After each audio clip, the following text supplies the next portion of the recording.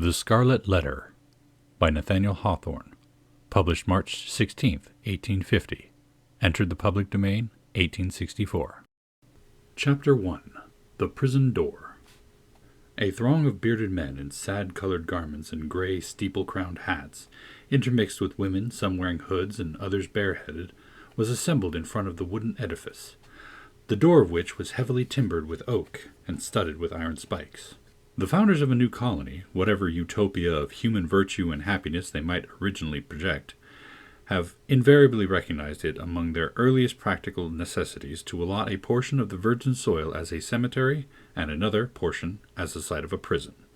In accordance with this rule, it may safely be assumed that the forefathers of Boston had built the first prison house somewhere in the vicinity of Cornhill, almost as seasonably as they marked out the first burial ground on Isaac Johnson's lot, and round about his grave, which subsequently became the nucleus of all the congregated sepulchres in the old churchyard of King's Chapel. Certain it is that some 15 or 20 years after the settlement of the town, the wooden jail was already marked with weather stains and other indications of age which gave a yet darker aspect to its beetle-browned and gloomy front. The rust on the ponderous iron work of the oaken door looked more antique than anything in the New World. Like all that pertains to crime, it seemed never to have known a youthful era. Beyond this ugly edifice, and between it and the wheel track in the street, was a grass plot, much overgrown with burdock, pigweed, apple peru, and such unsightly vegetation, which evidently found something congenial in the soil, that had so early borne the black flower of civilized society, a prison. But on one side of the portal, and rooted almost at the threshold, was a wild rosebush, covered, in this month of June, with its delicate gems, which might be imagined to offer their fragrance and fragile beauty to the prisoners as he went in, and to the condemned criminal as he came forth to his doom, in token that the deep heart of nature could pity and be kind to him. This rosebush, by a strange chance, has been kept alive in history, but whether it had merely survived out of the stern old wilderness so long after the fall of the gigantic pines and oaks that originally overshadowed it, or whether, as there is fair authority for believing, it had sprung up under the footsteps of the sainted Anne Hutchinson as she entered the prison door, we shall not take upon us to determine. Finding it so directly on the threshold of our narrative, which is now about to issue from this inauspicious portal, we could hardly do otherwise than pluck one of its flowers and present it to the reader. It may serve, let us hope, to symbolize some sweet moral blossom that may be found along the track, or relieve the darkening close of a tale of human frailty and sorrow. Chapter 2. The Marketplace. The grass plot before the jail in Prison Lane, on a certain summer morning not less than 2 centuries ago, was occupied by a pretty large number of the inhabitants of Boston, all with their eyes intently fastened on the iron-clamped oaken door. Amongst any other population, or at a later period in the history of New England, the grim rigidity that petrified the bearded physiognomies of these good people would have argued some awful business in hand. It could have betokened nothing short of the anticipated execution of some noted culprit, on whom the sentence of a legal tribunal had but confirmed the verdict of public sentiment. But in that early severity of the puritan character, an inference of this kind could not so indubitably be drawn. It might be that a sluggish bond-servant or an undutiful child whom his parents had given over to civil authority was to be corrected at the whipping post. It might be that an antinomian, a Quaker, or other heterodox religionist was to be scourged out of the town, or an idle and vagrant Indian whom the white man's firewater had made riotous about the streets was to be driven with stripes into the shadow of the forest. It might be, too, that a witch, like old Mistress Hibbins, the bitter-tempered widow of the magistrate, was to die upon the gallows. In either case, there was very much the same solemnity of demeanor on the part of the spectators, as befitted a people amongst whom religion and law were almost identical, and in whose character both were so thoroughly interfused that the mildest and the severest act of public discipline were alike made venerable and awful. Meagre, indeed, and cold was the sympathy that a transgressor might look for from such bystanders at the scaffold.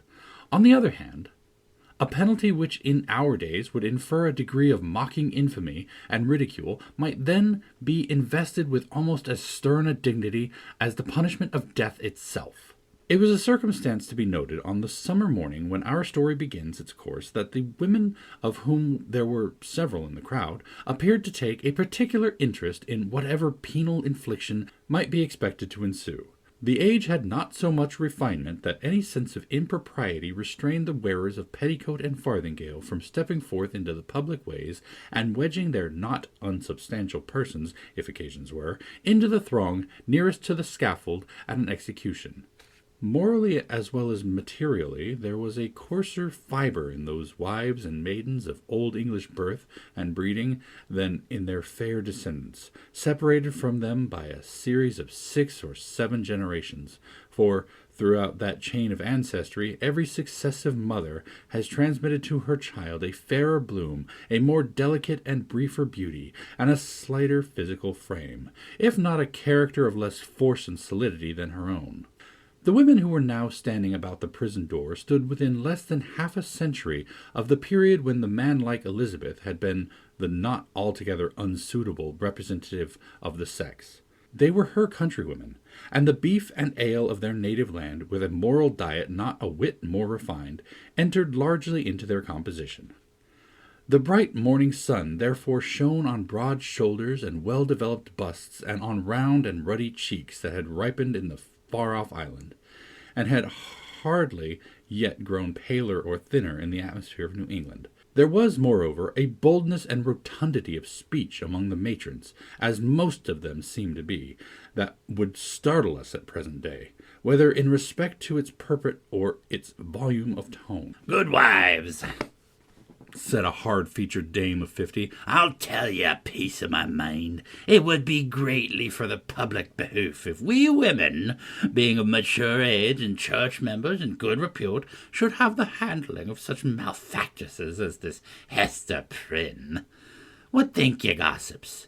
If the hussy stood up for judgment before us 5 that we are here now in a knot together, would she come off with such a sentence as the worshipful magistrates have awarded? Marry, I trow not." "People say," said another, "that the Reverend Master Dimsdale, her godly pastor, takes it very grievously to heart that such a scandal should have come upon his congregation." "The magistrates are God-fearing gentlemen, but merciful overmuch, that is the truth," added a third autumnal matron. "At the very least, they should have put the brand of hot iron on Hester Prynne's forehead. Madam Hester would have winced at that, I warrant me. But she, the naughty baggage, little will she care for what they put upon the bodice of her gown. Why, look you, she may cover it with a brooch, or such like heathenish adornment, and so walk the streets as brave as ever." "Ah, but," interposed most softly a young wife, holding a child by the hand, "let her cover the mark as she will. The pang of it will always be in her heart." "What do we talk of marks and brands, whether on the bodice of her gown or the flesh of her forehead?" cried another female, the ugliest as well as the most pitiless of the self-constituted judges. "This woman has brought shame upon us all, and ought to die. Is there no law for it? Truly there is, both in the Scripture and the statute book. Then let the magistrates who have made it no effect thank themselves if their own wives and daughters go astray." "Mercy on us, good wife!" exclaimed a man in the crowd. "Is there no virtue in woman save what springs from a wholesome fear of the gallows? That is the hardest work yet. Hush now, gossips, for the lock is turning in the prison door, and here comes Mistress Prynne herself." The door of the jail being flung open from within, there appeared, in the first place, like a black shadow, emerging into sunlight, the grim and grisly presence of the town beadle, with a sword by his side and his staff of office in his hand. The personages prefigured and represented in his aspect the whole dismal severity of puritanic code of law, which it was his business to administer, in its final and closest application to the offender. Stretching forth the official staff in his left hand, he laid his right upon the shoulder of a young woman, whom he thus drew forward, until, on the threshold of the prison door, she repelled him, by an action marked with natural dignity and force of character. and stepped into the open air, as if by her own free will. She bore in her arms a child, a baby of some 3 months old, who winked and turned aside its little face from the too vivid light of day, because its existence heretofore had brought it acquainted only with the grey twilight of a dungeon, or other darksome apartment of the prison. When the young woman, the mother of this child, stood fully revealed before the crowd, it seemed to be her first impulse to clasp the infant closely to her bosom, not so much by an impulse of motherly affection as that she might thereby conceal a certain token, which was wrought or fastened into her dress. In a moment, however, wisely judging that one token of her shame would but poorly serve to hide another, she took the baby on her arm, and, with a burning blush and yet a haughty smile, and a glance that would not be abashed, looked around at her townspeople and neighbors. On the breast of her gown, in fine red cloth, surrounded with an elaborate embroidery and fantastic flourishes of gold thread, appeared the letter A. It was so artistically done, and with so much fertility and gorgeous luxuriance of fancy, that it had all the effect of a last and fitting decoration to the apparel which she wore, and which was of a splendor in accordance with the taste of the age, but greatly beyond that was allowed by the sumptuary regulations of the colony. The young woman was tall, with a figure of perfect elegance on a large scale. She had dark and abundant hair, so glossy that it threw off the sunshine with a gleam, and a face which, besides being beautiful from regularity of feature and richness of complexion, had the impressiveness belonging to a marked brow and deep black eyes. She was ladylike, too, after the manner of the feminine gentility of those days, characterized by a certain state and dignity, rather than by delicate evanescence and indescribable grace, which is now recognized as its indication, and never had Hester Prynne appeared more ladylike, in the antique interpretation of the term, than as she issued from the prison.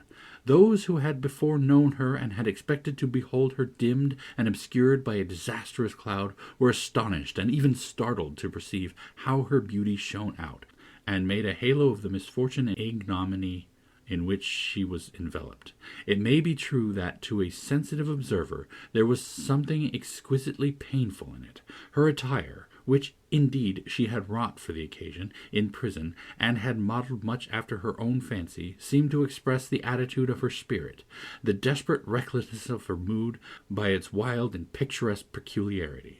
But the point which drew all eyes, and, as it were, transfigured the wearer, so that both men and women who had been familiarly acquainted with Hester Prynne were now impressed as if they had beheld her for the first time, was the Scarlet Letter, so fantastically embroidered and illuminated upon her bosom. It had the effect of a spell, taking her out of the ordinary relations with humanity and enclosing her in a sphere of herself. "She hath good skill at her needle, that's certain," remarked one of her female spectators. "But did ever a woman before this brazen hussy contrive such a way of showing it? Why, gossips, what is it but to laugh in the faces of our godly magistrates, and make a pride out of what they, worthy gentlemen, meant for punishment?"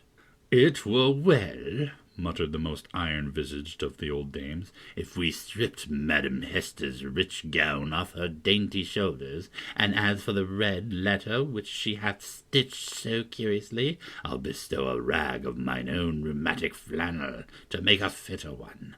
"Oh, peace, neighbours, peace," whispered their youngest companion. "Do not let her hear you. Not a stitch in that embroidered letter, but she has felt it in her heart." The grim beadle now made a gesture with his staff. "Make way, good people, make way in the king's name," cried he. "Open a passage, and I promise ye, Mistress Prynne shall be set where man, woman, and child may have a fair sight of her brave apparel, from this time till an hour past meridian. A blessing on the righteous colony of the Massachusetts, where iniquity is dragged out into the sunshine. Come along, Madam Hester, and show your Scarlet Letter in the marketplace." A lane was forthwith opened through the crowd of spectators, preceded by the beadle and attended by an irregular procession of stern-browed men and unkindly-visaged women. Hester Prynne set forth towards the place appointed for her punishment.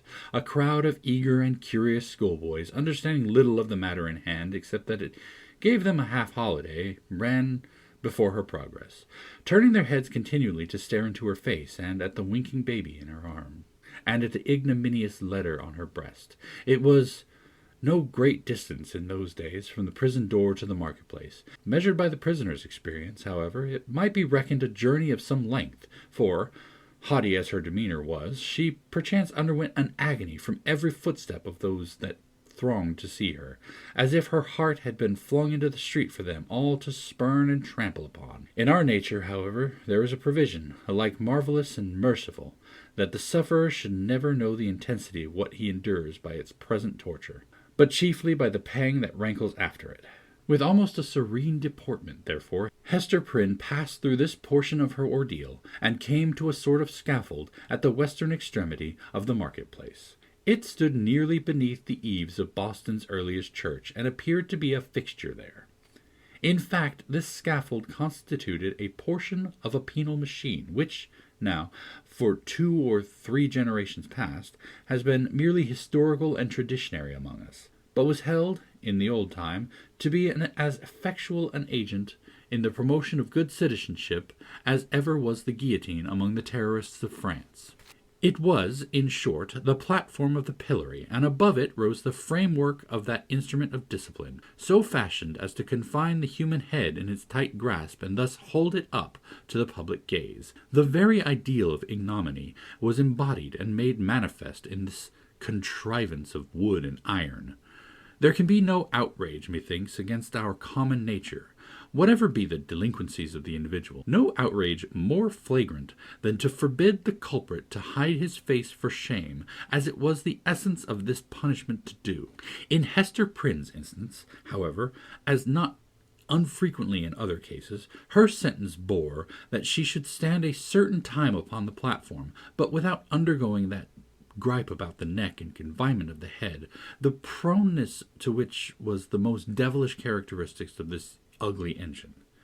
Knowing well her part, she ascended a flight of wooden steps, and was thus displayed to the surrounding multitude at about the height of a man's shoulders above the streets.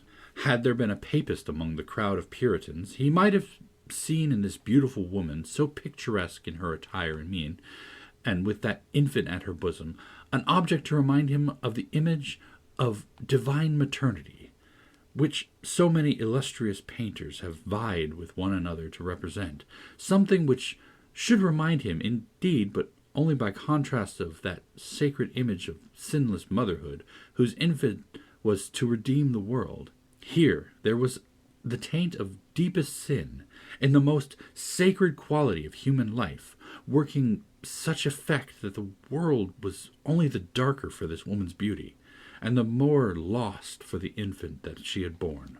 The scene was not without a mixture of awe, such as must always invest the spectacle of guilt and shame in the fellow creature, before society shall have grown corrupt enough to smile instead of shuddering at it. The witness of Hester Prynne's disgrace had not yet passed beyond this simplicity. They were stern enough to look upon her death, had that been the sentence, without a murmur at its severity, but had none of the heartlessness of another social state, which would find only a theme for jest in an exhibition like the present. Even had there been a disposition to turn the matter into ridicule, it must have been repressed and overpowered by the solemn presence of men no less dignified than the governor and several of his councillors, a judge, a general, and the ministers of the town, all of whom sat or stood in the balcony of the meeting-house, looking down upon the platform. When such personages should constitute a part of the spectacle without risking the majesty or reverence of rank and office, it was safely to be inferred that the infliction of a legal sentence would have an earnest and effectual meaning. Accordingly, the crowd was sombre and grave. The unhappy culprit sustained herself as best a woman might, under the heavy weight of 1,000 unrelenting eyes, all fastened upon her and concentrated on her bosom. It was almost intolerable to be borne. Of an impulsive and impassionate nature, she had fortified herself to encounter the stings and venomous stabs of public contumely, wreaking itself in every variety of insult.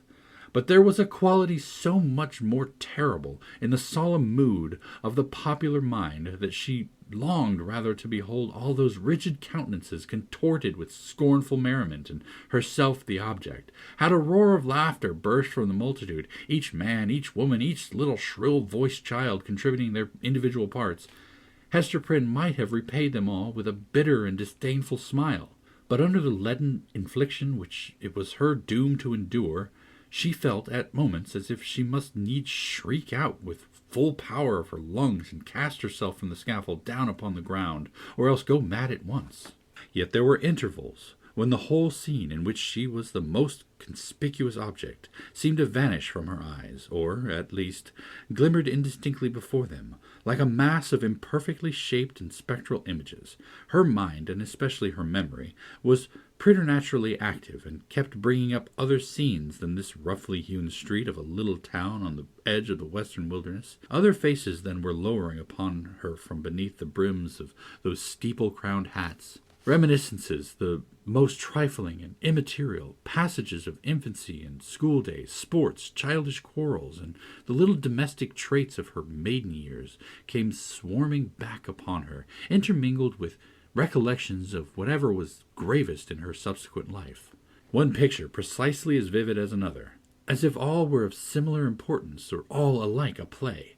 Possibly it was an instinctive device of her spirit to relieve itself, by the exhibition of these phantasmagoric forms, from the cruel weight and hardness of the reality. Be that as it might, the scaffold of the pillory was a point of view that revealed to Hester Prynne the entire track along which she had been treading since her happy infancy. Standing on that miserable eminence, she saw again her native village in Old England, and her paternal home. A decayed house of grey stone with a poverty-stricken aspect, but retaining a half-obliterated shield of arms over the portal in a token of antique gentility. She saw her father's face with its bald brow and reverend white beard that flowed over the old-fashioned Elizabethan ruff, her mother's, too, with the look of heedful and anxious love which it always wore in her remembrance, and which, ever since her death, had so often laid the impediment of a gentle remonstrance in her daughter's pathway.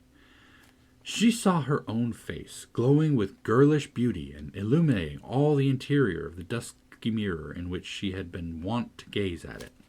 There she beheld another countenance, of a man well stricken in years, a pale, thin, scholar-like visage, with eyes dim and bleared by the lamplight that had served them to pore over many ponderous books. Yet those same bleared optics had a strange, penetrating power, when it was their owner's purpose to read the human soul. This figure of the study and the cloister, as Hester Prynne's womanly fancy failed not to recall, was slightly deformed, with the left shoulder a trifle higher than the right. Next rose before her, in memory's picture gallery, the intricate and narrow thoroughfares, the tall grey houses and huge cathedrals, and the public edifices, ancient in date and quaint in architecture, of a continental city, where a new life had awaited her, still in connection with the misshapen scholar. A new life, but feeding itself on time-worn materials like a tuft of green moss on a crumbling wall. Lastly, in lieu of the shifting scenes came back the rude marketplace of the Puritan settlement, with all the townspeople assembled and levelling their stern regards at Hester Prynne, yes, at herself, who stood on the scaffold of the pillory, an infant in her arms, and the letter A in scarlet, fantastically embroidered with gold thread, upon her bosom. Could it be true? She clutched the child so fiercely to her breast that it sent forth a cry. She turned her eyes downward at the scarlet letter, and even touched it with her finger, to assure herself that the infant and the shame were real. Yes! These were her realities. All else had vanished. Chapter 3. The Recognition.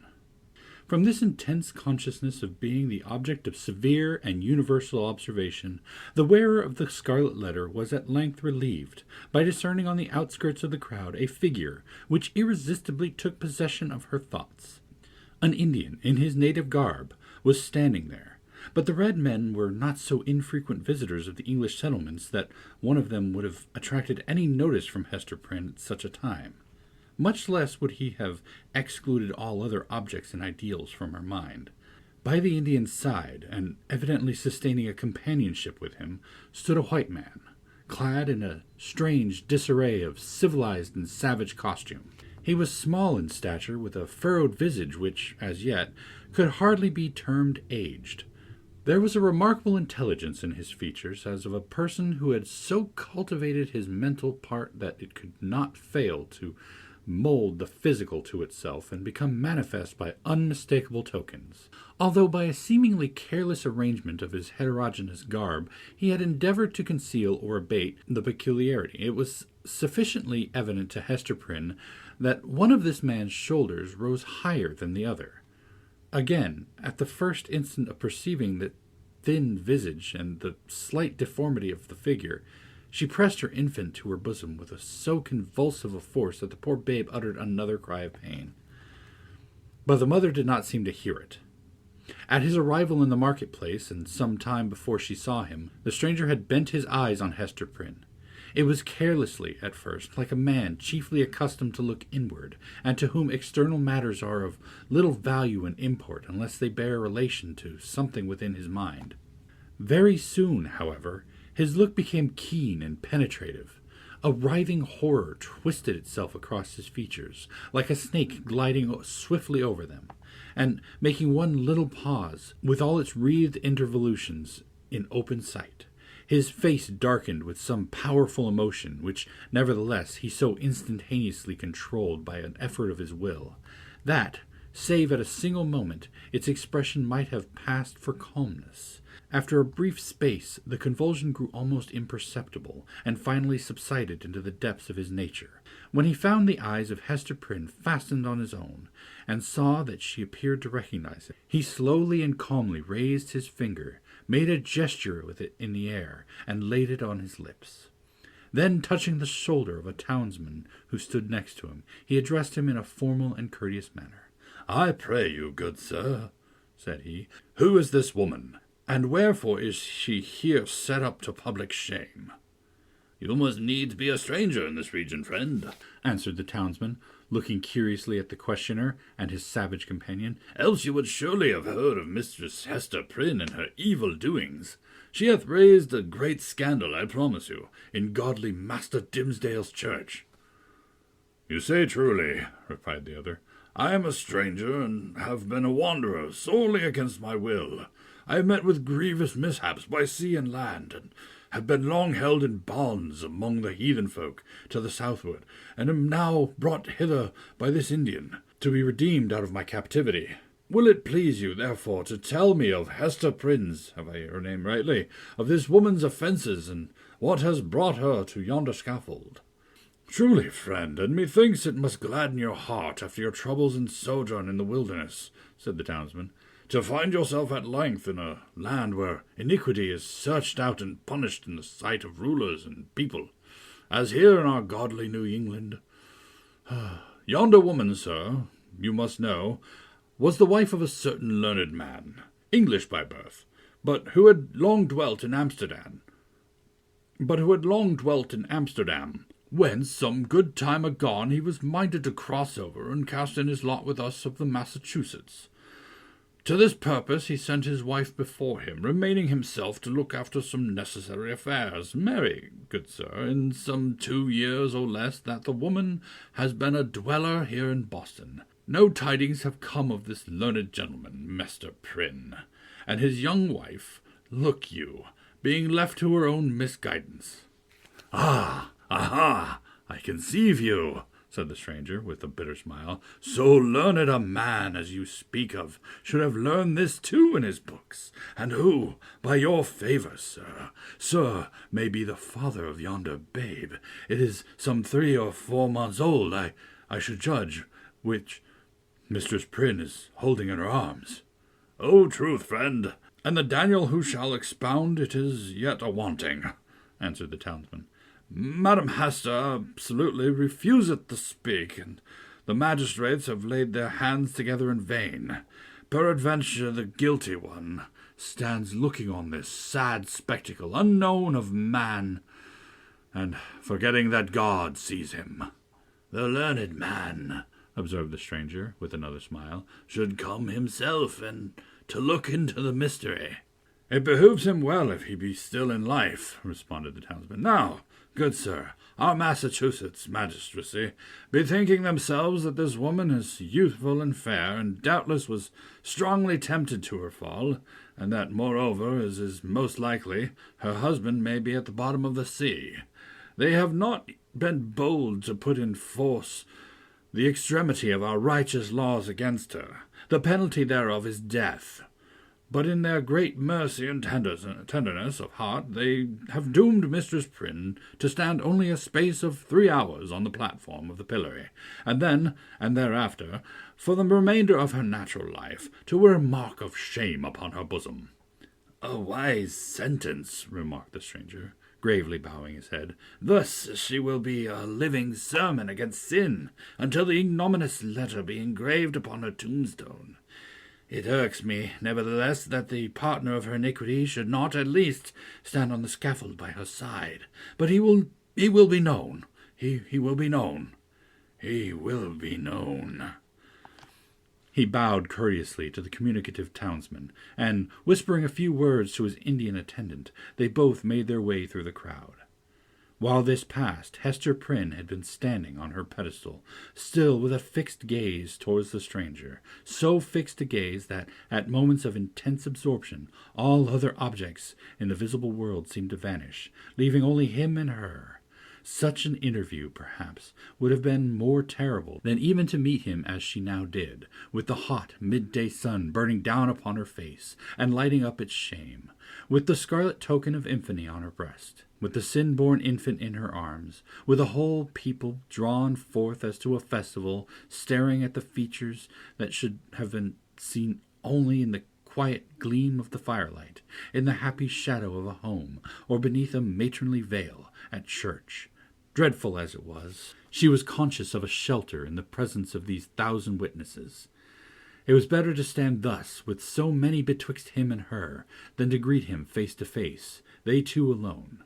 She fled for refuge, as it were, to the public exposure, and dreaded the moment when its protection should be withdrawn from her. Involved in these thoughts, she scarcely heard a voice behind her until it had repeated her name more than once in a loud, solemn tone, audible to the whole multitude. "Hearken to me, Hester Prynne," said the voice. It has already been noticed that directly over the platform on which Hester Prynne stood was a kind of balcony, or open gallery, appended to the meeting-house. It was the place whence proclamations were wont to be made, amidst an assemblage of the magistracy, with all the ceremonial that attended such public observances in those days. Here, to witness the scene which we are describing, sat Governor Bellingham himself, with 4 sergeants about his chair, bearing halberds, as a guard of honor. He wore a dark feather in his hat, a border of embroidery on his cloak, and a black velvet tunic beneath. A gentleman advanced in years, with a hard experience written in his wrinkles. He was not ill-fitted to be the head and representative of a community which owed its origins and progress and its present state of development not to the impulses of youth, but to the stern and tempered energies of manhood and the sombre sagacity of age. Accomplishing so much precisely because it imagined and hoped so little, the other eminent characters by whom the chief ruler was surrounded were distinguished by a dignity of mien belonging to a period when the forms of authority were felt to possess the sacredness of divine institutions. They were doubtless good men, just and sage, but out of the whole human family, it would not have been easy to select the same number of wise and virtuous persons who should be less capable of sitting in judgment on an erring woman's heart, and disentangling its mesh of good and evil, than the sages of rigid aspect towards whom Hester Prynne now turned her face. She seemed conscious, indeed, that whatever sympathy she might expect lay in the larger and warmer heart of the multitude. For, as she lifted her eyes towards the balcony, the unhappy woman grew pale and trembled.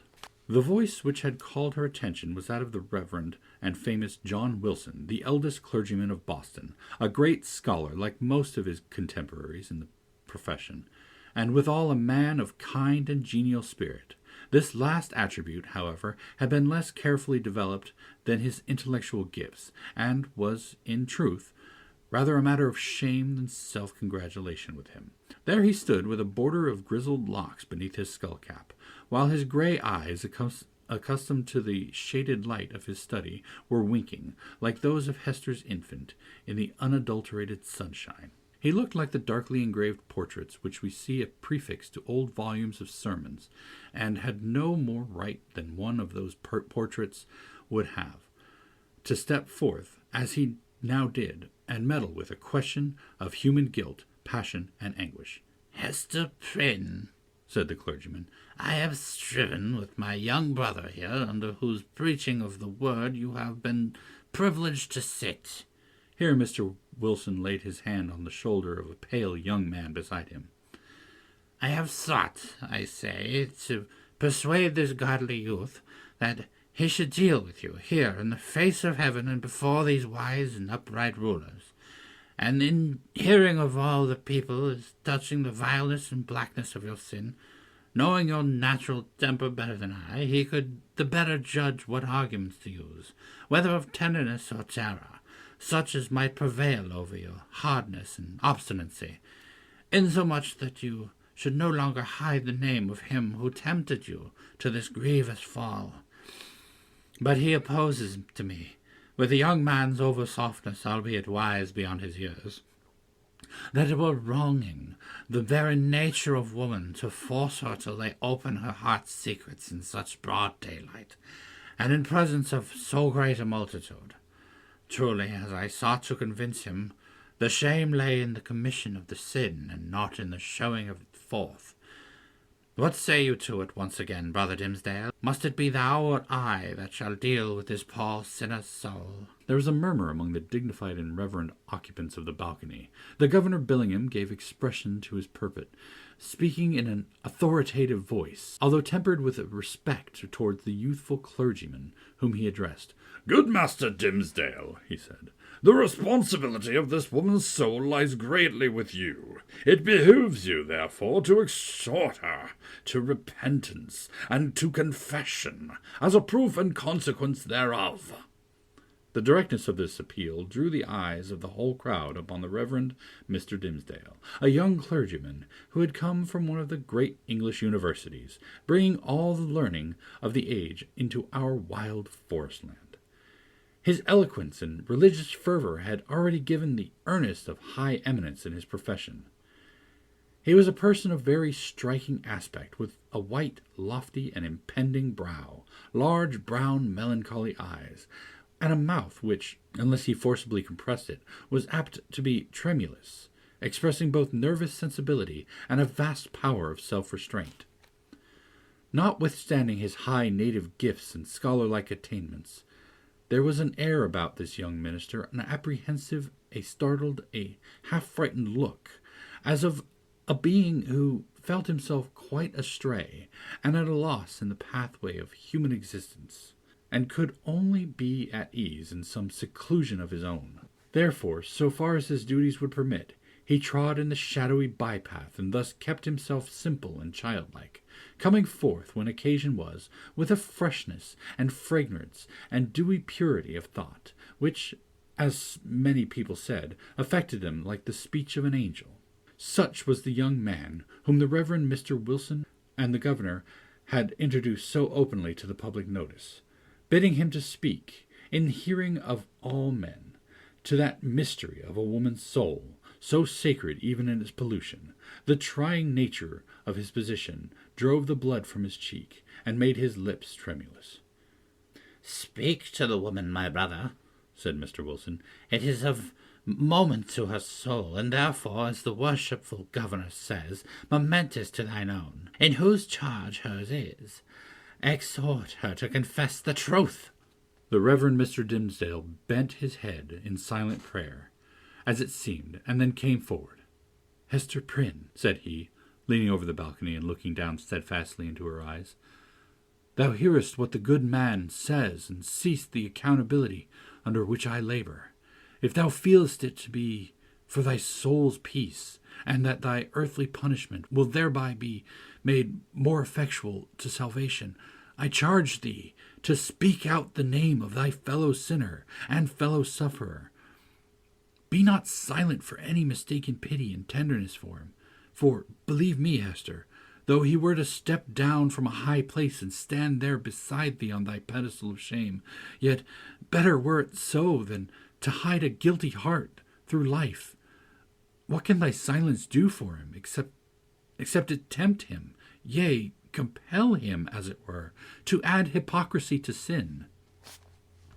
Heaven hath granted thee an open ignominy, then and thereby thou mayest work out an open triumph over the evil within thee and the sorrow without.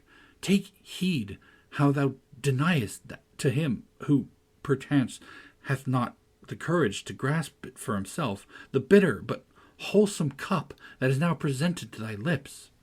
The young pastor's voice was tremulously sweet, rich, deep, and broken. The feeling that it so evidently manifested, rather than the direct purport of the words, caused it to vibrate within all hearts, and brought to the listeners into one accord of sympathy.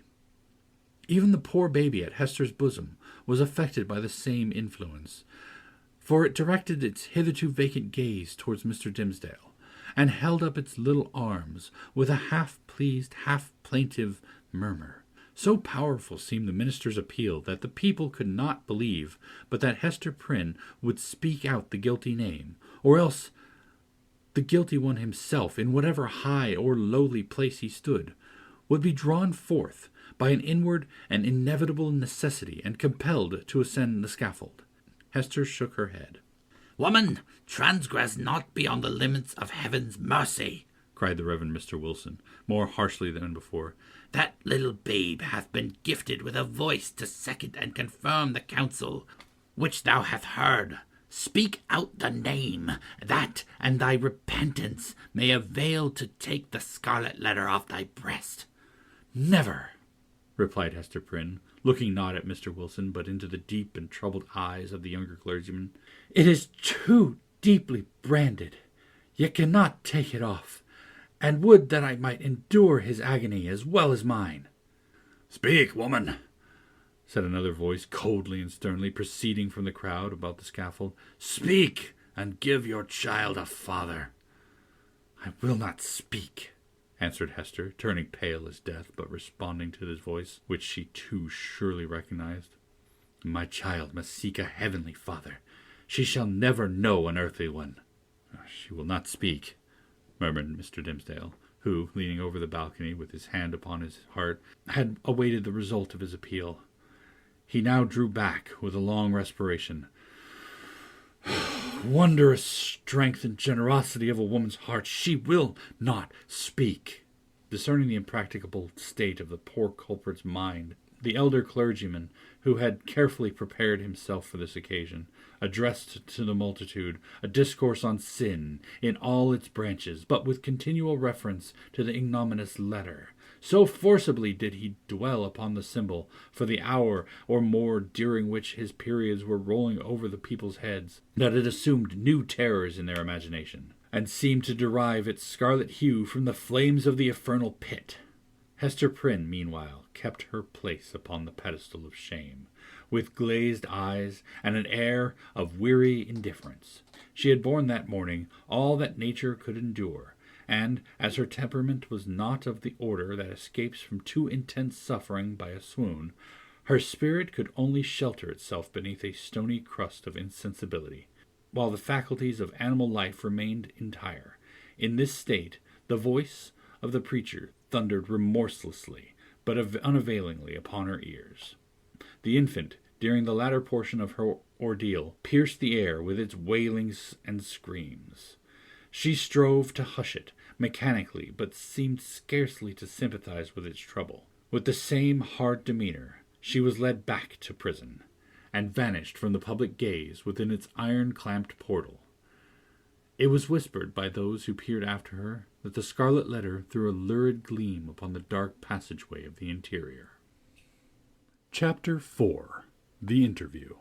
After her return to the prison, Hester Prynne was found to be in a state of nervous excitement that demanded constant watchfulness, lest she should perpetrate violence on herself or do some half-frenzied mischief to the poor babe. As night approached, it was proving impossible to quell her insubordination by rebuke or threats of punishment.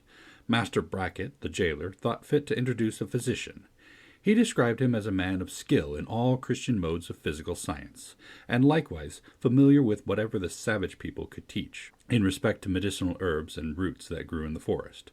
To say the truth, there was much need of professional assistance, not merely for Hester herself, but still more urgently for the child, who, drawing its sustenance from the maternal bosom, seemed to have drunk in with it all the turmoil, the anguish and despair, which pervaded the mother's system.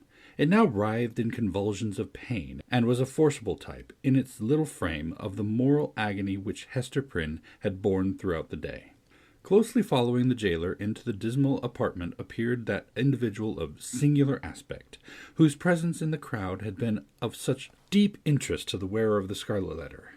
He was lodged in the prison, not as suspected of any offence, but as the most convenient and suitable mode of disposing of him until the magistrates should have conferred with the Indian sagamores respecting his ransom.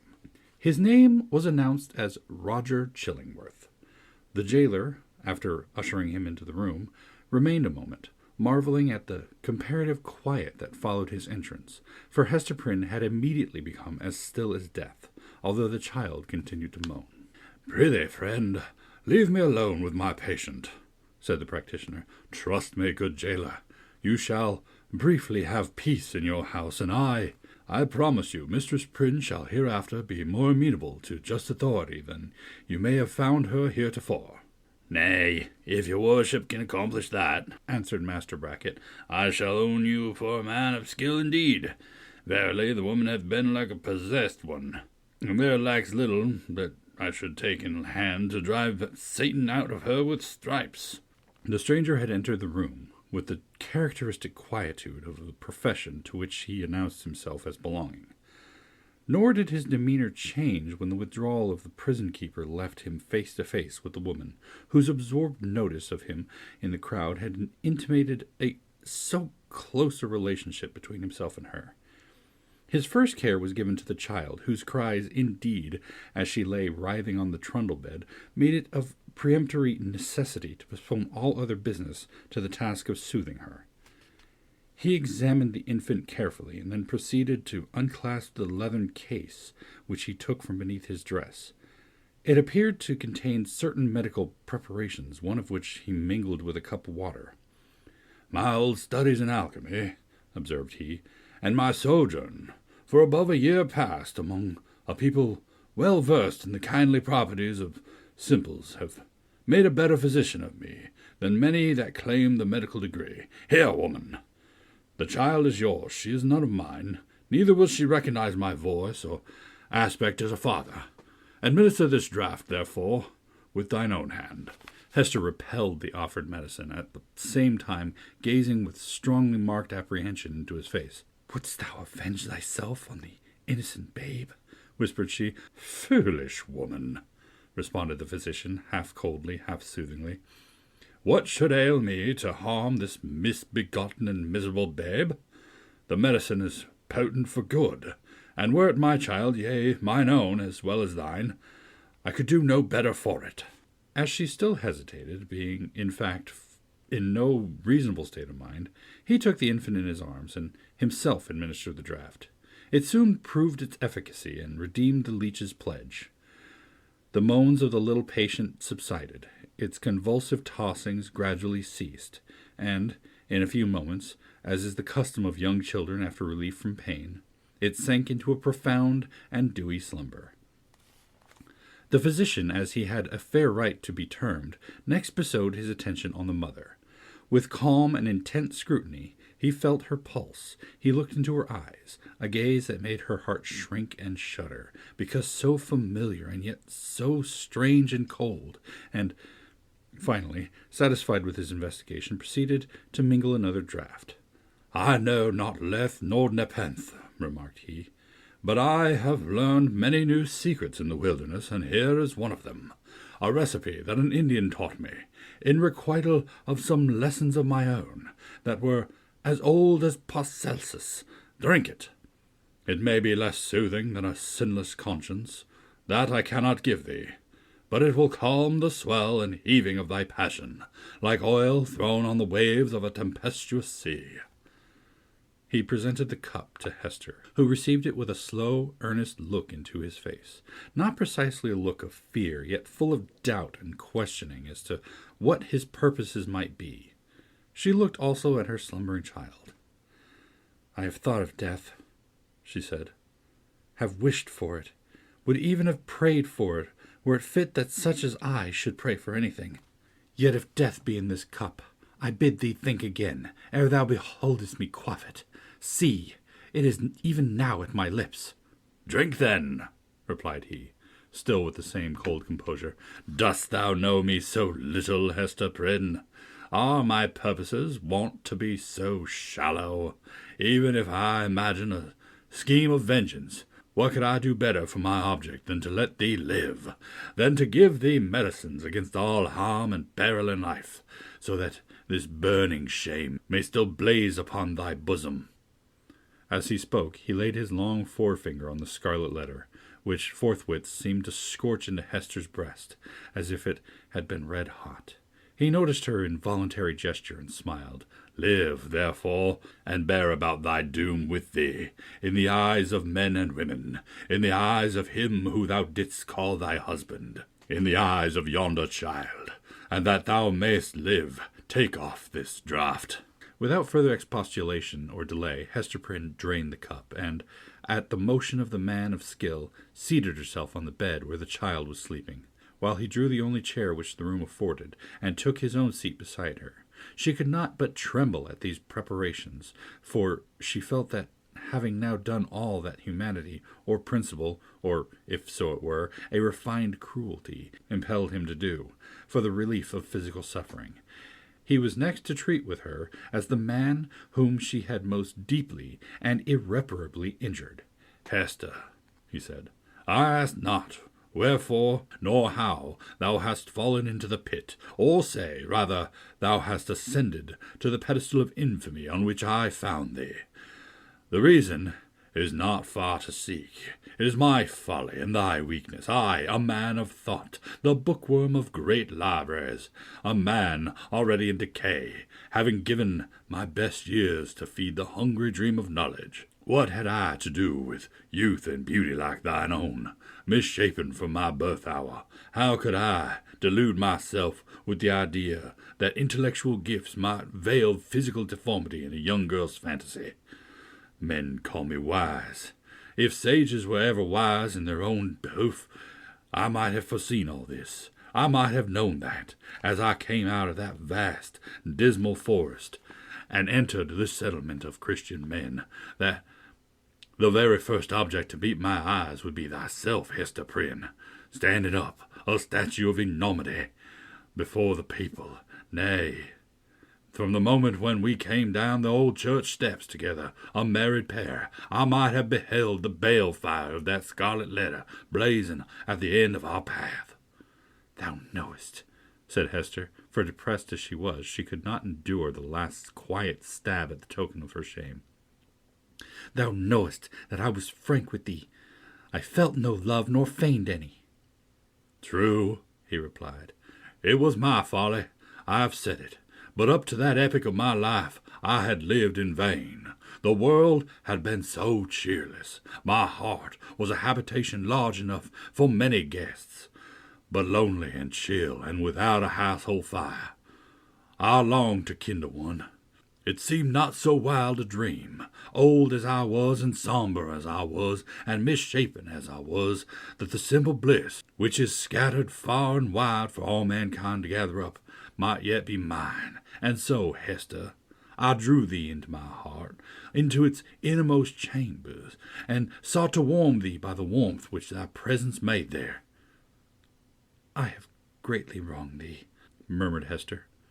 "We have wronged each other," answered he. "Mine was the first wrong, when I betrayed the budding youth into a false and unnatural relation with my decay. Therefore, as a man who has not thought and philosophized in vain, I seek no vengeance, plot no evils against thee.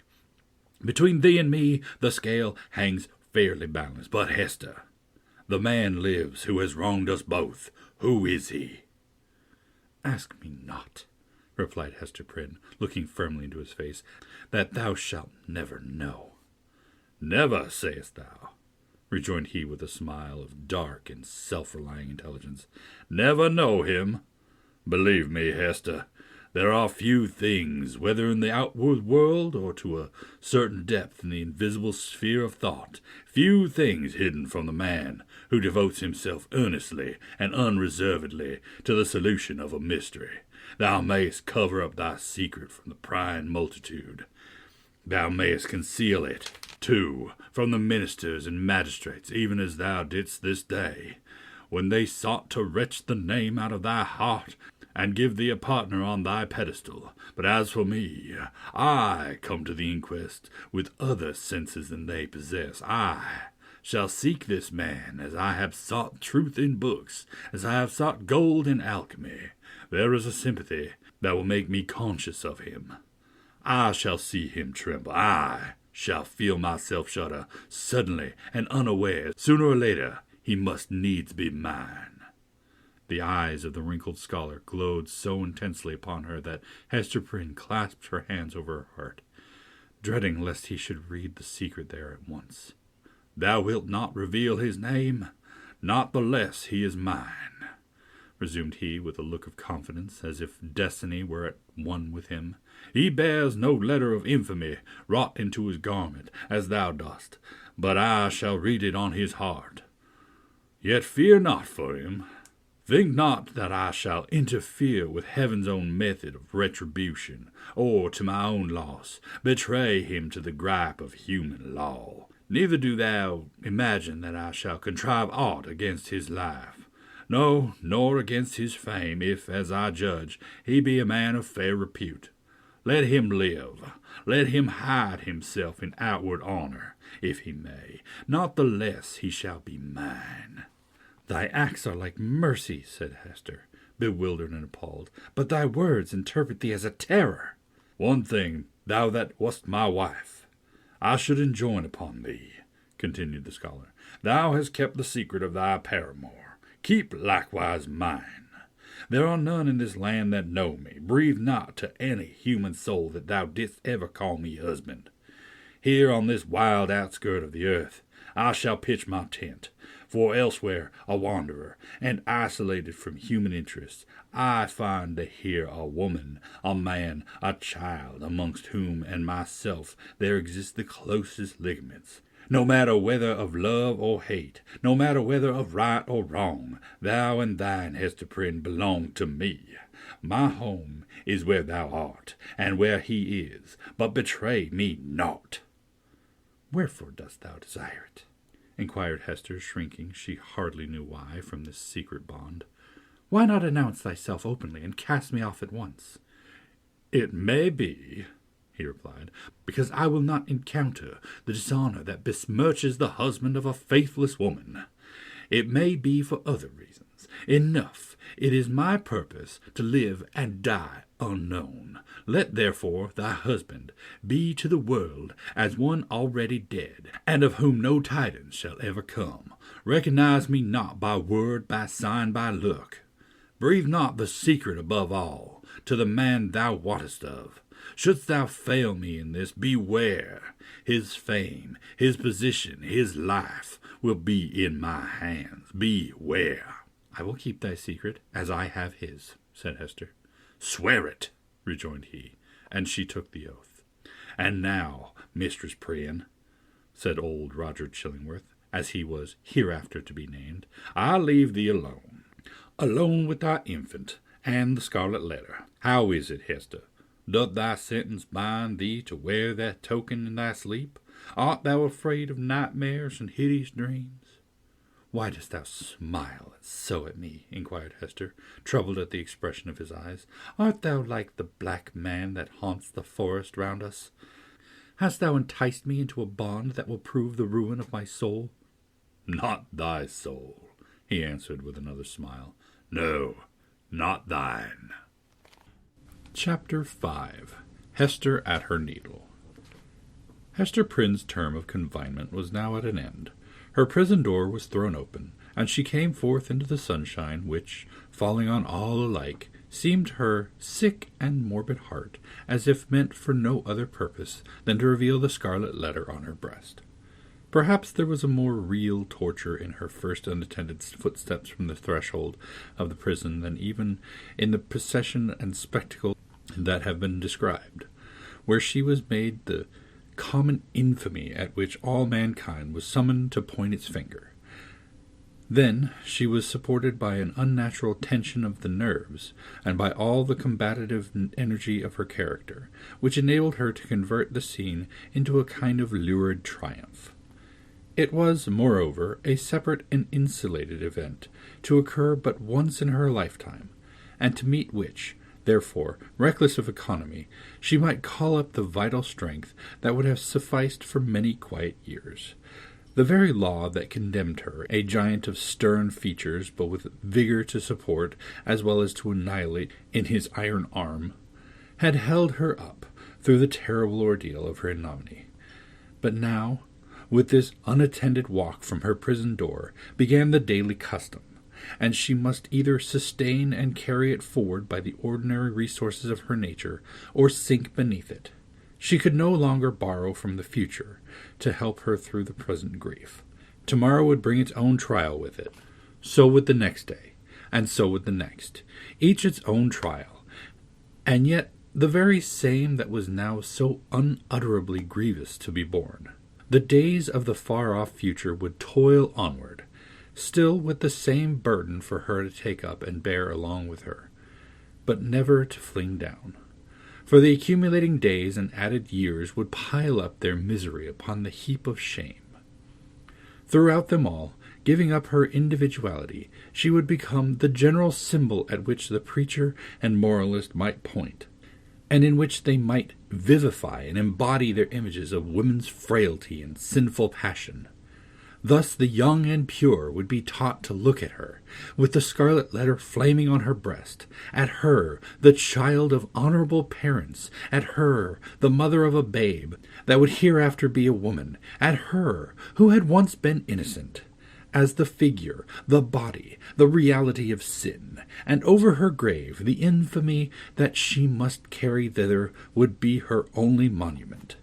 It may seem marvelous that, with the world before her, kept by no restrictive clause of her condemnation within the limits of a Puritan settlement, so remote and so obscure, free to return to her birthplace or to any other European land, and there hide her character and identity under a new exterior as completely as if emerging into another state of being, and having also the passes of the dark, inscrutable forest open to her, where the wildness of her nature might assimilate itself with a people whose customs and life were alien from the law that had condemned her, it may seem marvelous that this woman should still call that place her home, where, and where only, she must needs be the type of shame.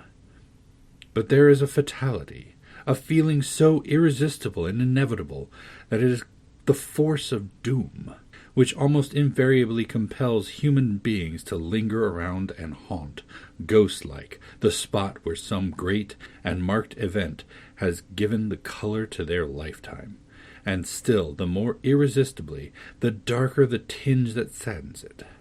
Her sin, her ignominy, were the roots which she had struck into the soil. It was as if a new birth, with stronger assimilations than the first, had converted the forest land, still so uncongenially to every other pilgrim and wanderer, into Hester Prynne's wild and dreary but lifelong home. All other scenes of earth, even that village of rural England, where happy infancy and stainless maidenhood seemed yet to be in her mother's keepings, like garments put off long ago, were foreign to her in comparison.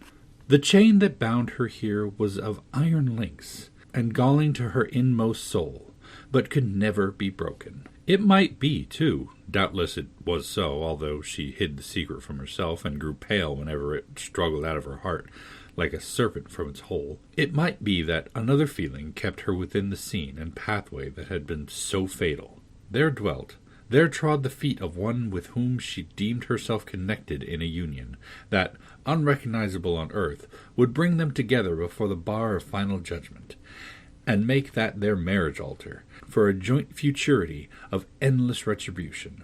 Over and over again the tempter of souls had thrust this idea upon Hester's contemplation, and laughed at the passionate and desperate joy with which she seized, and then strove to cast it from her. She barely looked the idea in the face, and hastened to bar it in its dungeon. What she compelled herself to believe, what finally she reasoned upon as her motive for continuing a resident of New England, was half a truth and half a self-delusion. Here, she said to herself, had been the scene of her guilt, and here should be the scene of her earthly punishment. And so, perchance, the torture of her daily shame would at length purge her soul and work out another purity than that which she had lost, more saint-like, because the result of martyrdom. Hester Prynne therefore did not flee. On the outskirts of town, within the verge of the peninsula, but not in close vicinity to any other habitation, there was a small thatched cottage. It had been built by an earlier settler, and abandoned because the soil about it was too sterile for cultivation, while its comparative remoteness put it out of the sphere of that social activity which already marked the habits of the emigrants. It stood on the shore, looking across a basin of the sea, at the forest-covered hills toward the west. A clump of scrubby trees, such as alone grew on the peninsula, did not so much conceal the cottage from view as seemed to denote that there was some object which would fain have been, or at least ought to be, concealed. In this little lonesome dwelling, with some slender means that she possessed, and by the license of the magistrates, who still kept an inquisitorial watch over her, Hester established herself, with her infant child. A mystic shadow of suspicion immediately attached itself to the spot. Children, too young to comprehend wheretofore this woman should be shut out from the sphere of human charities, would creep nigh enough to behold her plying her needle at the cottage window, or standing in the doorway, or laboring in her little garden, or coming forth along the pathway that led townward, and, discerning the scarlet letter on her breast, would scamper off with a strange, contagious fear. Lonely as was Hester's situation, and without a friend on earth who dared to show himself, she, however, incurred even no risk of want. She possessed an art that sufficed, even in a land that afforded comparatively little scope for its exercise, to supply food for her thriving infant and herself. It was the art, then as now almost the only one within a woman's grasp, of needlework. She bore on her breast, in the curiously embroidered letter, a specimen of her delicate and imaginative skill, of which the dames of a court might gladly have availed themselves, to add the richer and more spiritual adornment of human ingenuity to their fabrics of silk and gold. Here, indeed, in the sable simplicity that generally characterized the puritanic modes of dress, there might be an infrequent call for the finer productions of her handiwork. Yet the taste of the age, demanding whatever was elaborate in compositions of this kind, did not fail to extend its influence over stern progenitors, who had cast behind them so many fashions which it might seem harder to dispense with. Public ceremonies, such as ordinations, the installation of magistrates, and all that could give majesty to the forms in which a new government manifested itself to the people, were, as a matter of policy, marked by a stately and well-conducted ceremonial and a sombre but yet studied magnificence. Deep ruffs, painfully wrought bands, and gorgeously embroidered gloves were all deemed necessary to the official state of men assuming the reins of power, and were readily allowed to individuals dignified by rank or wealth, even while sumptuary laws forbade these and similar extravagances to the plebeian order. In the array of funerals, too, whether for the apparel of the dead body or to typify by manifold emblematic devices of sable cloth and snowy lawn the sorrow of the survivors, There was a frequent and characteristic demand for such labor as Hester Prynne could supply. Baby linen, for babies, then wore robes of state, afforded still another possibility of toil and emolument. By degrees, nor very slowly, her handiwork became what would now be termed the fashion. Whether from commiserations for a woman of so miserable a destiny, or from the morbid curiosity that gives a fictitious value even to common or worthless things, or by whatever other intangible circumstance was then, as now, sufficient to bestow on some persons that others might seek in vain, or because Hester really filled a gap which must otherwise have remained vacant. It is certain that she had ready and fairly requited employment for as many hours as she saw fit to occupy with her needle. Vanity, it may be, chose to mortify itself by putting on, for ceremonials of pomp and state, the garments that had been wrought by her sinful hands. Her needlework was seen on the ruff of the governor. Military men wore it on their scarves, and the minister on his band. It decked the baby's little cap. It was shut up to be mildewed and moulder away in the coffins of the dead. But it is not recorded that, in a single instance, her skill was called in aid to embroider the white veil which was to cover the pure blushes of a bride. The exception indicated the ever-relentless vigor with which society frowned upon her sin. Hester sought not to acquire anything beyond subsistence, of the plainest and most aesthetic description, for herself, and a simple abundance for her child. Her own dress was of the coarsest material, and the most sombre hue, with only the one ornament, the Scarlet Letter, which it was her doom to wear.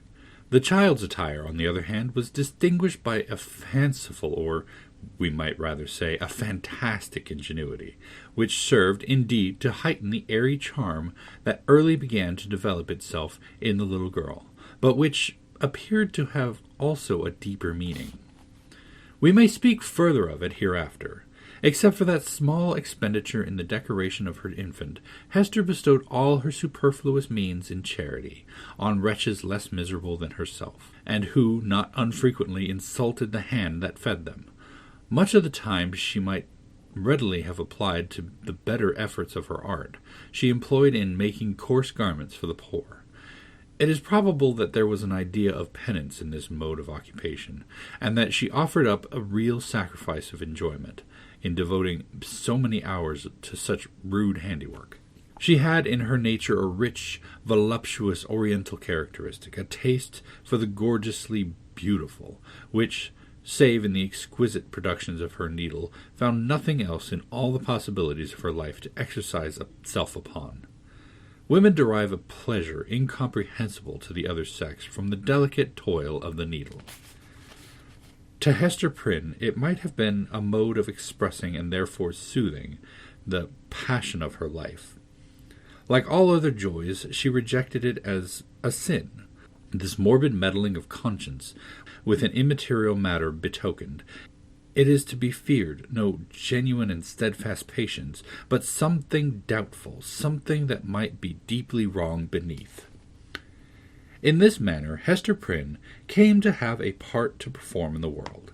With her native energy of character and rare capacity, it could not entirely cast her off, although it had set a mark upon her more intolerable to a woman's heart than that which branded the brow of Cain.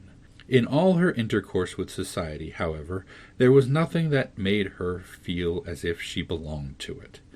Every gesture, every word, and even the silence of those with whom she came in contact implied and often expressed that she was banished, and as much alone as if she inhabited another sphere or communicated with the common nature by other organs and senses than the rest of humankind.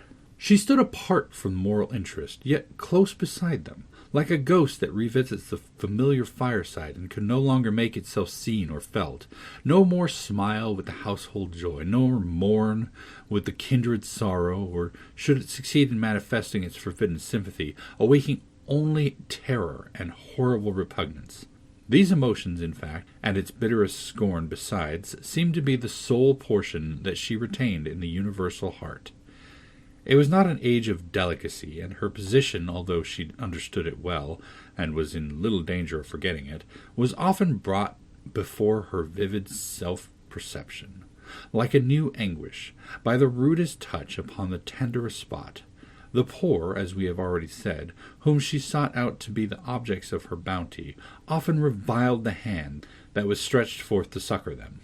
Dames of elevated rank, likewise, whose doors she entered in the way of her occupation, were accustomed to distill drops of bitterness into her heart, sometimes through that alchemy of quiet malice, by which women can concoct a subtle poison from ordinary trifles, and sometimes also by a coarser expression that fell upon the sufferer's defenseless breast, like a rough blow upon an ulcerated wound. Hester had schooled herself long and well. She never responded to these attacks, save by a flush of crimson that rose irrepressibly over the pale cheek, and again subsided into the depths of her bosom. She was patient, a martyr indeed, but she forbore to pray for her enemies, lest, in spite of her forgiving aspirations, the words of the blessing should stubbornly twist themselves into a curse. Continually, and in 1,000 other ways, did she feel the innumerable throbs of anguish that had been so cunningly contrived for her by the undying, the ever-active sentence of the Puritan tribunal. Clergymen paused in the streets to address words of exhortation that brought a crowd, with its mingled grin and frown, around the poor, sinful woman. If she entered a church, trusting to share the Sabbath smile of the universal Father, it was often her mishap to find herself the text of the discourse. She grew to have a dread of children, for they had imbibed from their parents a vague idea of something horrible in this dreary woman, gliding silently through the town, with never any companion but only one child.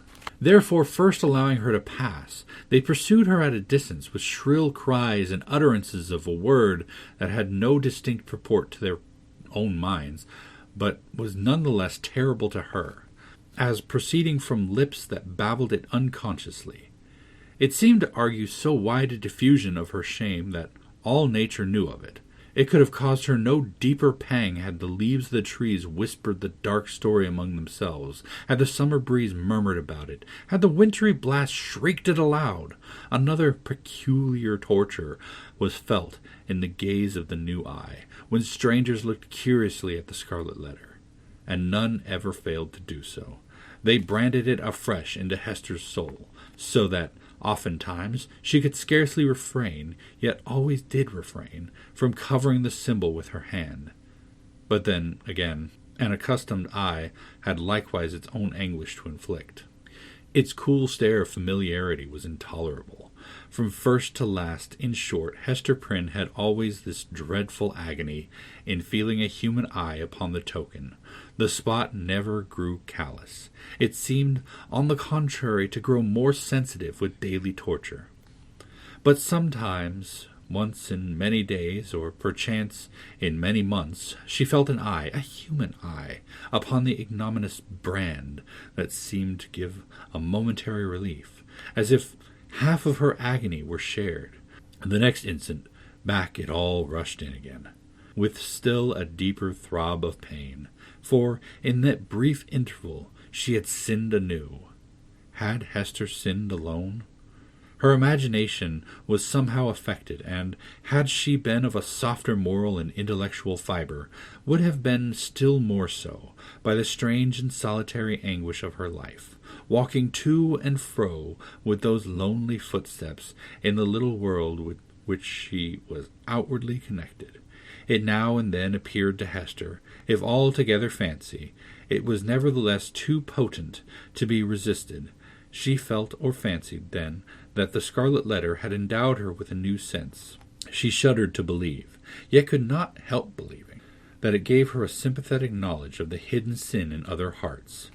She was terror-stricken by the revelation that were thus made. What were they?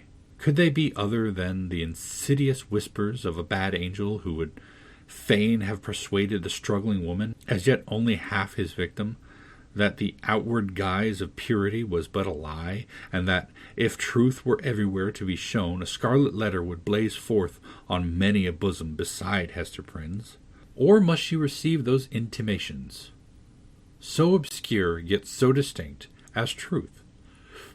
In all her miserable experience, there was nothing else so awful and so loathsome as this sense. It perplexed as well as shocked her by the irreverent inopportuneness of the occasions that brought it into vivid action.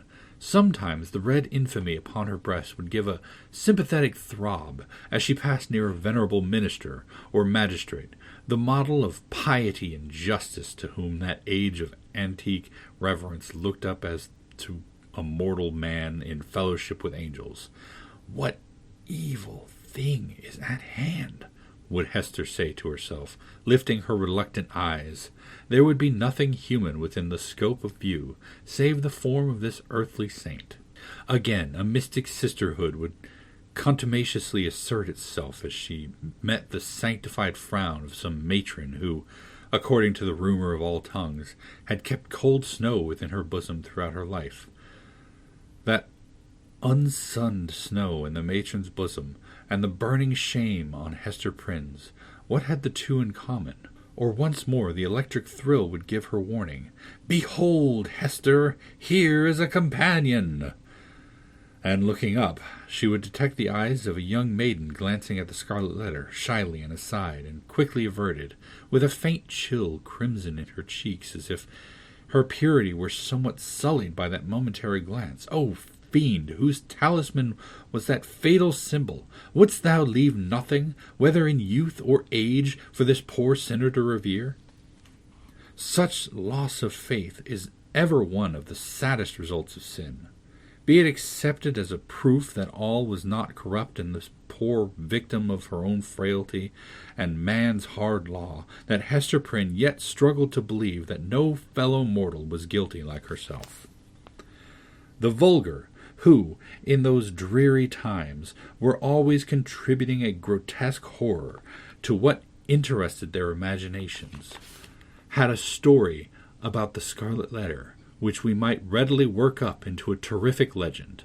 They averred that the symbol was not mere scarlet cloth tinged in an earthly dye-pot, but was red-hot with infernal fire, and could be seen glowing all light whenever Hester Prynne walked abroad in the night-time. And we must needs say it seared Hester's bosom so deeply that perhaps there was more truth in the rumor than our modern incredulity may be inclined to admit. Chapter 6. Pearl.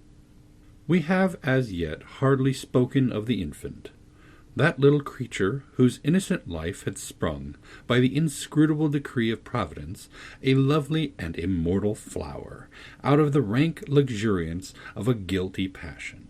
How strange it seemed to the sad woman as she watched the growth, and the beauty that became every day more brilliant, and the intelligence that threw its quivering sunshine over the tiny features of this child, her Pearl. For so had Hester called her, not as a name expressive of her aspect, which had nothing of the calm, white, unimpassioned luster that would be indicated by the comparison, but she named the infant Pearl, as being of great price, purchased with all she had, her mother's only treasure. How strange indeed! Man had marked this woman's sin by a scarlet letter, which had such potent and disastrous efficacy that no human sympathy could reach her, save it were sinful like herself. God, as a direct consequence of the sin which man thus punished, had given her a lovely child, whose place was on the same dishonored bosom, to connect her parent forever with the race and descent of mortals, and to be finally a blessed soul in heaven. Yet these thoughts affected Hester Prynne less with hope than apprehension. She knew that her deed had been evil. She could have no faith, therefore, that its result would be for good. Day after day she looked fearfully into the child's expanding nature, ever dreading to detect some dark and wild peculiarity that should correspond with the guiltiness to which she owed her being. Certainly, there was no physical defect.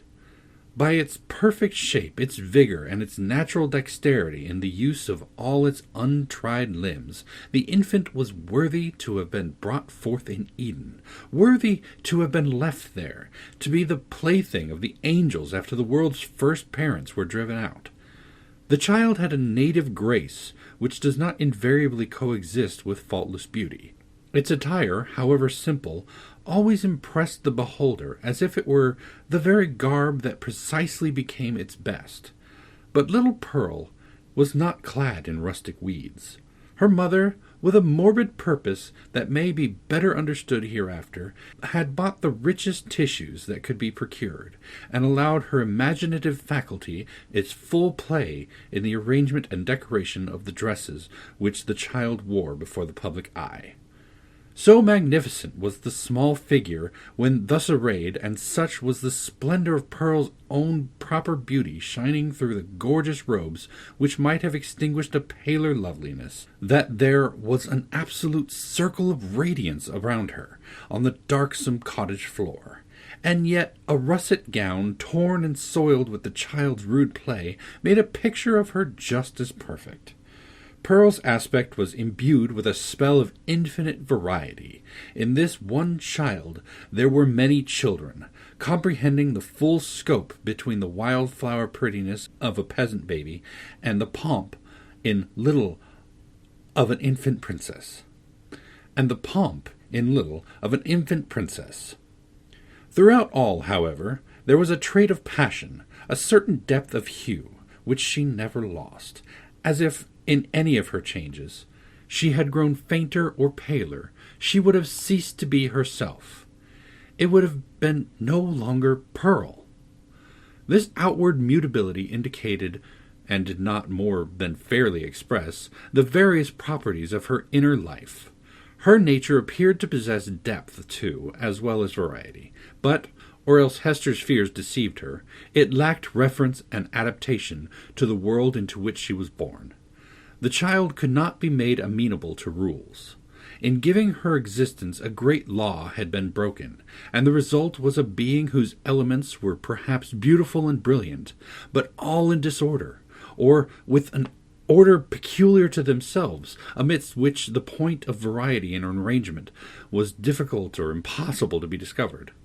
Hester could only account for the child's character, and even then most vaguely and imperfectly, by recalling what she herself had been during that momentous period while Pearl was imbibing her soul from the spiritual world, and her bodily frame from its material of earth. The mother's impassioned state had been the medium through which were transmitted to the unborn infant the rays of its moral life, and however white and clear, originally they had taken the deep stains of crimson and gold, the fiery luster, the black shadow, and the untempered light of the intervening substance. Above all, the warfare of Hester's spirit, at which epoch was perpetuated in Pearl.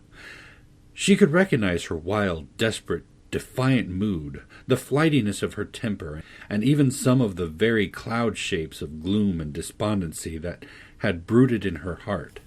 They were now illuminated by the morning radiance of a young child's disposition, but, later in the day, of earthly existence, might be prolific of the storm and whirlwind.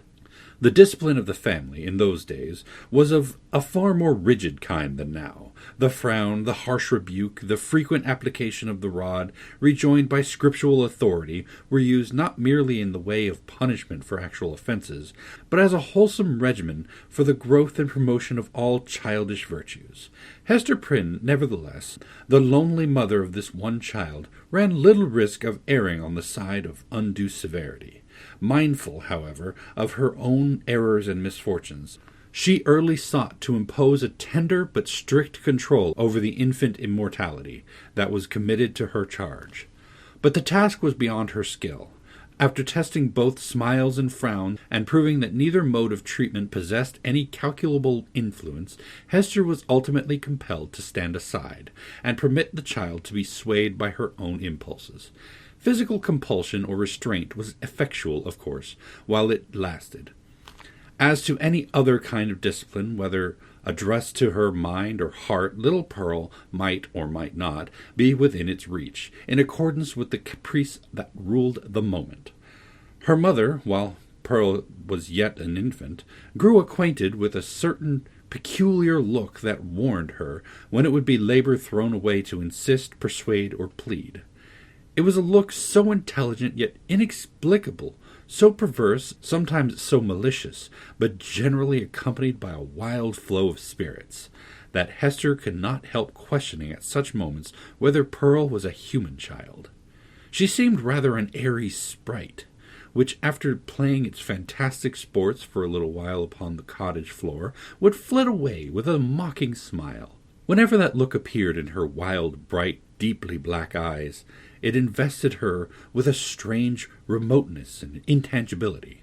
It was as if she were hovering in the air and might vanish, like a glimmering light that comes we know not whence and goes we know not whither. Beholding it, Hester was constrained to rush towards the child, to pursue the little elf in the flight which she invariably began, to snatch her to her bosom, with a close pressure and earnest kisses, not so much from overflowing love as to assure herself that Pearl was flesh and blood, and not utterly delusive, but Pearl's laugh, when she was caught, though full of merriment and music, made her mother more doubtful than before. Heart-smitten at this bewildering and baffling spell that so often came between herself and her sole treasure, whom she had bought so dear and who was all her world, Hester sometimes burst into passionate tears. Then, perhaps, for there was no foreseeing how it might affect her, Pearl would frown, and clench her little fist, and harden her small features into a stern, unsympathizing look of discontent. Not seldom she would laugh anew, and louder than before, like a thing incapable and unintelligent of human sorrow. Or, but this was more rarely happened, she would be convulsed with a rage of grief, and sob out her love for her mother in broken words, and seem intent on proving that she had a heart by breaking it. Yet Hester was hardly safe in confiding herself to that gusty tenderness. It passed as suddenly as it came, brooding over all these matters. The mother felt like one who was evoked of spirit, but by some irregularity in the process of conjuration has failed to win the master word that should control this new and incomprehensible intelligence. Her only real comfort was when the child lay in the placidity of sleep. Then she was sure of her, and tasted hours of quiet, sad, delicious happiness, until, perhaps with that perverse expression glimmering from beneath her opening lids, little Pearl awoke. How soon, with what strange rapidity indeed, did Pearl arrive at an age that was capable of social intercourse, beyond the mother's ever-ready smile and nonsense words, and then what a happiness would it have been could Hester Prynne have heard her clear bird-like voice mingling with the uproar of other childish voices, and have distinguished and unravelled her own darling's tones amid all the entangled outcry of a group of sportive children. But this could never be. Pearl was a born outcast of the infantile world, an imp of evil, emblem and product of sin. She had no right among christened infants. Nothing was more remarkable than the instinct, as it seemed, with which the child comprehended her loneliness, the destiny that had drawn an inviolable circle around her, the whole peculiarity, in short, in her position in respect to other children. Never since her release from prison had Hester met the public gaze without her. In all her walks about the town, Pearl, too, was there, first as the babe in arms, and afterwards as the little girl, small companion of her mother, holding a forefinger with her whole grasp, and tripping along at the rate of 3 or 4 footsteps to one of Hester's. She saw the children of the settlement, on the grassy margin of the street, or at the domestic thresholds, disporting themselves in such grim fashions as the puritanic nature would permit, playing at going to church, perchance, or at scrounging Quakers, or taking scalps in a sham fight with the Indians, or scaring one another with freaks of imitative witchcraft. Pearl saw and gazed intently, but never sought to make acquaintance. If spoken to, she would not speak again. If the children gathered about her, as they sometimes did, Pearl would grow positively terrible in her puny wrath, snatching up stones to fling at them, with shrill, incoherent exclamations that made her mother tremble, because they had so much the sound of a witch's anathemas in some unknown tongue. The truth was that the little Puritans, being of the most intolerant brood that ever lived, had got a vague idea of something outlandish, unearthly, or at variance with ordinary fashions, in the mother of the child, and therefore scorned them in their hearts, and not unfrequently reviled them with their tongues. Pearl felt the sentiment, and requited it, with the bitterest hatred that can be supposed to rankle in a childish bosom. These outbreaks of a fierce temper had a kind of value, and even comfort for her mother, because there was at least an intelligible earnestness in the mood, instead of the fitful caprice that so often thwarted her in the child's manifestations. It appalled her, nevertheless, to discern here, again, a shadowy reflection of the evil that had existed in herself. All this enmity and passion had Pearl inherited, by inalienable right, out of Hester's heart. Mother and daughter stood together in the same circle of seclusion from human society, and in the nature of the child seemed to be perpetuated those unquiet elements that had distracted Hester Prynne before Pearl's birth, but had since begun to be soothed away by the softening influences of maternity. At home, within and around her mother's cottage, Pearl wanted not a wide and various circle of acquaintance. The spell of life went forth from her creative spirit and communicated itself to 1,000 objects, as a torch kindles a flame wherever it may be applied. The unlikeliest materials, a stick, a bunch of rags, a flower, were the puppets of Pearl's witchcraft, and, without undergoing any outward change, became spiritually adapted to whatever drama occupied the stage of her inner world. Her one baby voice served a multitude of imaginary personages, old and young, to talk withal. The pine trees, aged, black, and solemn, and flinging groans and other melancholy utterances on the breeze, needed little transformation to figure as Puritan elders. The ugliest weeds of the garden were the children, whom Pearl smote down and uprooted most unmercifully.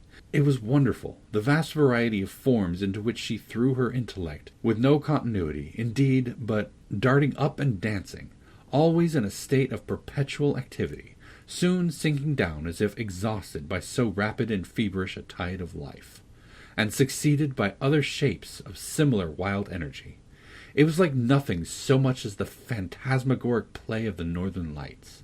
In the mere exercise of the fancy, however, and the sportiveness of a growing mind, there might be little more than was observable in other children of bright faculties, except as Pearl, in the dearth of human playmates, was thrown more upon the visionary throng which she created. The singularity lay in the hostile feelings with which the child regarded all these offspring of her own heart and mind. She never created a friend, but seemed always to be sowing broadcast the dragon's teeth, whence sprung a harvest of armed enemies against whom she rushed to battle. It was inexpressibly sad. Then what depth of sorrow to a mother who felt in her own heart the cause, to observe in one so young this constant recognition of an adverse world, and so fierce a training of the energies that were to make good her cause in the contest that must ensue. Gazing at Pearl, Hester Prynne often dropped her work upon her knees, and cried out with an agony which she would fain have hidden, but which made utterance for itself betwixt speech and a groan. "O Father in heaven, if thou art still my Father, what is this being which I have brought into the world?" And Pearl, overhearing the ejaculation, or aware, though, some more subtle channel of those throbs of anguish, would turn her vivid and beautiful little face upon her mother, smile with sprite-like intelligence, and resume her play. One peculiarity of the child's deportment remains yet to be told. The very first thing which she had noticed in her life was what?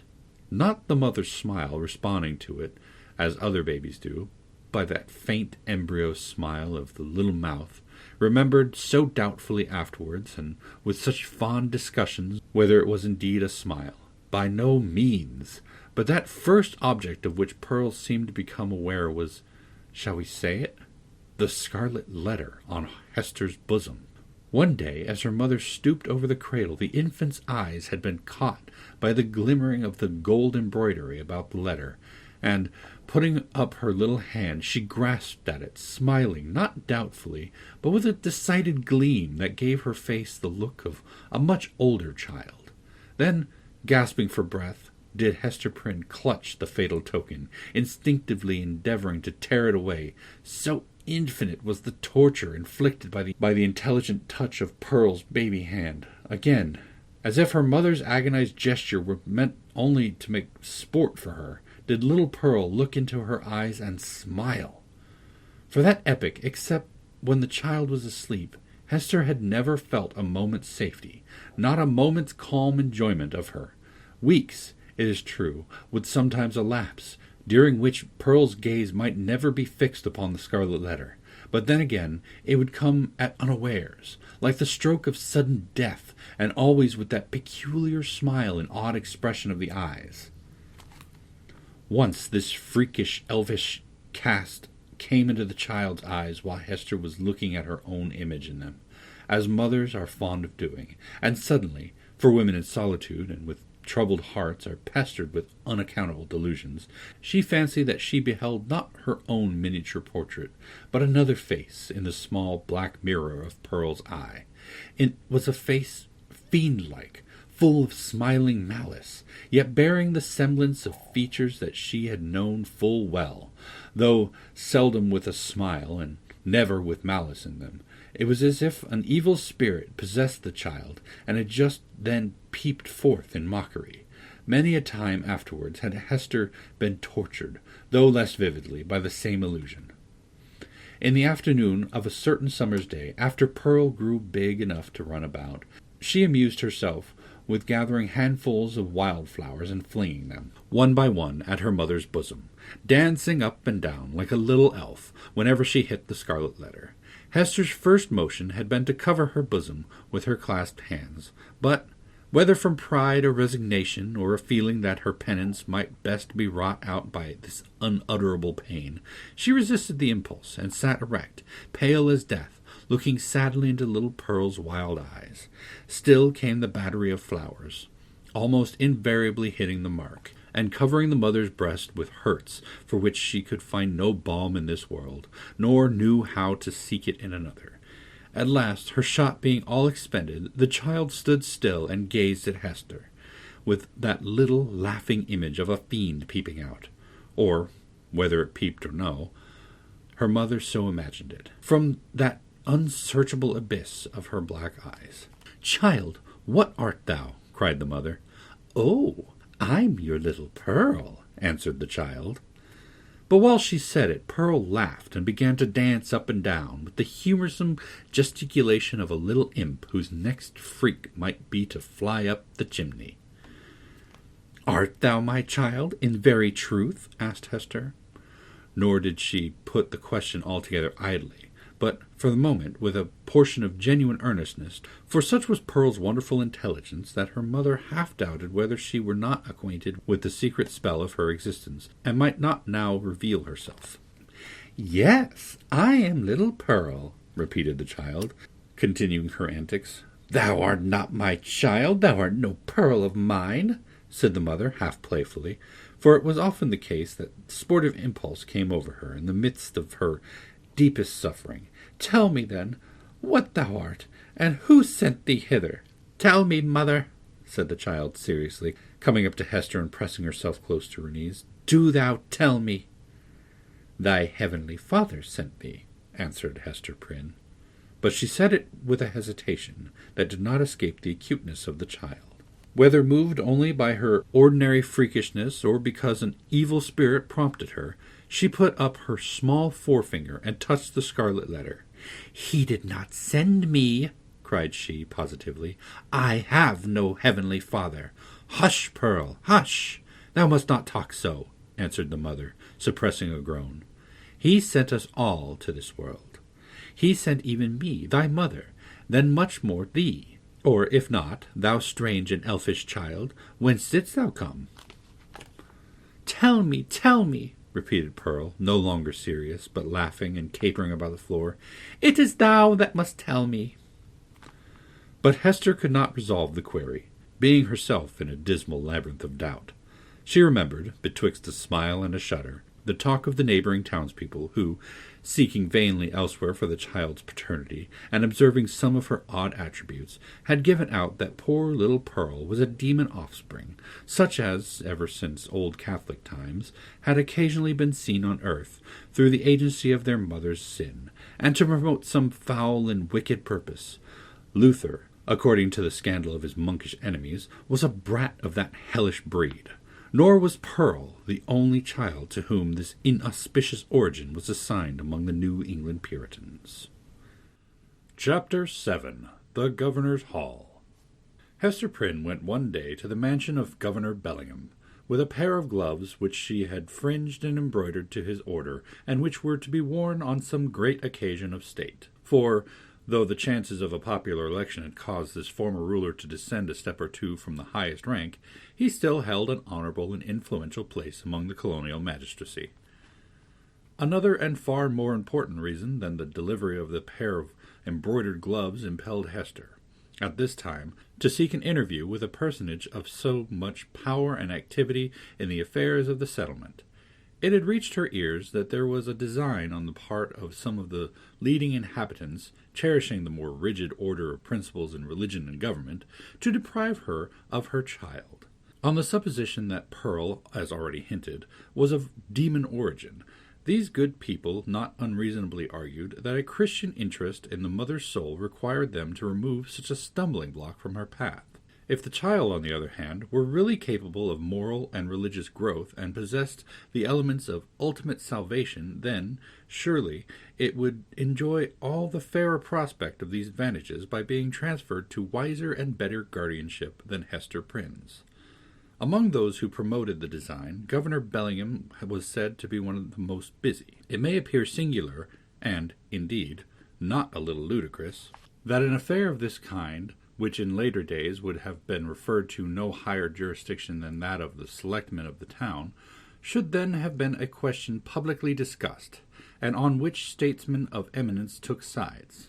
At that epoch of pristine simplicity, however, matters of even slighter public interest and of far less intrinsic weight than the welfare of Hester and her child were strangely mixed up with the deliberations of legislators and acts of state.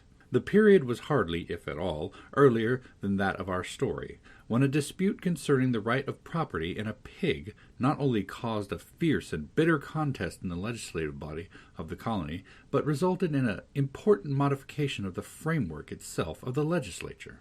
Full of concern, therefore, but so conscious of her own right that it seemed scarcely an unequal match between the public on the one side and a lonely woman backed by the sympathies of nature on the other, Hester Prynne set forth from her solitary cottage. Little Pearl, of course, was her companion. She was now of an age to run lightly along by her mother's side, and, constantly in motion from morn till sunset, could have accomplished a much longer journey than that before her. Often, nevertheless, more from caprice than necessity, she demanded to be taken up in arms, but was soon as imperious to be set down again, and frisked onward before Hester on the grassy pathway, with many a harmless trip and tumble. We have spoken of Pearl's rich and luxuriant beauty, a beauty that shone with deep and vivid tints, a bright complexion, eyes possessing intensity both of depth and glow, and hair already a deep glossy brown, and which, in after years, would be nearly akin to black. There was fire in her, and throughout her she seemed the unpremeditated offshoot of a passionate moment. Her mother, in contriving the child's garb, had allowed the gorgeous tendencies of her imagination their full play, arraying her in a crimson velvet tunic of a peculiar cut, abundantly embroidered with fantasies and flourishes of gold thread. So much strength of coloring, which must have given a wan and pallid aspect to cheeks of fainter bloom, was admirably adapted to Pearl's beauty, and made her the very brightest little jet of flame that ever danced upon the earth. But it was a remarkable attribute of this garb, and indeed of the child's whole appearance, that it irresistibly and inevitably reminded the beholder of the token which Hester Prynne was doomed to wear upon her bosom. It was the Scarlet Letter in another form, the Scarlet Letter endowed with life.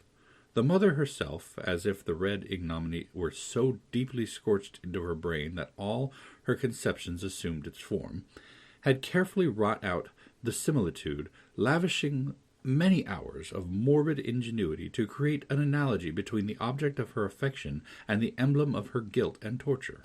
But, in truth, Pearl was the one as well as the other, and only in consequence of that identity had Hester contrived so perfectly to represent the Scarlet Letter in her appearance.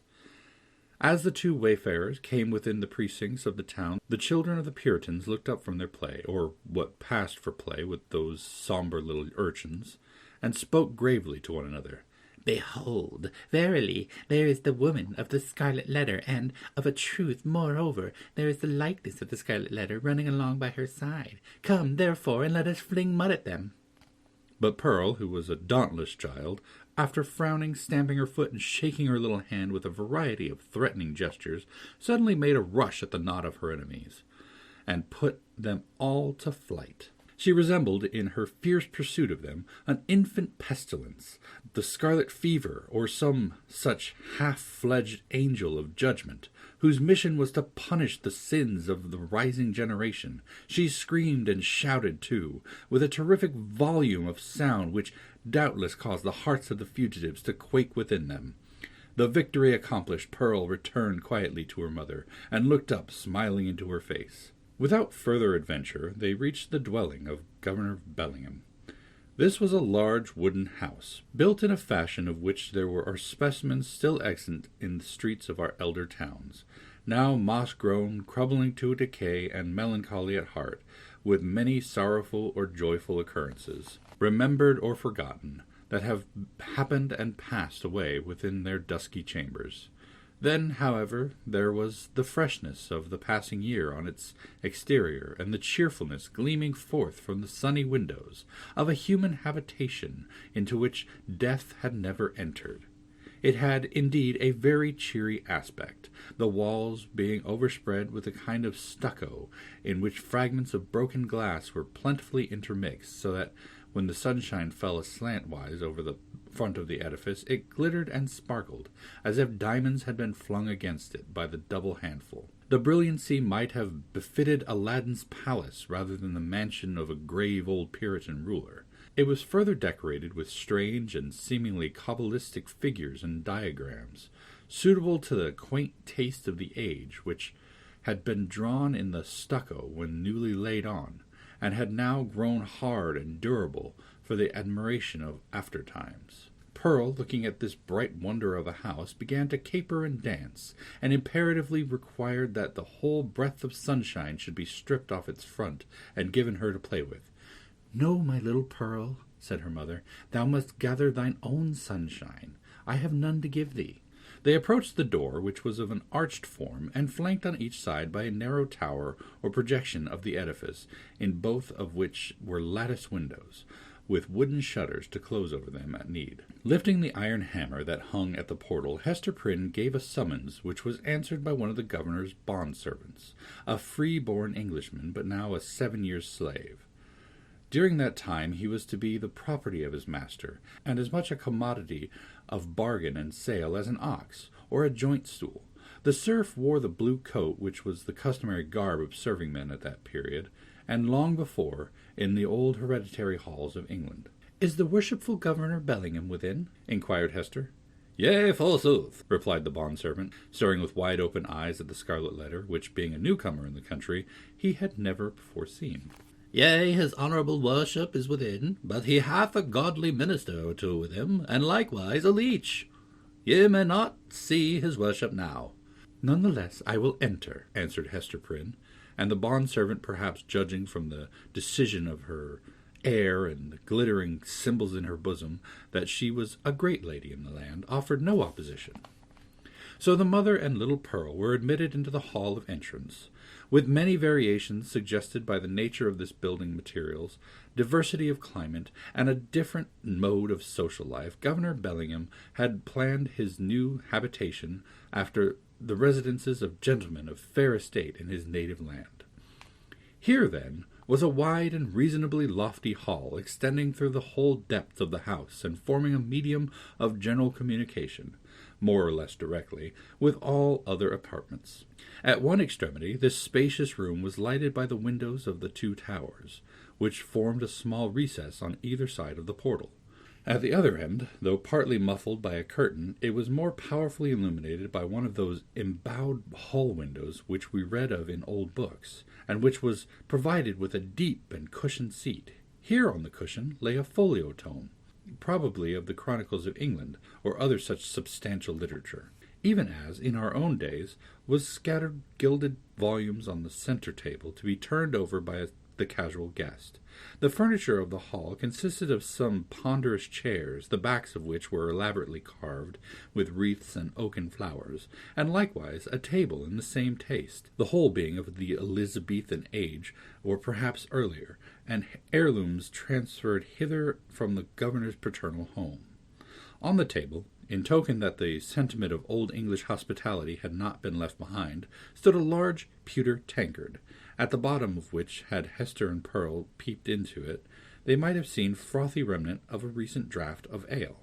On the wall hung a row of portraits, representing the forefathers of the Bellingham lineage, some with armor on their breasts, and others with stately ruffs and robes of peace. All were characterized by the sternness and severity which old portraits so invariably put on, as if they were the ghosts rather than the pictures of departed worthies, and were gazing with harsh and intolerant criticisms at the pursuits and enjoyments of living men. At about the centre of the oaken panels that lined the hall were suspended a suit of mail, not like the pictures of ancestral relic, but of the most modern date, for it had been manufactured by a skilful armourer in London the same year in which Governor Bellingham came over to New England. There was a steel headpiece, a cuirass, a gorget, and greaves, with a pair of gauntlets and a sword hanging beneath. All, and especially the helmet and breastplate, so highly burnished as to glow with the white radiance and scatter an illumination everywhere about upon the floor. This bright panoply was not meant for mere idle show, but had been worn by the governor on many a solemn muster and training field, and had glittered, moreover, at the head of a regiment in the Pequod War. For, though bred a lawyer and accustomed to speak of Bacon, Coke, Noy, and Finch as his professional associates, the exigencies of this new country had transformed Governor Bellingham into a soldier as well as a statesman and a ruler. Little Pearl, who was as greatly pleased with the gleaming armor as she had been with the glittering frontispiece of the house, spent some time looking into the polished mirror of the breastplate. "Mother," she cried, "I see you! Here, look, look!" Hester looked, by way of humoring the child, and she saw that, owing to the peculiar effect of this convex mirror, the Scarlet Letter was represented in exaggerated and gigantic proportions, so as to be greatly the most prominent feature of her appearance. In truth, she seemed absolutely hidden behind it. Pearl pointed upward also at a similar picture in the headpiece, smiling at her mother with the elfish intelligence that was so familiar an expression on her small physiognomy.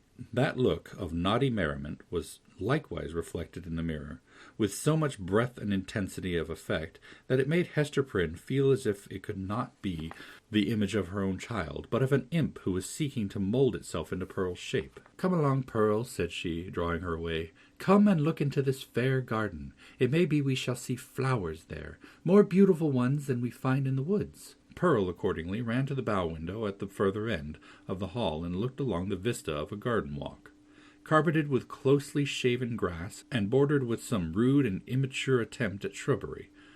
But the proprietor appeared already to have relinquished as hopeless the effort to perpetuate on this side of the Atlantic in a hard soil amid the close struggle for subsistence the native English taste for ornamental gardening. Cabbages grew in plain sight, and a pumpkin vine, rooted at some distance, had run across the intervening space and deposited one of its gigantic products directly beneath the hall window, as if to warn the governor that this great lump of vegetable gold was as rich an ornament as New England earth would offer him. There were a few rose bushes, however, and a number of apple trees, probably the descendants of those planted by the Reverend Mr. Blackstone, the first settler of the peninsula, that half-mythological personage who rides through our early annals seated on the back of a bull. Pearl, seeing the rose bushes, began to cry for a red rose, and would not be pacified. "Hush, child, hush!" said her mother earnestly. "Do not cry, dear little Pearl. I hear voices in the garden. The governor is coming, and the gentleman along with him." In fact, down the vista of the garden avenue, a number of persons were seen approaching toward the house. Pearl, in utter scorn of her mother's attempt to quiet her, gave an eldritch scream, and then became silent. Not from any notion of obedience, but because the quick and mobile curiosity of her disposition was excited by the appearance of these new personages. Chapter 8. The Elf-Child and the Minister. Governor Bellingham, in a loose gown and easy cap, such as elderly gentlemen love to endue themselves with in their domestic privacy, walked foremost, and appeared to be showing off his estate, and expatiating on his projected improvements. The wide circumference of an elaborate ruff beneath his grey beard, in the antiquated fashion of King James's reign, caused his beard to look not a little like that of John the Baptist in a charger. The impression made by his aspect, so rigid and severe, and frostbitten with more than autumnal age, was hardly in keeping with the appliances of worldly enjoyment wherewith he had evidently done his utmost to surround himself. But it is an error to suppose that our grave forefathers, though accustomed to speak and think of human existence as a state merely of trial and warfare, and though unfeignedly prepared to sacrifice goods and life at the behest of duty, made it a matter of conscience to reject such means of comfort, or even luxury, as lay fairly within their grasp. This creed was never taught, for instance, by the venerable pastor John Wilson, whose beard, white as a snowdrift, was seen over Governor Bellingham's shoulder, while its wearer suggested that pears and peaches might yet be naturalized in the New England climate, and that purple grapes might possibly be compelled to flourish against the sunny garden wall. The old clergyman, nurtured at the rich bosom of the English church, had a long-established and legitimate taste for all good and comfortable things, and, however stern he might show himself in the pulpit or in his public reproof of such transgressions as that of Hester Prynne, still, the genial benevolence of his private life had won him warmer affection than was accorded to any of his professional contemporaries. Behind the governor and Mr. Wilson came two other guests. One, the Reverend Arthur Dimmesdale, whom the reader may remember as having taken a brief and reluctant part in the scene of Hester Prynne's disgrace, and, in close companionship with him, old Roger Chillingworth, a person of great skill in physic, who, for 2 or 3 years past, had been settled in the town. It was understood that this learned man was the physician as well as a friend of the young minister, whose health had severely suffered of late. By his too unreserved self-sacrifice to the labors and duties of the pastoral relation, the governor, in advance of his visitors, ascended 1 or 2 steps, and throwing open the leaves of the great hall window, found himself close to little Pearl.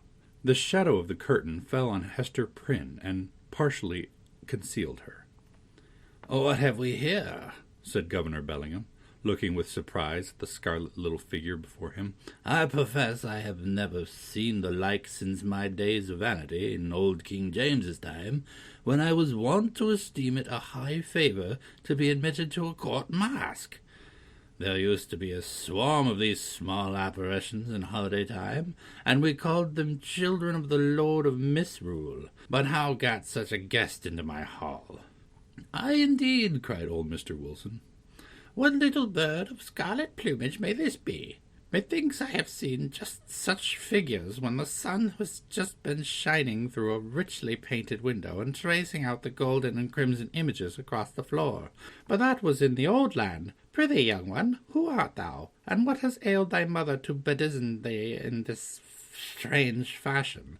Art thou a Christian child, Dost know thy catechism?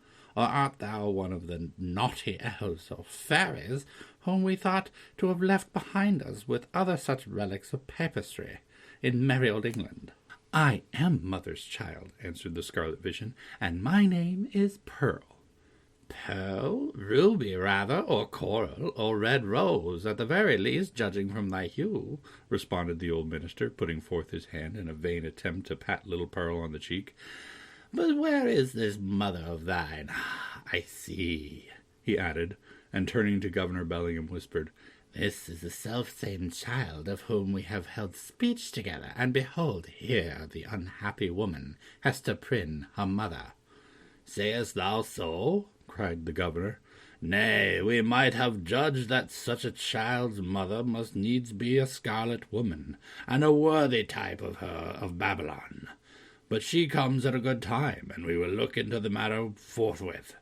Governor Bellingham stepped through the window and into the hall, followed by his three guests. "Hester Prynne," said he, fixing his naturally stern regard on the wearer of the Scarlet Letter, "there hath been much question concerning thee of late. The point hath been weightily discussed whether we, that are of authority and influence, do well discharge our consciences by trusting an immortal soul, such as there is in yonder child, to the guidance of one who hath stumbled and fallen amidst the pitfalls of this world. Speak thou, the child's own mother. Were it not, thinkest thou, for thy little one's temporal and eternal welfare, that she be taken out of thy charge and clad soberly, and disciplined strictly, and instructed in the truths of heaven and earth? What canst thou do for the child in this kind?" "I can teach my little Pearl what I have learned from this," answered Hester Prynne, laying her finger on the red token. "Woman, it is thy badge of shame," replied the stern magistrate. "It is because of the stain which that letter indicates that we would transfer thy child to another hands." "Nevertheless," said the mother calmly, though growing more pale, "this badge hath taught me. It daily teaches me. It is teaching me at this moment. Lessons whereof my child may be wiser and better, albeit they can profit nothing to myself." "We will judge warily," said Bellingham, "and look well what we are about to do. Good Master Wilson, I pray you, examine this Pearl, since that is her name, and see whether she hath had such Christian nature as befits a child of her age." The old minister seated himself in an armchair, and made an effort to draw Pearl betwixt his knees. But the child, unaccustomed to the touch or familiarity of any but her mother, escaped through the open window and stood on the upper step, looking like a wild tropical bird of such rich plumage, ready to take flight into the upper air.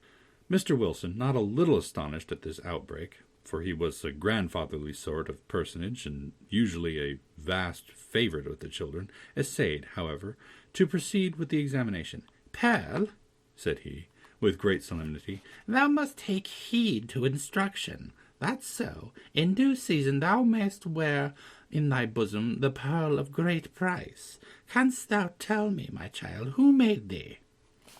Now Pearl knew well enough who made her, for Hester Prynne, the daughter of a pious home, very soon after her talk with the child about her heavenly Father, had begun to inform her of those truths which the human spirit, at whatever stage of immaturity, imbibes with such eager interest.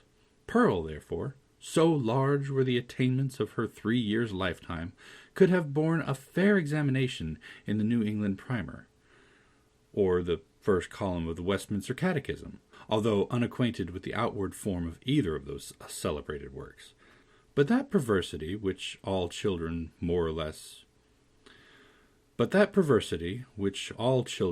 more or less of, and of which little Pearl had a tenfold portion, now, at the most inopportune moment, took thorough possession of her and closed her lips, or impelled her to speak words amiss. After putting her fingers in her mouth, with many ungracious refusals to answer good Mr. Wilson's question, the child finally announced that she had not been made at all, but that she had been plucked by her mother off the bush of wild roses that grew by the prison door. This fantasy was probably suggested by the near proximity of the governor's red roses as Pearl stood outside of the window, together with her recollection of the prison rose-bush which she had passed in coming hither. Old Roger Chillingworth, with a smile on his face, whispered something in the young clergyman's ear. Hester Prynne looked at the man of skill, and even then, with her fate hanging in the balance, was startled to perceive what a change had come over his features. How much uglier they were!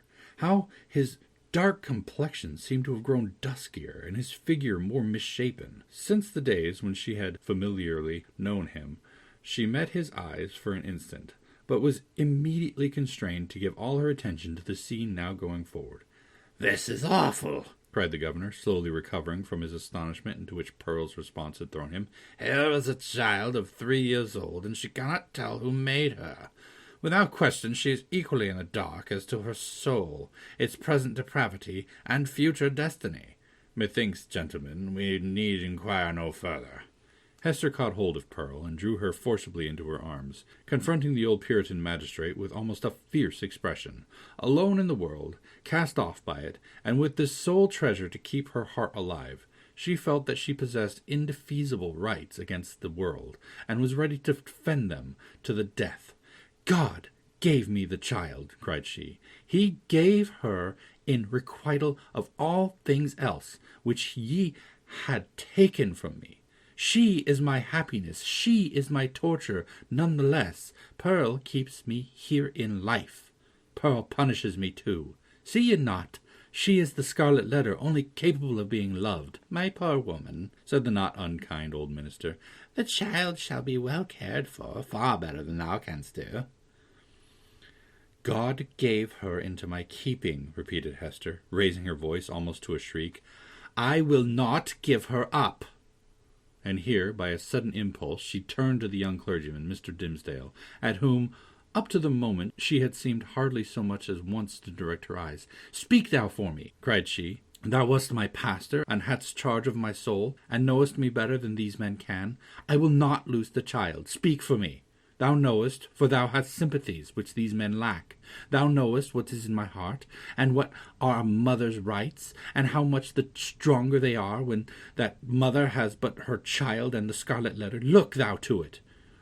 "I will not lose the child. Look to it." And this wild and singular appeal, which indicated that Hester Prynne's situation had provoked her to little less than madness, the young minister at once came forward, pale, holding his hand over his heart, as was his custom whenever his peculiar nervous temperament was thrown into agitation. He looked now more careworn and emaciated than as we described him at the scene of Hester's public ignominy, and whether it were his failing health or whatever the cause might be, his large dark eyes had a world of pain in their troubled and melancholy depth. "There's truth in what she says," began the minister, with a voice sweet, tremulous, but powerful, insomuch that the hall re-echoed and the hollow armor rang with it. "Truth in what Hester says, and in the feeling which inspires her. God gave her the child, and gave her, too, an instinctive knowledge of its nature and requirements, both seemingly so peculiar, which no other mortal being can possess. And, moreover, is there not a quality of awful sacredness in the relation between this mother and this child?" "Aye, how is that, good Master Dimmesdale?" interrupted the governor. "Make that plain, I pray you." "It must be even so," resumed the minister, "for if we deem it otherwise, do we not thereby say that the Heavenly Father, the Creator of all flesh, hath lightly recognized the deed of sin, and made no account the distinction between unhallowed lust and holy love? This child of its father's guilt and its mother's shame hath come from the hand of God, to work in many ways upon her heart, who pleads so earnestly and with such bitterness and spirit the right to keep her. It was meant for a blessing, for the one blessing of her life. It was meant, doubtless, as the mother herself hath told us, for retribution too, a torture to be felt at many an unthought-of moment, a pang, a sting, an ever-reoccurring agony, in the midst of a troubled joy. Had she not expressed this thought in the garb of the poor child, so forcibly reminding us of that red symbol which sears her bosom? "Well said again," cried Mr. Wilson. "I feared the woman had no better thought than to make a mountebank of a child." "Oh, not so, not so," continued Mr. Dimmesdale. "She recognizes, Believe me, the solemn miracle which God hath wrought in the existence of that child, and may she feel too what methinks is the very truth, that this boon was meant above all things else to keep the mother's soul alive, and to preserve her from blacker depths of sin into which Satan might else have sought to plunge her. Therefore it is good for this poor sinful woman that she hath an infant immortality, a being capable of eternal joy or sorrow, confided to her care, to be trained up by her to righteousness, to remind her at every moment of her fall, but yet to teach her, as it were by the Creator's sacred pledge, that if she bring the child to heaven, the child also will bring its parent thither. Herein is the sinful mother happier than the sinful father. For Hester Prynne's sake, then, and no less for the poor child's sake, let us leave them as Providence hath seen fit to place them. You speak well, my friend, with a strange earnestness, said Roger Chillingworth, smiling at him. And there is a weighty import in that my young brother hath spoken, added the Reverend Mr. Dimmesdale. What say you, worshipful Master Bellingham? Hath he not pleaded well for the poor woman? Indeed he hath, answered the magistrate, and hath adduced such arguments that we will even leave the matter as it now stands, so long at least as there shall be no further scandal in the woman. Care must be had, nevertheless, to put the child to due and stated examination in the catechism, at thy hands or Master Dimmesdale's. Moreover, at a proper season, the tithing men must take heed that she go both to school and to meeting. The young minister, on ceasing to speak, had withdrawn a few steps from the group, and stood with his face partially concealed in the heavy folds of the window curtain, while the shadow of his figure, which the sunlight cast upon the floor, was tremulous with the vehemence of his appeal. Pearl, that wild and flighty little elf, stole softly towards him, and taking his hand in the grasp of both of her own, laid her cheek against it, a caress so tender and withal so unobtrusive that her mother, who was looking on, asked herself, "Is that my Pearl?" Yet she knew that there was love in the child's heart, although it mostly revealed itself in passion, and hardly twice in her lifetime had been softened by such gentleness as now. The minister, for save the long-sought regards of woman, nothing is sweeter than these marks of childish preference, accorded spontaneously by a spiritual instinct, and therefore seeming to imply in us something truly worthy to be loved. The minister looked round, laid his hand on the child's head, hesitated an instant, and then kissed her brow. Little Pearl's unwonted mood of sentiment lasted no longer. She laughed and went capering down the hall, so airily that old Mr. Wilson raised a question whether even her tiptoes touched the floor. "The little baggage hath witchcraft in her, I profess," said he to Mr. Dimmesdale. "She needs no old woman's broomstick to fly withal." "A strange child," remarked old Roger Chillingworth. "It is easy to see the mother's part in her. Would it be beyond a philosopher's reach, think ye, gentlemen, to analyze the child's nature, and from its make and mould to give a shrewd guess at the father?" "Nay, it would be sinful in such a question to follow the clue of profane philosophy," said Mr. Wilson.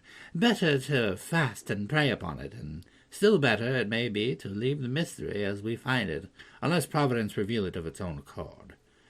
Thereby, every good Christian man hath a title to show a father's kindness towards the poor deserted babe." The affair being so satisfactorily concluded, Hester Prynne, with Pearl, departed from the house. As they descended the steps, it is averred that the lattice of the chamber window was thrown open, and forth into the sunny day was thrust the face of Mistress Hibbins, Governor Bellingham's bitter-tempered sister, and the same who, a few years later, was executed as a witch. "Hist! Hist!" she cried, while her ill-omened physiognomy seemed to cast a shadow over the cheerful newness of the house. "Wilt thou go with us tonight? There will be a merry company in the forest, and I well nigh promised the black man that comely Hester Prynne should make one." "Make my excuse to him, so please you," answered Hester. "Make my excuse to him, so please you," answered Hester, with a triumphant smile. "I must tarry at home and keep watch over my little Pearl.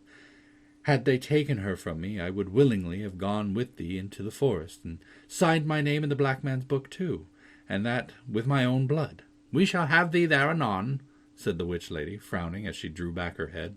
But here, if we suppose this interview betwixt Mistress Hibbins and Hester Prynne to be authentic, and not a parable, was already an illustration of the young minister's argument against sundering the relation of a fallen mother to the offspring of her frailty. Even thus early had the child saved her from Satan's snare. Chapter 9. The Leech. Under the appellation of Roger Chillingworth, the reader will remember was hidden another name, which its former wearer has resolved should never more be spoken. It has been related how in the crowd that witnessed Hester Prynne's ignominious exposure stood a man, elderly, travel-worn, who, just emerging from the perilous wilderness, beheld the woman in whom he'd hoped to find embodied the warmth and cheerfulness of home, set up as a type of sin before the people. Her matronly frame was trodden under all men's feet. Infamy was babbling around her in the public marketplace. For her kindred, should the tidings ever reach them, and for the companions of her unspotted life, there remained nothing but the contagion of her dishonor, which would not fail to be distributed in strict accordance and proportion with the intimacy and sacredness of their previous relationship. Then why, since the choice was with himself, should the individual, whose connection with the fallen woman had been the most intimate and sacred of them all, come forward to vindicate his claim to an inheritance so little desirable? He resolved not to be pilloried beside her on her pedestal of shame.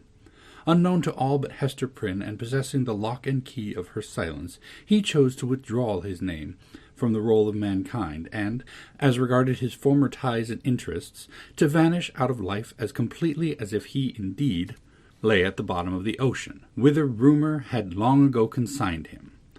This purpose once effected, new interest would immediately spring up, and likewise a new purpose, dark, it is true, if not guilty, but of force enough to engage the full strength of his faculties.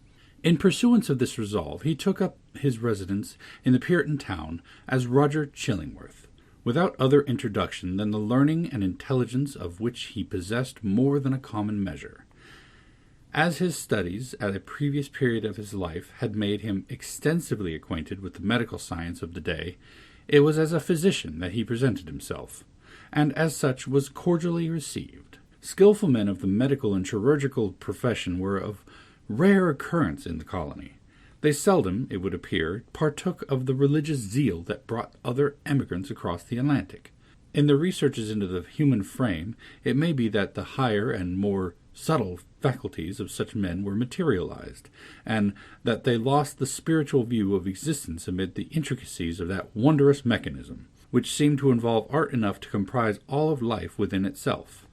At all events, the health of the good town of Boston, so far as medicine had aught to do with it, had hitherto lain in the guardianship of an aged deacon and apothecary, whose piety and godly deportment were stronger testimonials in his favor than any that he could have produced in the shape of a diploma. The only surgeon was one who combined the occasional exercise of that noble art and the daily and habitual flourish of a razor. To such a professional body Roger Chillingworth was a brilliant acquisition. He soon manifested his familiarity with the ponderous and imposing machinery of antique physic, in which every remedy contained a multitude of far-fetched and heterogeneous ingredients as elaborately compounded as if the proposed result had been the elixir of life. In his Indian captivity, moreover, he had gained much knowledge of the properties of native herbs and roots. Nor did he conceal from his patients that these simple medicines, nature's boon to the untutored savage, had quite a large share of his own confidence as the European pharmacopoeia, which so many learned doctors had spent centuries in elaborating. This learned stranger was exemplary, as regarded at least the outward forms of a religious life, and, early after his arrival, had chosen for his spiritual guide the Reverend Mr. Dimsdale. The young divine, whose scholar-like renown still lived in Oxford, was considered by his most fervent admirers as little less than a heavenly ordained apostle, destined should he live and labor for the ordinary term of life, to do as great deeds for the now feeble New England Church as the early fathers had achieved for their infancy of the Christian faith. About this period, however, the health of Mr. Dimmesdale had evidently begun to fail.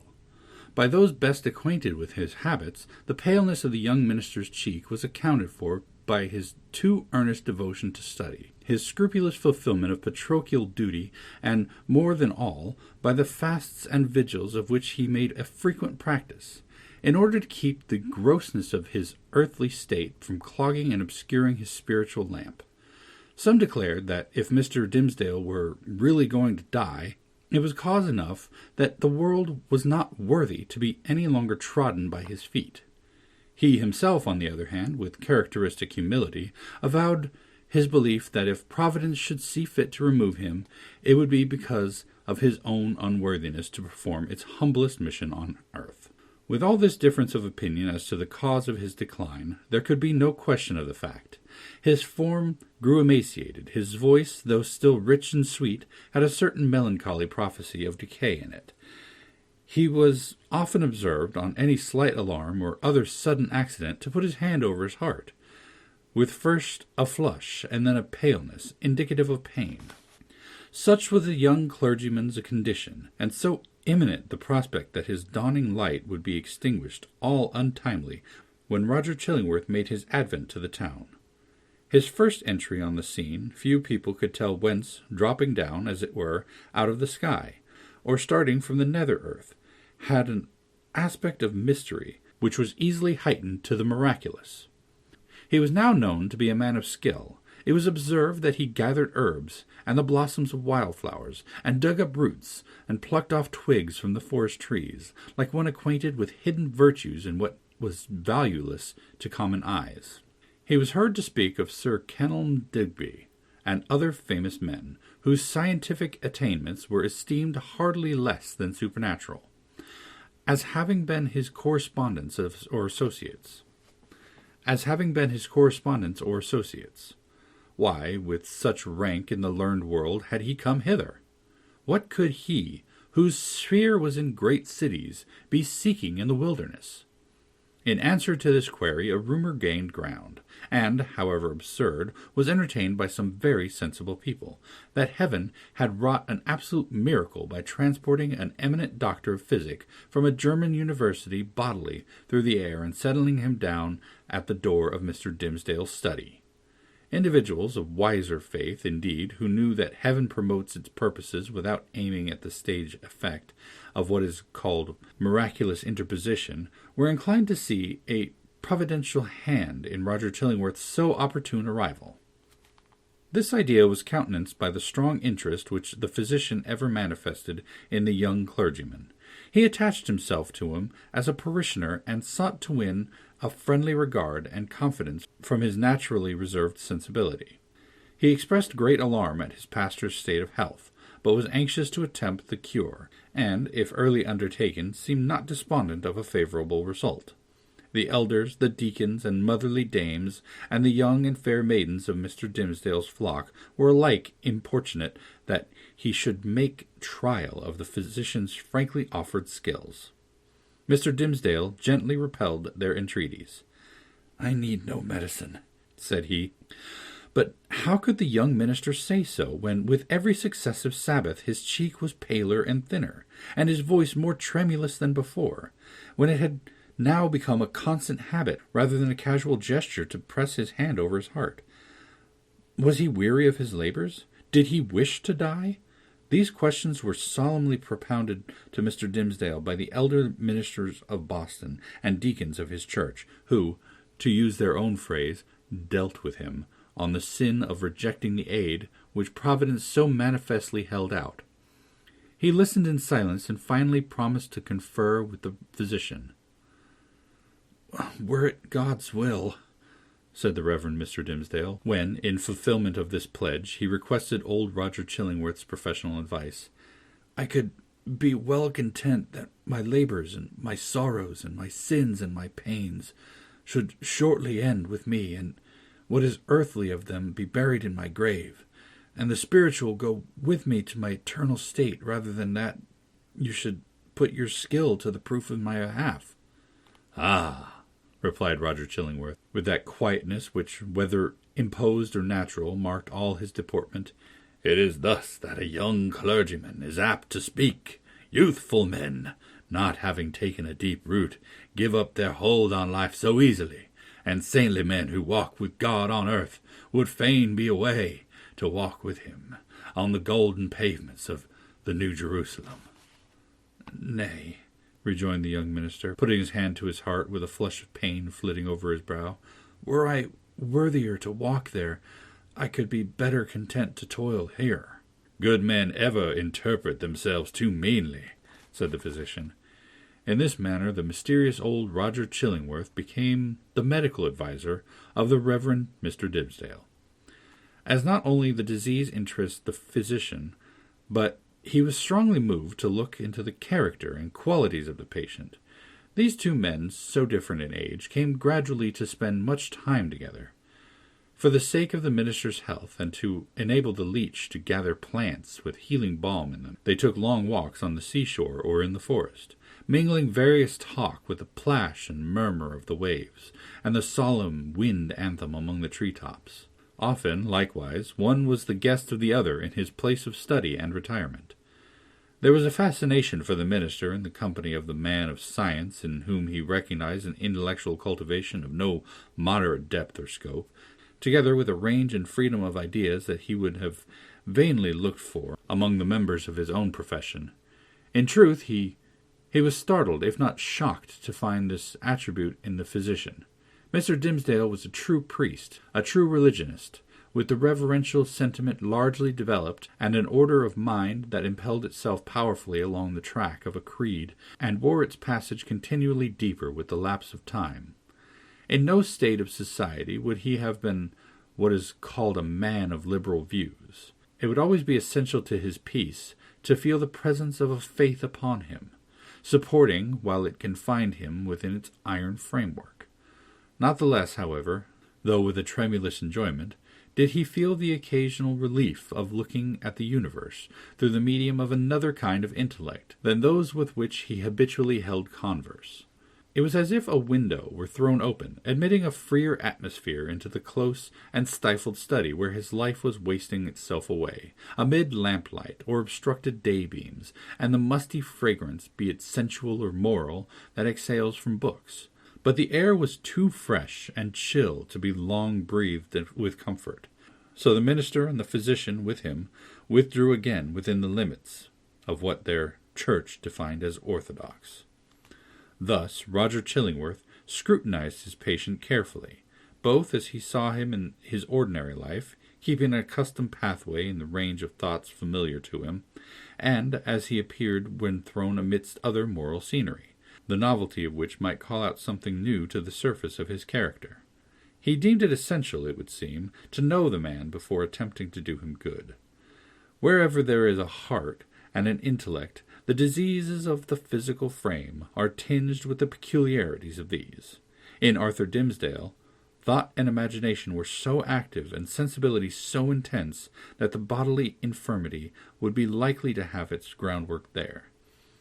So Roger Chillingworth, the man of skill, the kind and friendly physician, strove to go deep into his patient's bosom, delving among his principles, prying into his recollections, and probing everything with a cautious touch, like a treasure-seeker in a dark cavern. Few secrets can escape an investigator who has opportunity and license to undertake such a quest, and skill to follow it up. A man burdened with a secret should especially avoid the intimacy of his physician. If the latter possess negative sagacity and a nameless something more, let us call it intuition, if he show no intrusive egotism, nor disagreeably prominent characteristics of his own, if he have the power, which must be born with him, to bring his mind into such affinity with his patient that this last shall unawares have spoken what he imagines himself only to have thought. If such revelations be received without tumult, and acknowledged not so often by an uttered sympathy as by silence and inarticulate breath, and here and there a word, to indicate that all is understood.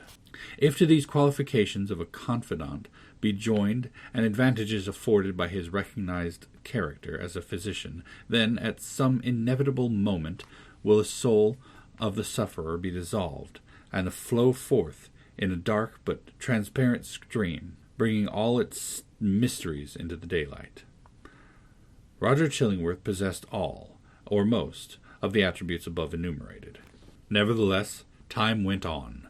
A kind of intimacy, as we have said, grew up between these two cultivated minds, which had as wide a field as the whole sphere of human thought and study to meet upon. They discussed every topic of ethics and religion, of public affairs and private character. They talked much on both sides of matters that seemed personal to themselves, and yet no secret such as the physician fancied must exist there ever stole out of the minister's consciousness into his companion's ear.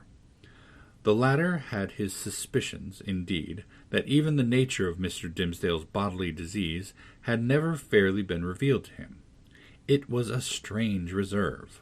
After a time, at a hint from Roger Chillingworth, the friends of Mr. Dimmesdale effected an arrangement by which the two were lodged in the same house, so that every ebb and flow of the minister's life-tide might pass under the eye of his anxious and attached physician.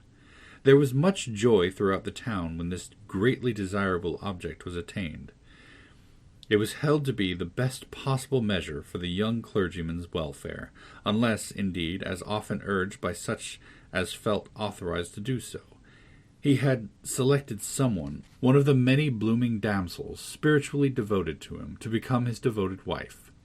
This latter step, however, there was no present prospect that Arthur Dimmesdale would be prevailed upon to take. He rejected all suggestions of the kind, as if priestly celibacy were one of his articles of church discipline. Doomed by his own choice, therefore, as Mr. Dimmesdale so evidently was to eat his unsavory morsel always at another's board, and endure the lifelong chill which must be his lot, who seeks to warm himself only at another's fireplace. It truly seemed that this sagacious, experienced, benevolent old physician was his concord of paternal and reverential love for the young pastor, was the very man of all mankind to be constantly within reach of his voice. The new abode of the two friends was with a pious widow, of good social rank, who dwelt in a house covering pretty nearly the site on which the venerable structure of King's Chapel has since been built. It had the graveyard, originally Isaac Johnson's home field, on one side, and so was well adapted to call up serious reflections, suited to their retrospective employments, in both minister and man of physic. The motherly care of the good widow assigned to Mr. Dimmesdale a front apartment with a sunny exposure, and heavy window curtains to create a noontide shadow when desirable. The walls were hung round with tapestry, said to be from the Gobelin looms, and, at all events, representing the scriptural story of David and Bathsheba and Nathan the prophet, the colours still unfaded, but which made the fair woman of the scene almost as grimly picturesque as the woe-denouncing seer. Here the pale clergyman piled up his library, rich with parchment-bound folios of the Fathers and the lore of rabbis and monkish erudition, of which the Protestant divines, even while they vilified and decried the class of writers, were yet constrained often to avail themselves.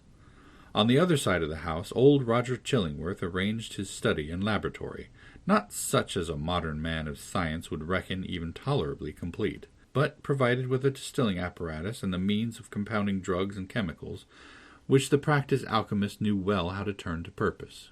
With such commodiousness of situation, these two learned persons sat themselves down, each in his own domain, yet familiarly passing from one apartment to the other, and bestowing a mutual and not incurious inspection into one another's business. And the Reverend Arthur Dimmesdale's best discerning friends, as we have intimated, very reasonably imagined that the hand of Providence had done all this for the purpose, besought in so many public and domestic and secret prayers, of restoring the young minister to health. But, it must now be said, another portion of the community had latterly begun to take its own view of the relationship betwixt Mr. Dimmesdale and the mysterious old physician. When an uninstructed multitude attempts to see with its eyes, it is exceedingly apt to be deceived. When, however, it forms its judgment, as it usually does, on the intuitions of its great and warm heart, the conclusions thus attained are often so profound and so unerring as to possess the character of truths supernaturally revealed. The people in the case of which we speak could justify its prejudice against Roger Chillingworth by no fact or argument worthy of serious refutation. There was an aged handicraftsman, it is true, who had been a citizen of London at the period of Sir Thomas Overbury's murder, now some 30 years agone. He testified to having seen the physician under some other name, which the narrator of the story had now forgotten, in company with Dr. Foreman, the famous old conjurer, who was implicated in the affair of Overbury. 2 or 3 individuals hinted that the man of skill, during his Indian captivity, had enlarged his medical attainment by joining in the incantations of the savage priests, who were universally acknowledged to be powerful enchanters, often performing seemingly miraculous cures by their skill in the black arts. A large number, and many of these were persons of such sober sense and practical observation that their opinions would have been valuable in other matters, affirmed that Roger Chillingworth's aspect had undergone a remarkable change while he had dwelt in town, and especially since his abode with Mr. Dimmesdale. At first his expression had been calm, meditative, scholar-like. Now there was something ugly and evil in his face, which they had not previously noticed, and which grew still the more obvious to sight, the oftener they looked upon him. According to the vulgar idea, the fire in his laboratory had been brought from the lower regions, and was fed with infernal fuel, and so, as might be expected, his visage was getting sooty with the smoke. To sum up the matter, it grew to be a widely diffused opinion that the Reverend Arthur Dimmesdale, like many other personages of especial sanctity in all ages of the Christian world, was haunted either by Satan himself or Satan's emissary, in the guise of old Roger Chillingworth.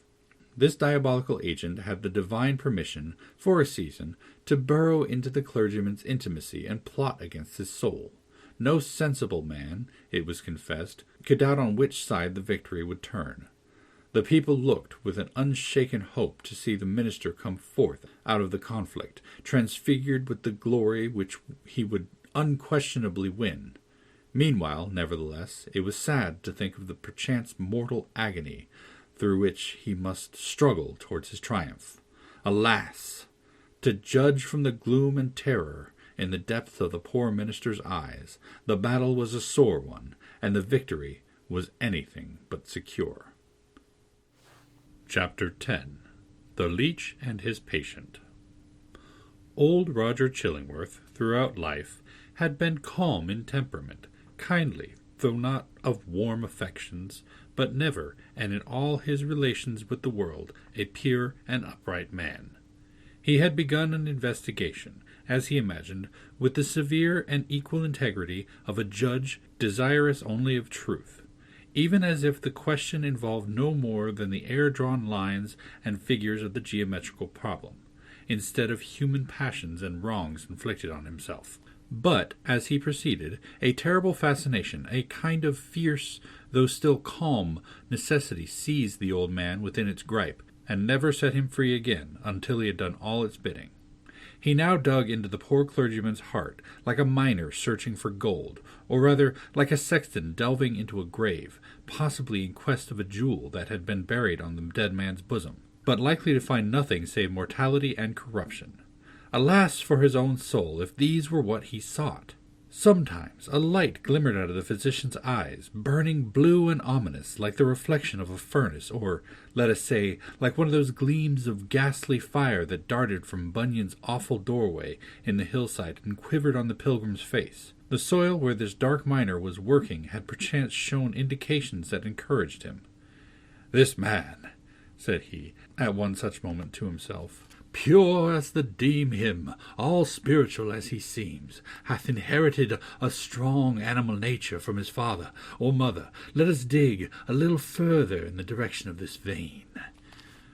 Then, after long search into the minister's dim interior, and turning over many precious materials in the shape of high aspirations for the welfare of his race, warm love of souls, pure sentiments, natural piety, strengthened by thought and study, and illuminated by revelation, all of which invaluable gold was perhaps no better than rubbish to the seeker, he would turn back, discouraged, and begin his quest towards another point.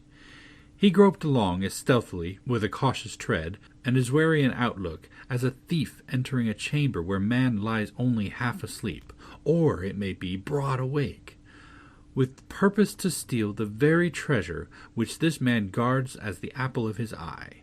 In spite of his premeditated carefulness, the floor would now and then creak, his garments would rustle, the shadow of his presence, in a forbidden proximity, would be thrown across his victim. In other words, Mr. Dimmesdale, whose sensibility of nerve often produced the effect of spiritual intuition, would become vaguely aware that something inimical to his peace had thrust itself into relation with him. But old Roger Chillingworth, too, had perceptions that were almost intuitive, and when the minister threw his startled eyes towards him, there the physician sat, his kind, watchful, sympathizing, but never intrusive friend. Yet Mr. Dimmesdale would perhaps have seen this individual's character more perfectly if a certain morbidness to which sick hearts are liable had not rendered him suspicious of all mankind. Trusting no man as his friend, he could not recognize his enemy when the latter actually appeared. He therefore still kept up a familiar intercourse with him, daily receiving the old physician in his study, or visiting his laboratory, or, for recreation's sake, watching the process by which weeds were converted into drugs of potency.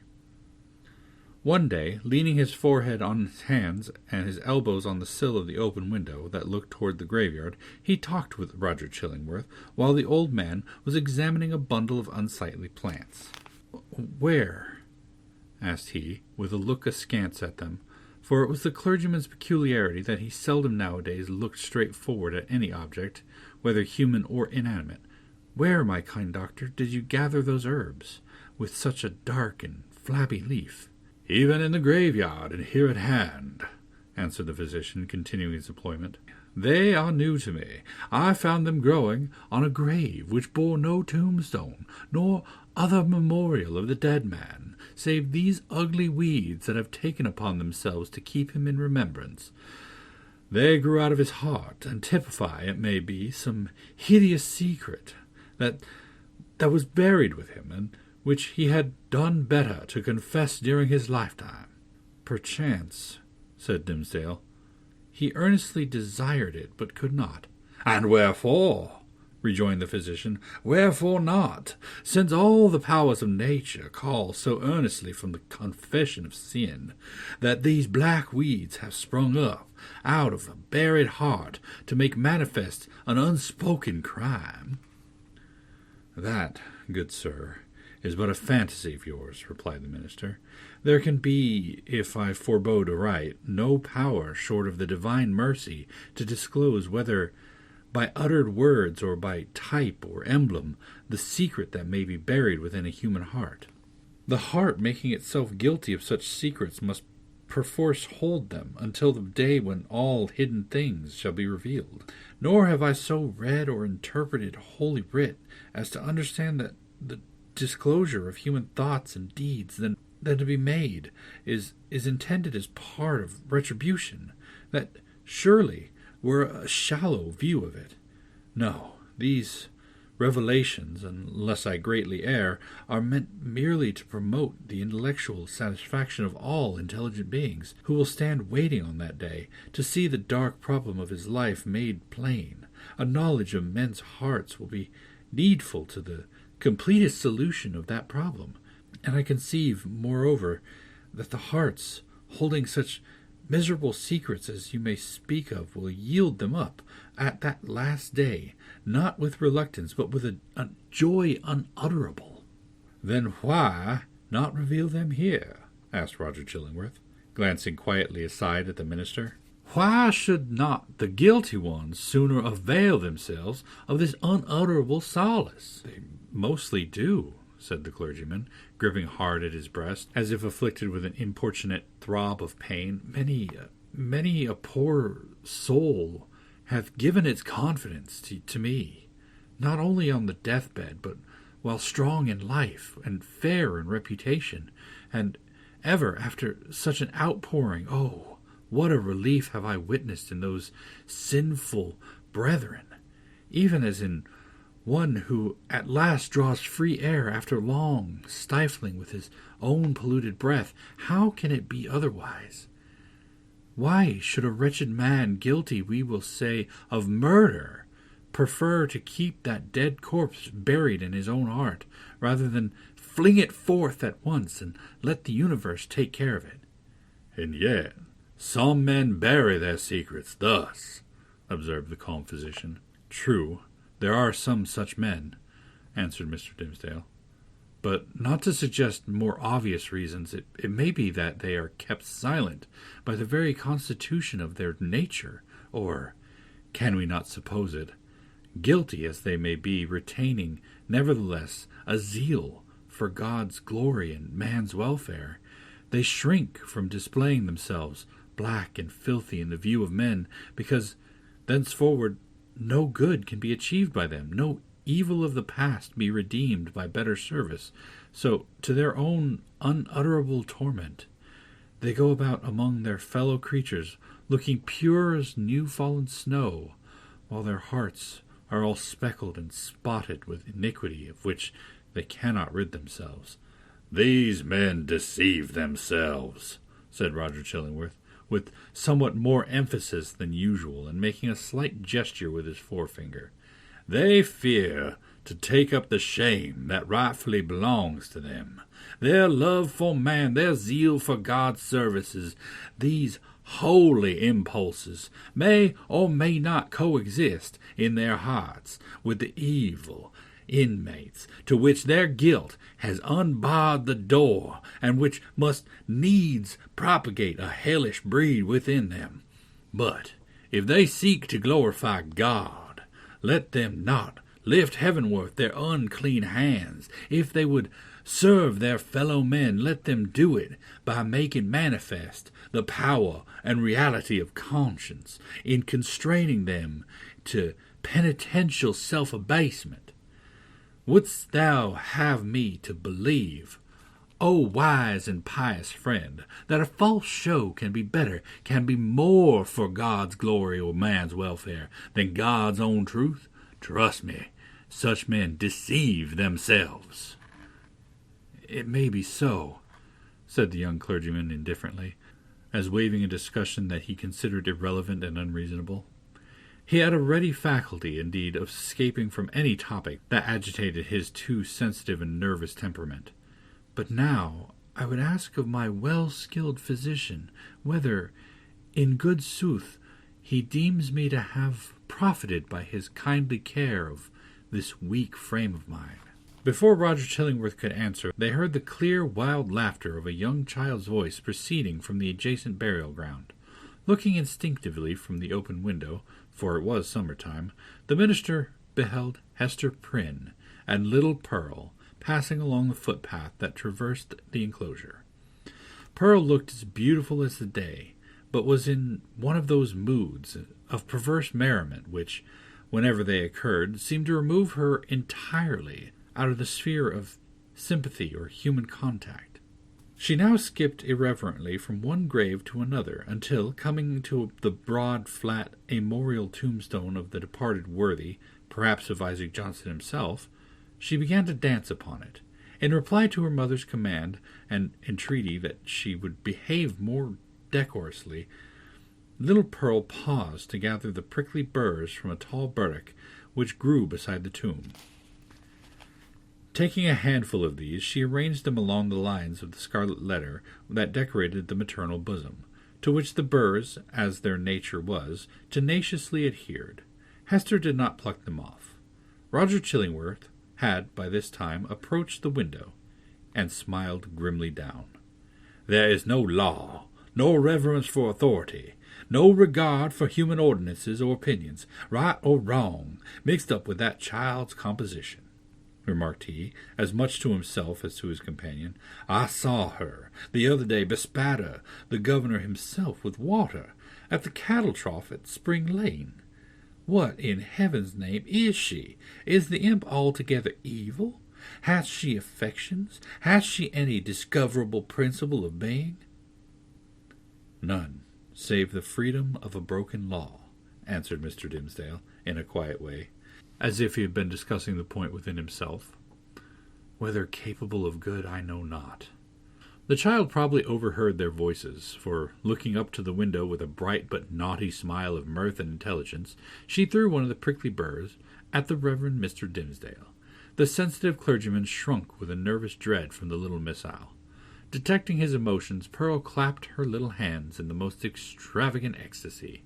Hester Prynne, likewise, had involuntarily looked up, and all these 4 persons, old and young, regarded one another in silence, till the child laughed out loud, and shouted, "Come away, mother, come away, or yonder old black man will catch you. He hath got hold of the minister already. Come away, mother, or he will catch you, but he cannot catch little Pearl." So she drew her mother away, skipping, dancing, and frisking fantastically along the hillocks of the dead people, like a creature that had nothing in common with a bygone and buried generation, nor owned herself akin to one. It was as if she had been made afresh out of new elements, and must perforce be permitted to live her own life, and be a law unto herself, without her eccentricities being reckoned to her for a crime. "There goes a woman," resumed Roger Chillingworth, after a pause, "who, be her demerits what they may, hath none of that mystery of hidden sinfulness which you deem so grievous to be borne. Is Hester Prynne the less miserable, think you, for that scarlet letter on her breast?" "I do verily believe it," answered the clergyman. "Nevertheless, I cannot answer for her. There was a look of pain in her face which I would gladly have been spared the sight of.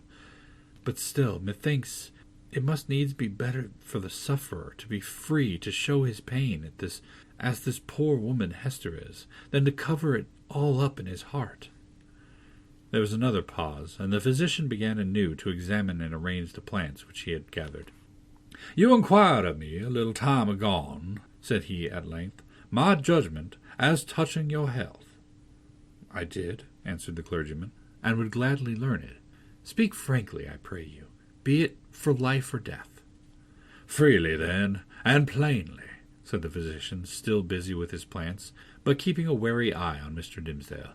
"The disorder is a strange one, not so much in itself, nor so outwardly manifested, in so far at least as the symptoms have been laid open to my observation. Looking daily at you, my good sir, and watching the tokens of your aspect now for months gone by, I should deem you a man sore sick, it may be, yet not so well hope to cure you. But I know not what to say. The disease is what I seem to know, yet know it not." "You speak in riddles, learned sir," said the pale minister, glancing aside out of the window. "Then to speak more plainly," continued the physician, "and I crave pardon, sir, should it seem to require pardon, for this needful plainness of my speech, let me ask, as your friend, as one having charge under Providence of your life and physical well-being, hath all the operation of this disorder been fairly laid open and recounted to me?"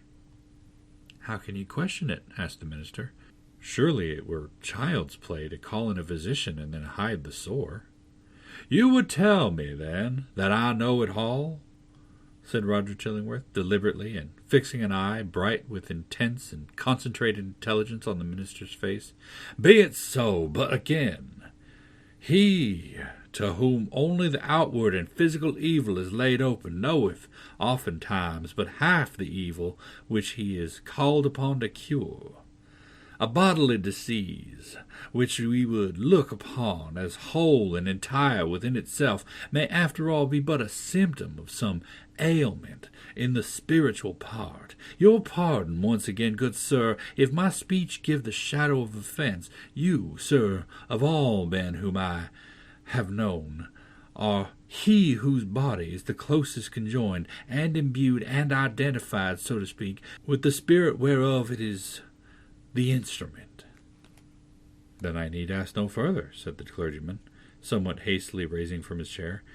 You deal not, I take it, in medicine for the soul. Thus a sickness, continued Roger Chillingworth, going on in an unaltered tone, without heeding the interruption, but standing up and confronting the emaciated and white-cheeked minister with his low, dark, and misshapen figure. A sickness, a sore place, if we may so call it, in your spirit hath immediately its appropriate manifestation in your bodily frame. Would you, therefore, that your physician heal the bodily evil? How may this be unless you first lay open to him the wound or trouble in your soul? No, not to thee, not to an earthly physician, cried Mr. Dimmesdale passionately, and turning his eyes, full and bright, and with a kind of fierceness, on old Roger Chillingworth. Not to thee! But if it be the soul's disease, then do I commit myself to the one physician of the soul. He, if it stand with his good pleasure, can cure it, or he can kill. Let him do with me, as in his justice and wisdom he shall see good. But who art thou, that meddlest in this matter, that darest thrust himself between the sufferer and his God? With a frantic gesture he rushed out of the room. It is as well to have made this step, said Roger Chillingworth to himself, looking after the minister with a grave smile. There is nothing lost. We shall be friends again anon. But see now how passion takes hold upon this man, and hurrieth him out of himself. As with one passion, so with another. He hath done a wild thing ere now, this pious Master Dimmesdale, in the hot passion of his heart. It proved not difficult to re-establish the intimacy of the two companions, on the same footing and in the same degree as heretofore. The young clergyman, after a few hours of privacy, was sensible that the disorder of his nerves had hurried him into an unseemly outbreak of temper which there had been nothing in the physician's words to excuse or palliate.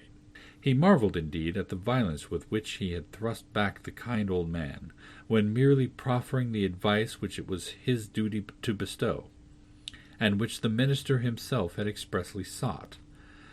With these remorseful feelings he lost no time in making the amplest apologies, and besought his friend still to continue the care, which, if not successful in restoring him to health, had in all probability been the means of prolonging his feeble existence to that hour. Roger Chillingworth readily assented, and went on with his medical supervision of the minister, doing his best for him in all good faith, but was always quitting the patient's apartment at the close of the professional interview, with a mysterious and puzzled smile upon his lips. This expression was invisible in Mr. Dimmesdale's presence, but grew strongly evident as the physician crossed the threshold. "A rare case," he muttered. "I must needs look deeper into it. A strange sympathy betwixt soul and body. Were it only for the sake of art, I must search this matter to the bottom." It came to pass, not long after the scene above recorded, that the Reverend Mr. Dimmesdale, at noonday, and entirely unawares, fell into a deep, deep slumber, sitting in his chair, with a large black-letter volume open before him on the table. It must have been a work of vast ability in the somniferous school of literature.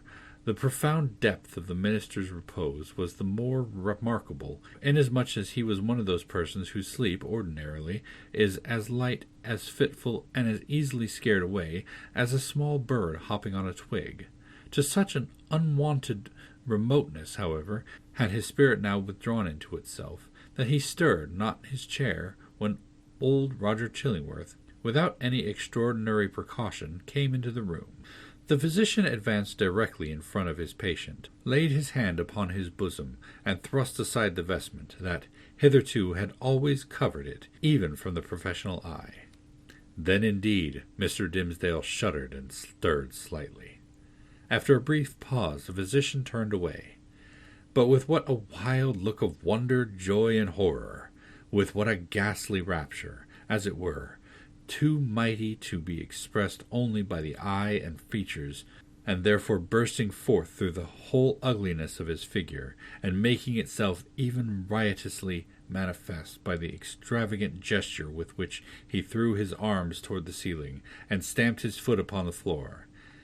Had a man seen old Roger Chillingworth, at that moment of his ecstasy, he would have no need to ask how Satan comports himself when a precious human soul is lost to heaven and won into his kingdom.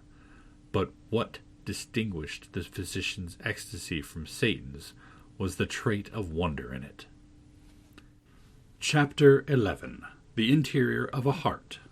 After the incident last described, the intercourse between the clergyman and the physician, though externally the same, was really of another character than it had been previously. The intellect of Roger Chillingworth had now a sufficiently plain path before it. It was not, indeed, precisely that which he had laid out for himself to tread. Calm, gentle, passionless as he appeared, there was yet, we fear, a quiet depth of malice, hitherto latent, but active now, in this unfortunate old man, which led him to imagine a more intimate revenge than any mortal had ever wreaked upon an enemy. To make himself the one trusted friend to whom should be confided all the fear, the remorse, to whom the agony, the ineffectual repentance, the backward rush of sinful thoughts, expelled in vain. All that guilty sorrow, hidden from the world, whose great heart would have pitied and forgiven, to be revealed to him, the pitiless, to him, the unforgiving. All that dark treasure to be lavished on the very man to whom nothing else could so adequately pay the debt of vengeance. The clergyman's shy and sensitive reserve had balked this scheme. Roger Chillingworth, however, was inclined to be hardly, if at all, less satisfied with the aspect of affairs which Providence. He could play upon him as he chose. Would he arouse him with a throb of agony? The victim was forever on the rack. It needed only to know the spring that controlled the engine, and the physician knew well. Would he startle him with sudden fear? As at the waving of a magician's wand uprose a grisly phantom, uprose 1,000 phantoms, in many shapes of death or more awful shame, all flocking round that clergyman, and pointing with their fingers at his breast. All this was accomplished with a subtlety so perfect that the minister, though he had constantly a dim perception of some evil influence watching over him, could never gain a knowledge of its actual nature. True, he looked doubtfully, fearfully, even at times with horror and the bitterness of hatred, at the deformed figure of the old physician. His gestures, his gait, his grizzled beard, his slightest and most indifferent acts, the very fashion of his garments were odious in the clergyman's sight, a token implicitly to be relied on of a deeper antipathy in the breast of the latter than he was willing to acknowledge to himself. For, as it was impossible to assign a reason for such distrust and abhorrence, so Mr. Dimmesdale, conscious that the poison of one morbid spot was infecting his heart's entire substance, attributed all his presentiments to no other cause. He took himself to task for his bad sympathetics in reference to Roger Chillingworth, disregarded the lesson that he should have drawn from them, and did his best to root them out. Unable to accomplish this, he nevertheless, as a matter of principle, continued his habits of social familiarity with the old man, and thus gave him constant opportunities for perfecting the purpose to which, poor, forlorn creature that he was, and more wretched than his victim, the avenger had devoted himself. While thus suffering under bodily disease, and gnawed and tortured by some black trouble of the soul, and given over to the machinations of his deadliest enemy, the Reverend Mr. Dimmesdale had achieved a brilliant popularity in his sacred office. He won it, indeed, in part by his great sorrows, his intellectual gifts, his moral perceptions, his power of experiencing and communicating emotion, were kept in a state of preternatural activity by the prick and anguish of his daily life. His fame, though still on its upward slope, already overshadowed the soberer reputation of his fellow clergymen, eminent as several of them were. There were several scholars among them who had spent more years in acquiring abstruse lore connected with the divine profession than Mr. Dimmesdale had lived, and who might well therefore be more profoundly versed in such solid and valuable attainments than their youthful brother. There were men, too, of a sturdier texture of mind than his, and endowed with a far greater share of shrewd, hard iron or granite understanding, which, duly mingled with a fair proportion of doctrinal ingredient, constitutes a highly respectful, efficacious, and unamiable variety of the clerical species.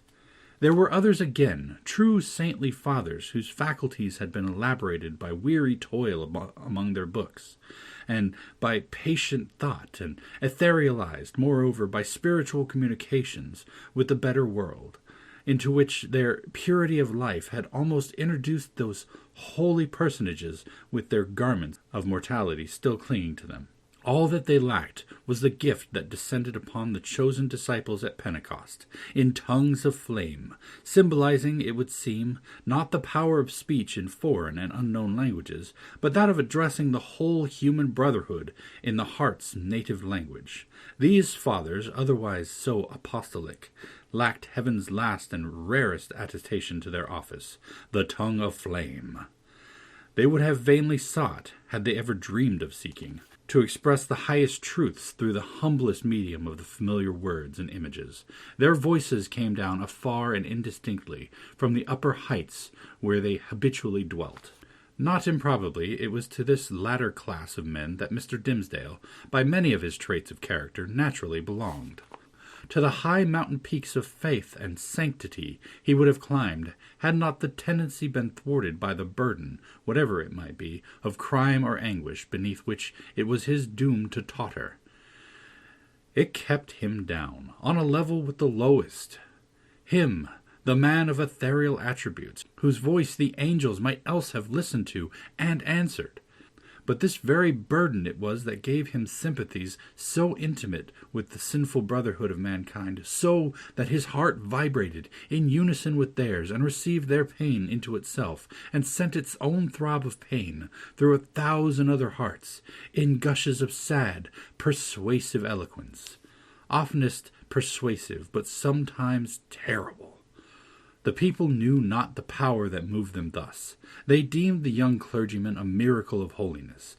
They fancied him the mouthpiece of heaven's messages of wisdom and rebuke and love. In their eyes, the very ground on which he trod was sanctified. The virgins of his church grew pale around him, victims of a passion so imbued with religious sentiment that they imagined it to be all religion, and brought it openly in their white bosoms as their most acceptable sacrifice before the altar. The aged members of his flock, beholding Mr. Dimmesdale's frame so feeble, while they themselves so rugged in their infirmity, believed that he would go heavenward before them, and enjoined it upon their children that their old bones should be buried close to their young pastor's holy grave.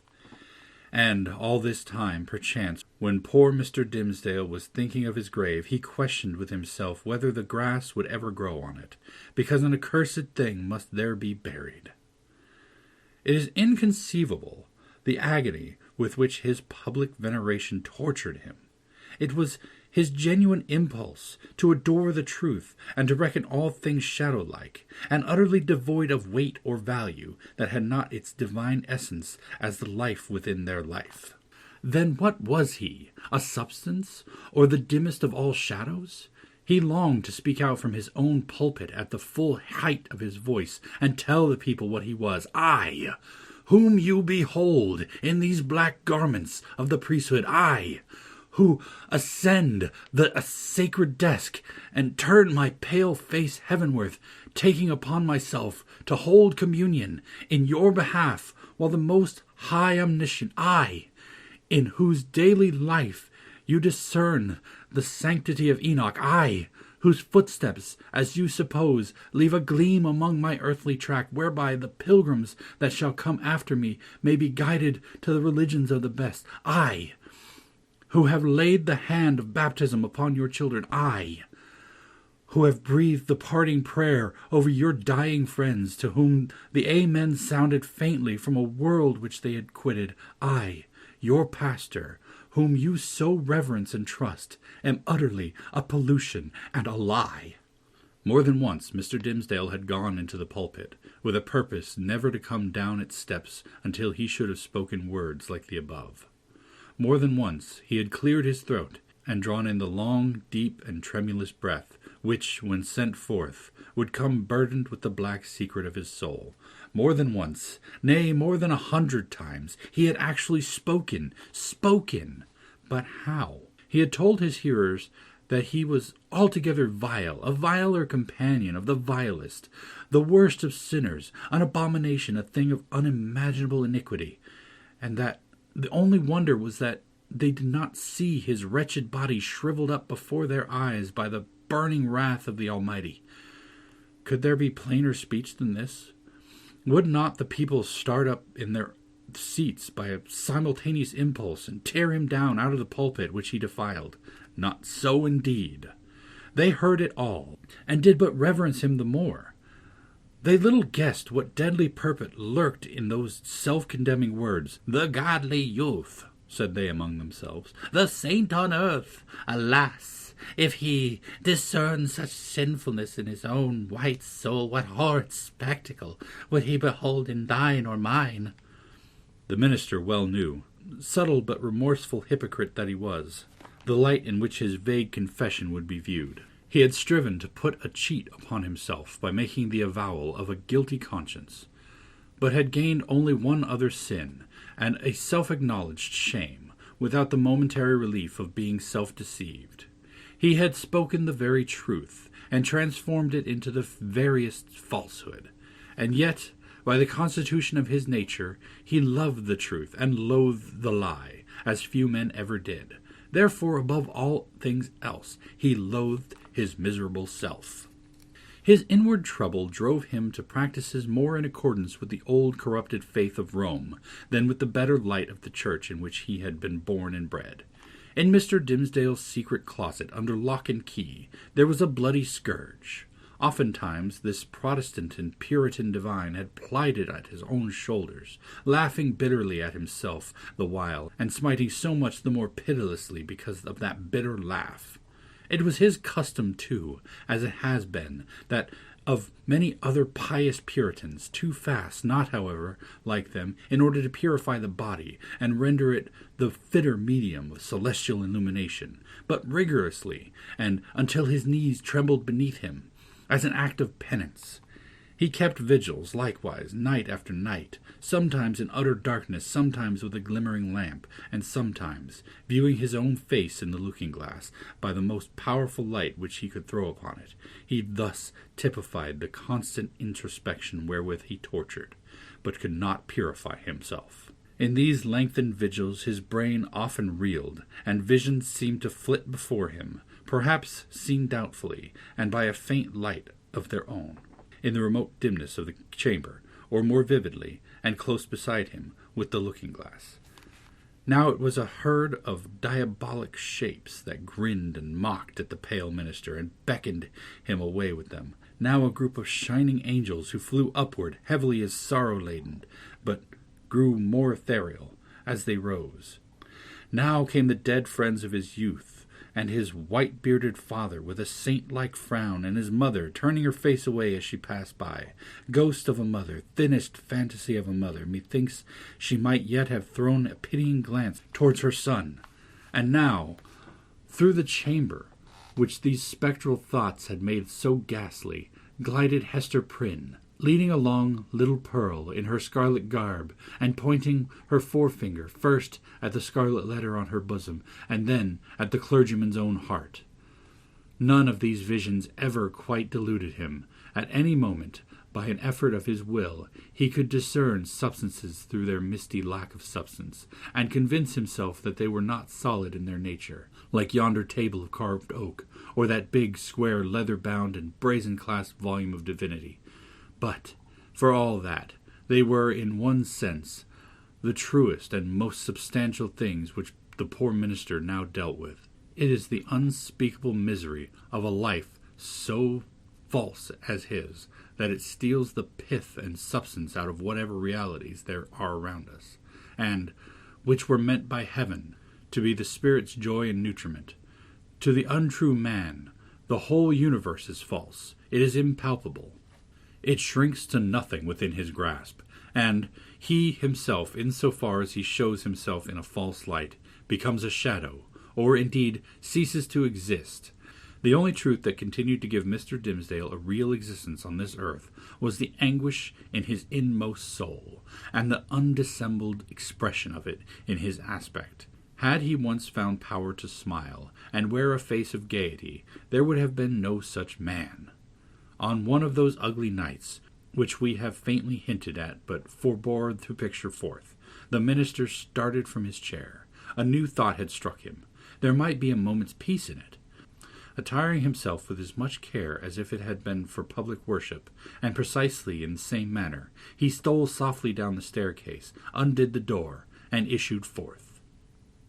Chapter 12. The Minister's Vigil. Walking in the shadow of a dream, as it were, and perhaps actually under the influence of a species of somnambulism, Mr. Dimmesdale reached the spot where, now so long since, Hester Prynne had lived through her first hours of public ignominy. The same platform or scaffold, black and weather-stained with the storm or sunshine of 7 long years, and foot-worn too with the tread of many culprits who had since ascended it, remained standing beneath the balcony of the meeting-house. The minister went up the steps. It was an obscure night of early May. An unvaried pall of cloud muffed the whole expanse of the sky from zenith to horizon. If the same multitude which had stood as eyewitness while Hester Prynne sustained her punishment could now have been summoned forth, they would have discerned no face above the platform, nor hardly the outline of a human shape, in the dark grey of the midnight. But the town was all asleep. There was no peril of discovery. The minister might stand there, if it so pleased him, until morning should redden in the east, without other risk than that the dank and chill night air would creep into his frame and stiffen his joints with rheumatism, and clog his throat with catarrh and cough, thereby defrauding the expectant audience of tomorrow's prayer and sermon. No eye could see him, save that ever-wakeful one, which had seen him in his closet wielding the bloody scourge. Why, then, had he come hither? Was it but the mockery of penitence? A mockery indeed, but in which his soul trifled with itself. A mockery at which angels blushed and wept, while fiends rejoiced with jeering laughter. He had been driven hither by the impulse of that remorse which dogged him everywhere, and whose own sister and closely linked companion was that cowardice which invariably drew him back with her tremulous gripe, just when the other impulse had hurried him to the verge of disclosure. Poor, miserable man! What right had infirmity like his to burden itself with crime? Crime is for the iron-nerved, who had their choice either to endure it or, if it pressed too hard, to exert their fierce and savage strength for a good purpose and fling it off at once. This feeble and most sensitive of spirits could do neither, yet continually did one thing or another, which intertwined in the same inextricable knot, the agony of heaven-defying guilt and vain repentance. And thus, while standing on the scaffold, in this vain show of expiation, Mr. Dimmesdale was overcome with a great horror of mind, as if the universe were gazing at a scarlet token on his naked breast, right over his heart. On that spot, in very truth, there was, and there had long been, the gnawing and poisonous tooth of bodily pain. Without any effort of his will or power to restrain himself, he shrieked aloud, an outcry that went pealing through the night, and was beaten back from one house to another, and reverberated from the hills in the background, as if a company of devils, detecting so much misery and terror in it, had made a plaything of the sound, and were bandying it to and fro. "It is done," muttered the minister, covering his face with his hands. "The whole town will awake, and hurry forth and find me here." But it was not so. The shriek had perhaps sounded with a far greater power to his own startled ears than it actually possessed.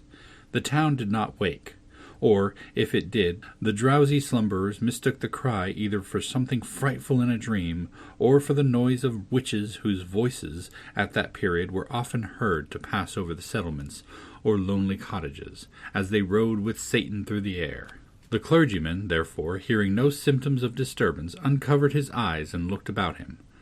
At one of the chamber windows of Governor Bellingham's mansion, which stood at some distance on the line of another street, he beheld the appearance of the old magistrate himself, with a lamp in his hand, a white nightcap on his head, and a long white gown enveloping his figure.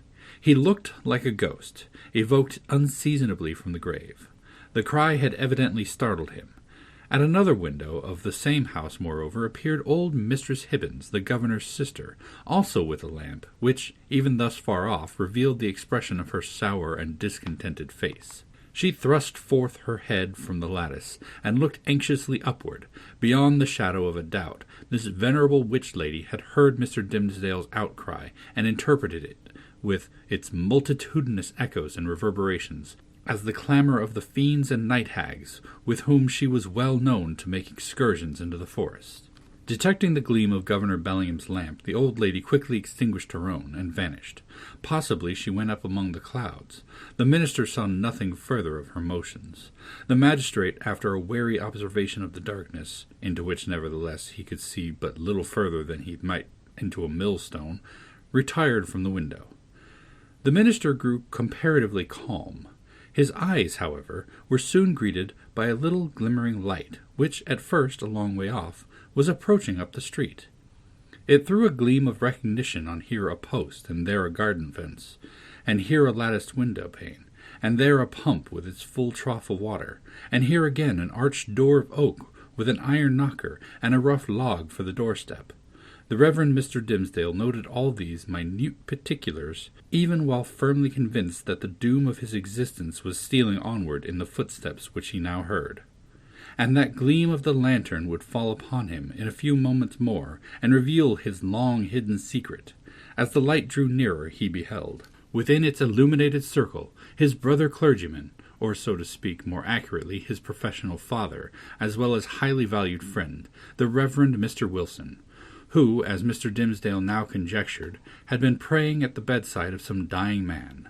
And so he had. The good old minister came freshly from the death-chamber of Governor Winthrop, who had passed from earth to heaven within that very hour, and now, surrounded like the sainthood personages of olden times with a radiant halo that glorified him amid this gloomy night of sin, as if the departed governor had left him an inheritance of his glory, or as if he had caught upon himself the distant shine of the celestial city while looking thitherward to see the triumphant pilgrim pass within its great gates. Now, in short, good Father Wilson was moving homeward, aiding his footsteps with a lighted lantern. The glimmer of this luminary suggested the above conceits to Mr. Dimmesdale, who smiled, nay, he almost laughed at them, and then wondered if he were going mad. As the Reverend Mr. Wilson passed beside the scaffold, closely muffling his Geneva cloak about him with one arm, and holding the lantern before his breast with the other, the minister could hardly restrain himself from speaking. "A good evening to you, venerable Father Wilson. Come up hither, I pray you, and pass a pleasant hour with me." Good heavens! Had Mr. Dimmesdale actually spoken? For one instant he believed that these words had passed his lips, but they were uttered only within his imagination. The venerable Father Wilson continued the step slowly onward, looking carefully at the muddy pathway before his feet, and never once turning his head toward the guilty platform.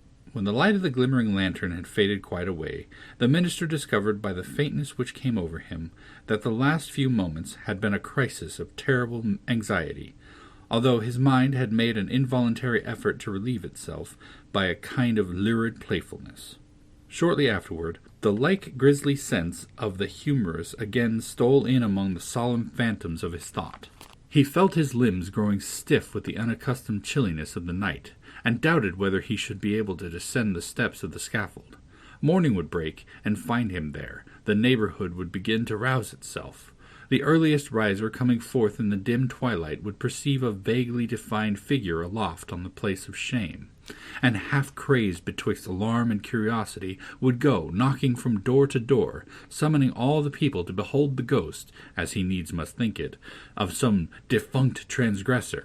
A dusky tumult would flap its wings from one house to another. Then, the morning light still waxing stronger, old patriarchs would rise up in great haste, each in his flannel gown, and matronly dames, without pausing to put off their night gear, the whole tribe of decorous personages, who had never heretofore been seen with a single hair of their heads awry, would start into public view with the disorder of a nightmare in their aspects. Old Governor Bellingham would come grimly forth with his King James ruff fastened askew, and Mistress Hibbins, with some twigs of the forest clinging to her skirts, and looking sourer than ever, as having hardly got a wink of sleep after her night ride. And good Father Wilson, too, after spending half the night at a deathbed, and liking ill to be disturbed, thus early, out of his dreams about the glorified saints. Hither likewise would come the elders and deacons of Mr. Dimmesdale's church, and the young virgins who so idolized their minister, and had made a shrine for him in their white bosoms, which now, by the by, in their hurry and confusion, they would scantily have given themselves time to cover with their kerchiefs. All people, in a word, would come stumbling over their thresholds, and turning up their amazed and horror-stricken visages around the scaffold. Whom would they discern there, with the eastern red light upon his brow? Whom but the Reverend Arthur Dimmesdale, half frozen to death, overwhelmed with shame, and standing where Hester Prynne had stood. Carried away by this grotesque horror of this picture, the minister, unawares, and to his own infinite alarm, burst into a great peal of laughter. It was immediately responded to by a light, airy, childish laugh, in which, with a thrill of the heart, but he knew not whether of exquisite pain or pleasure as acute, he recognized the tones of little Pearl. "Pearl? Little Pearl?" cried he, after a moment's pause, then suppressing his voice. "Hester Prynne, are you there?" "Yes, it is Hester Prynne," she replied in a tone of surprise, and the minister heard her footsteps approaching from the sidewalk, along which she had been passing. "It is I, and my little Pearl." "Whence come you, Hester?" asked the minister. "What sent you hither?" "I had been watching at a deathbed," answered Hester Prynne, "at Governor Winthrop's deathbed, and have taken his measurements for a robe, and am now going homeward to my dwelling." "Come hither, Hester, thou and little Pearl," said the Reverend Mr. Dimmesdale. "You have both been here before, but I was not with you. Come up hither once again, and we will stand all three together." She silently ascended the steps and stood on the platform, holding little Pearl by the hand. The minister felt for the child's other hand and took it. The moment that he did so, there came what seemed a tumultuous rush of new life, other life than his own, pouring like a torrent into his heart and hurrying through all of his veins, as if the mother and child were communicating their vital warmth to his half-torpid system. The three formed an electric chain. "Minister," whispered little Pearl. "What wouldst thou say, child?" asked Mr. Dimmesdale. "Wilt thou stand here with mother and me tomorrow noontide?" inquired Pearl. "Nay, not so, my little Pearl," answered the minister, for, with the new energy at the moment, all the dread of public exposure that had so long been the anguish of his life had returned to him, and he was already trembling at the conjunction in which, with a strange joy nevertheless, he now found himself. "Not so, my child. I shall indeed stand with thy mother and thee one other day, but not tomorrow." Pearl laughed and attempted to pull away her hand, but the minister held it fast. "A moment longer, my child," said he.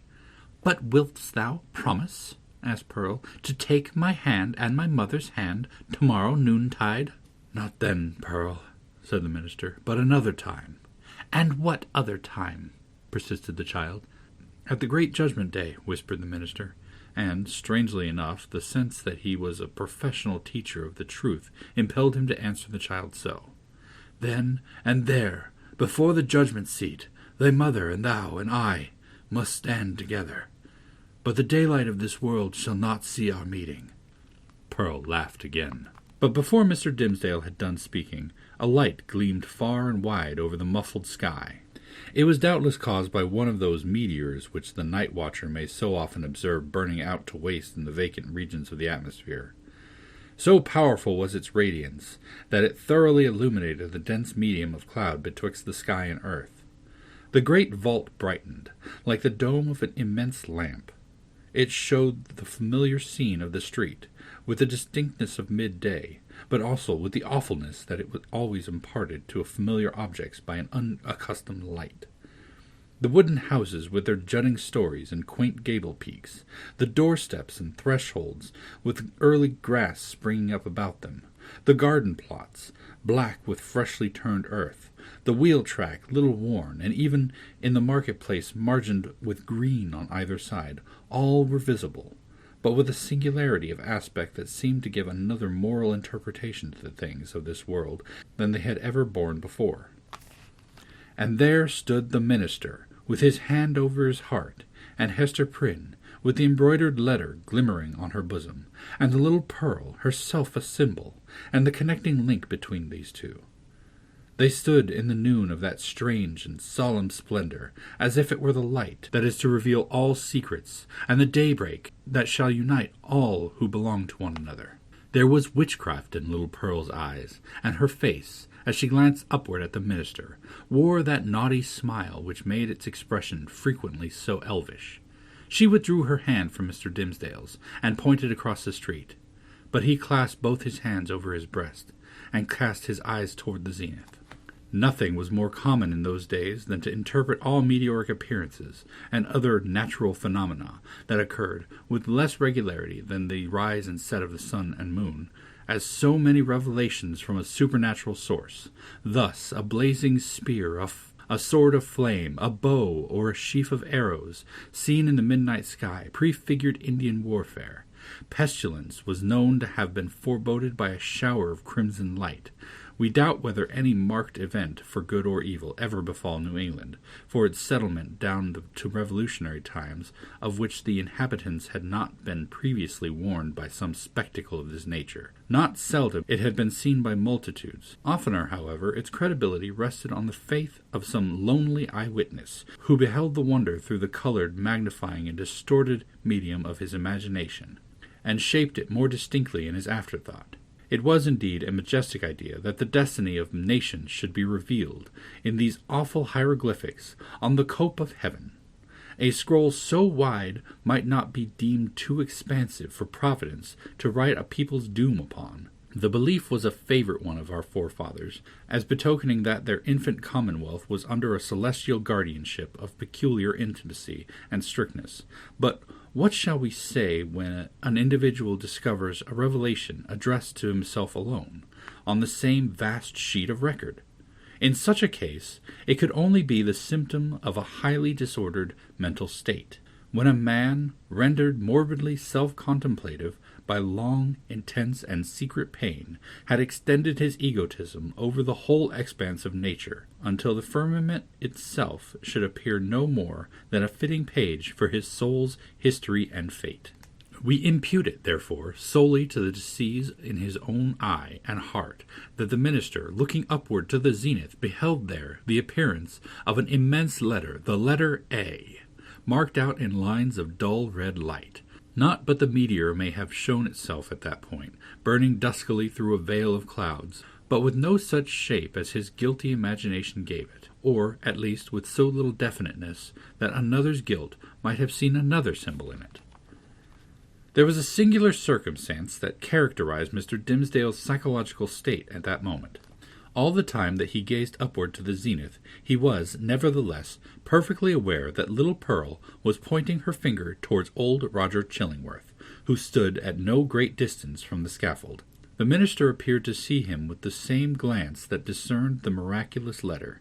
To his features, as to all other objects, the meteoric light imparted a new expression. Or it might well be that the physician was not careful then, as at other times, to hide the malevolence with which he looked upon his victim.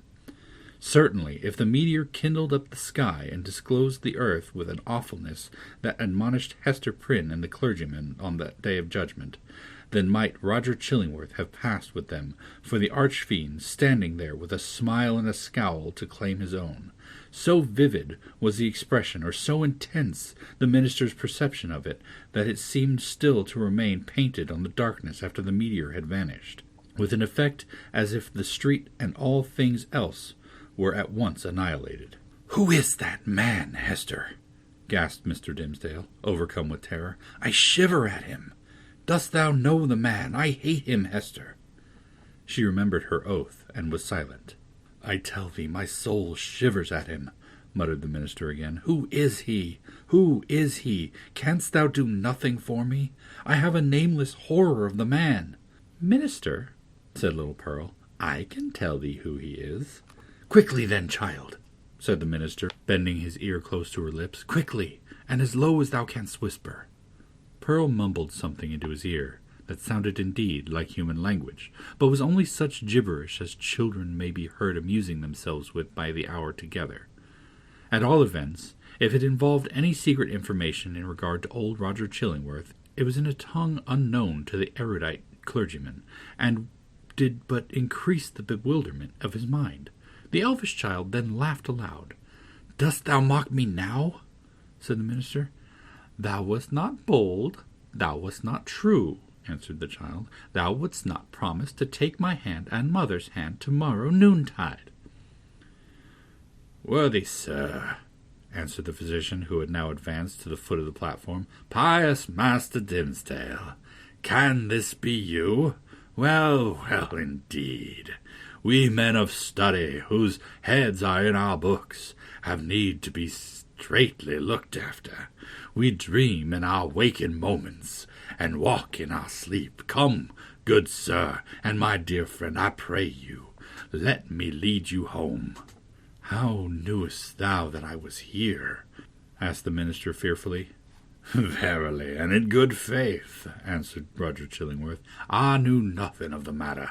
I had spent the better part of the night at the bedside of the worshipful Governor Winthrop, doing what my poor skill might to give him ease. He going home to a better world, I likewise was on my way homeward, when this strange light shone out. Come with me, I beseech you, reverend sir, else you will be poorly able to do the Sabbath duty tomorrow. Aha! See now, how they trouble the brain, these books. You should study less, good sir, and take a little pastime, or these night whimsies will grow upon you." "I will go home with you," said Mr. Dimmesdale, with a chill despondency. Like one awaking all nerveless from an ugly dream, he yielded himself to the physician, and was led away. The next day, however, being the Sabbath, he preached a discourse which was held to be the richest and most powerful, and the most replete with heavenly influences, that had ever proceeded from his lips. Souls, it is said, more souls than one, were brought to the truth by the efficacy of that sermon, and vowed within themselves to cherish a holy gratitude toward Mr. Dimmesdale throughout the long hereafter. But, as he came down the pulpit steps, the grey-bearded sexton met him, holding up a black glove which the minister recognized as his own. "It was found," said the sexton, "this morning on the scaffold where the evildoers are set up to do public shame. Satan dropped it there, I take it, intending a scurrilous jest against your reverence. But indeed he was blind and foolish, as he ever and always is. A pure hand needs no glove to cover it."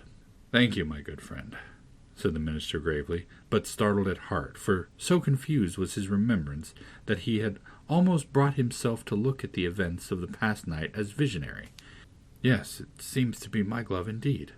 "And since Satan saw fit to steal it, your reverence must needs handle him without gloves henceforth," remarked the old sexton, grimly smiling. "But did your reverence hear of the portent was seen last night? A great red letter in the sky, the letter A, which we interpret to stand for angel. For as our good Governor Winthrop was made an angel this past night, it was doubtless held fit that there should be some notice thereof." "No," answered the minister, "I had not heard of it." Chapter 13. Another View of Hester. In her late singular interview with Mr. Dimmesdale, Hester Prynne was shocked at the condition to which she found the clergyman reduced. His nerve seemed absolutely destroyed. His moral force was abased into more than childish weakness. It grovelled helpless on the ground, even while his intellectual faculties retained their pristine strength, or had perhaps acquired a morbid energy which disease only could have given them. With her knowledge of a train of circumstances hidden from all others, she could readily infer that, beside the legitimate action of his own conscience, a terrible machinery had been brought to bear, and was still operating, on Mr. Dimmesdale's well-being and repose. Knowing what this poor fallen man had once been, her whole soul was moved by the shuddering terror with which he had appealed to her, the outcast woman, for support against his instinctively discovered enemy. She decided, moreover, that he had a right to her utmost aid. Little accustomed in her long seclusion from society to measure her ideas of right and wrong by any standard external to herself, Hester saw, or seemed to see, that there lay a responsibility upon her in reference to the clergyman which she owed to no other, nor to the whole world beside. The links that united her to the rest of humankind, links of flowers or silk or gold or whatever the material, had all been broken. Here was the iron link of mutual crime, which neither he nor she could break. Like all other ties, it brought along with it its obligations. Hester Prynne did not now occupy precisely the same position in which we beheld her during the earlier periods of her ignominy. Years had come and gone. Pearl was now 7 years old.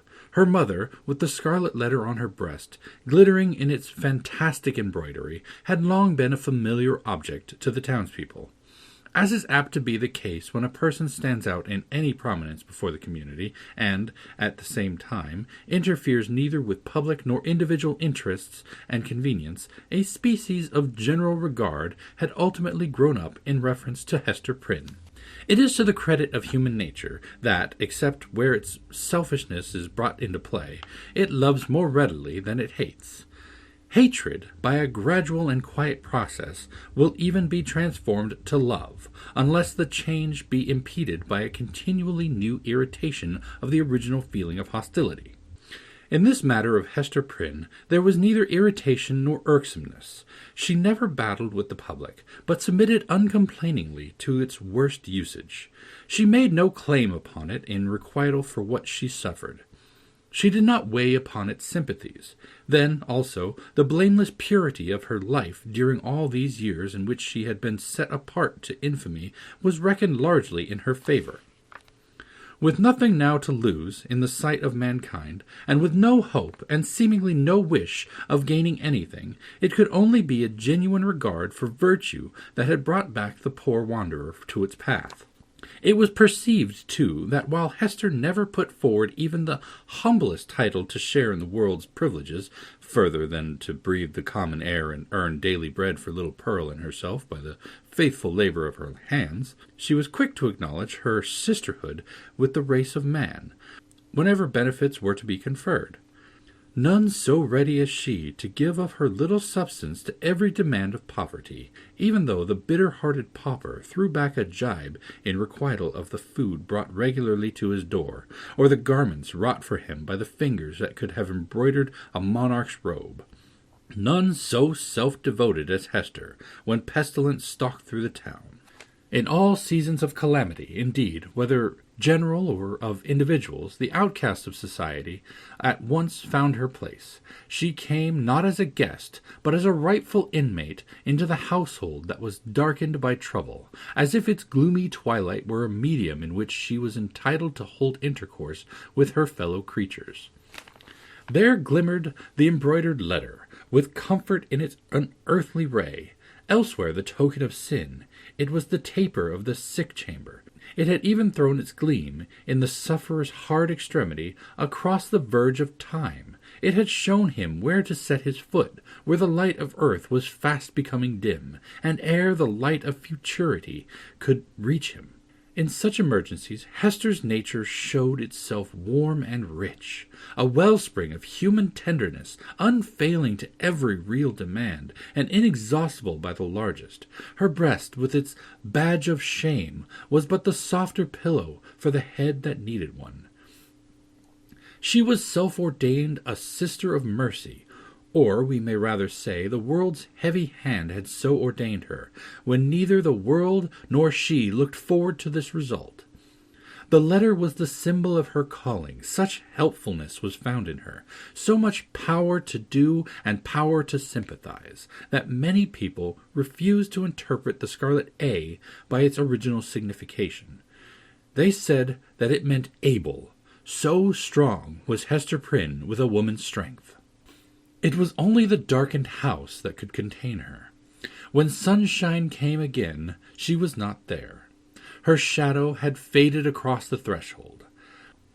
The helpful inmate had departed, without one backward glance to gather up the meed of gratitude, if any were in the hearts of those whom she had served so zealously. Meeting them in the street, she never raised her head to receive their greeting. If they were resolute to accost her, she laid her finger on the scarlet letter and passed on. This might be pride, but so like humility that it produced all the softening influence of the latter quality on the public mind. The public is despotic in its temper. It is capable of denying common justice when too strenuously demanded as right. But quite as frequently it awards more than justice when the appeal is made, as despots love to have it made, entirely to its generosity. Interpreting Hester Prynne's deportment as an appeal of this nature, society was inclined to show its former victim a more benign countenance than she cared to be favored with, or, perchance, than she deserved. The rulers and the wise and learned men of the community were longer in acknowledging the influence of Hester's good qualities than the people. The prejudices which they shared in common with the latter were fortified in themselves by an iron framework of reasoning that made it a far tougher labor to expel them. Day by day, nevertheless, their sour and rigid wrinkles were relaxing into something which, in the due course of years, might grow to be an expression of almost benevolence. Thus it was with the men of rank, on whom their eminent position imposed the guardianship of the public morals.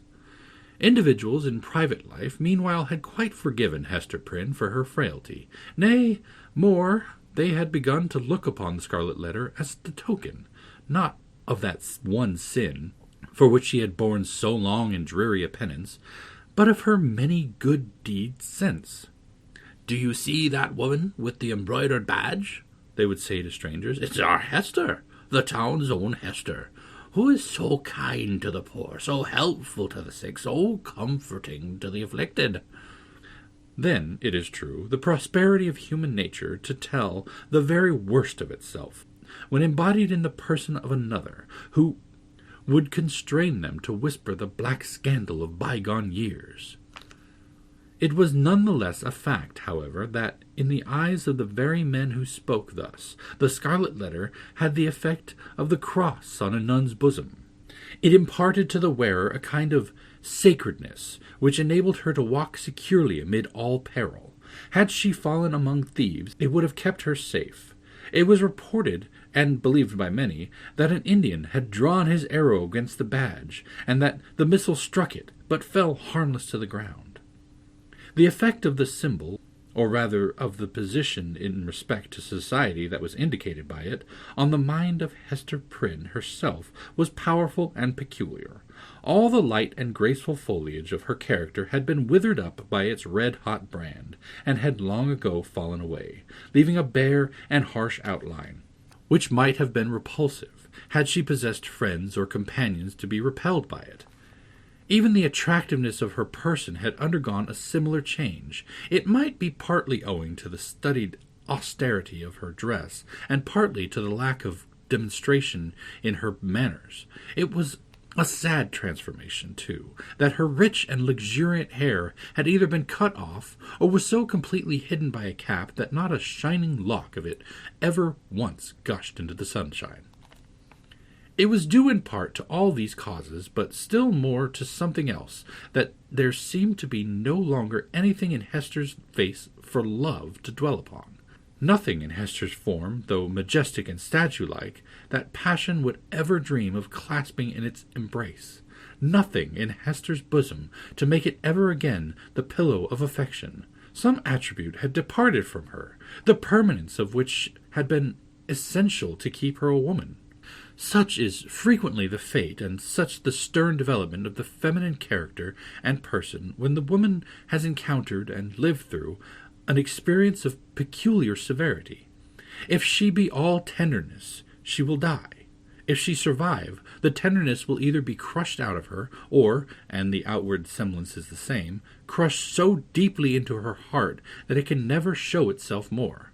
The latter is perhaps the truest theory. She who has once been woman, and ceased to be so, might at any moment become a woman again, if there were only the magic touch to effect the transfiguration. We shall see whether Hester Prynne were ever afterwards so touched and transfigured. Much of the marbled coldness of Hester's impression was to be attributed to the circumstance that her life had turned in a great measure from passion and feeling to thought. Standing alone in the world, alone as to any dependence on society, and with little Pearl to be guided and protected, alone and hopeless of retrieving her position, even had she not scorned to consider it desirable, she cast away the fragments of a broken chain. The world's law was no law for her mind. It was an age in which the human intellect, newly emancipated, had taken a more active and wider range than for many centuries before.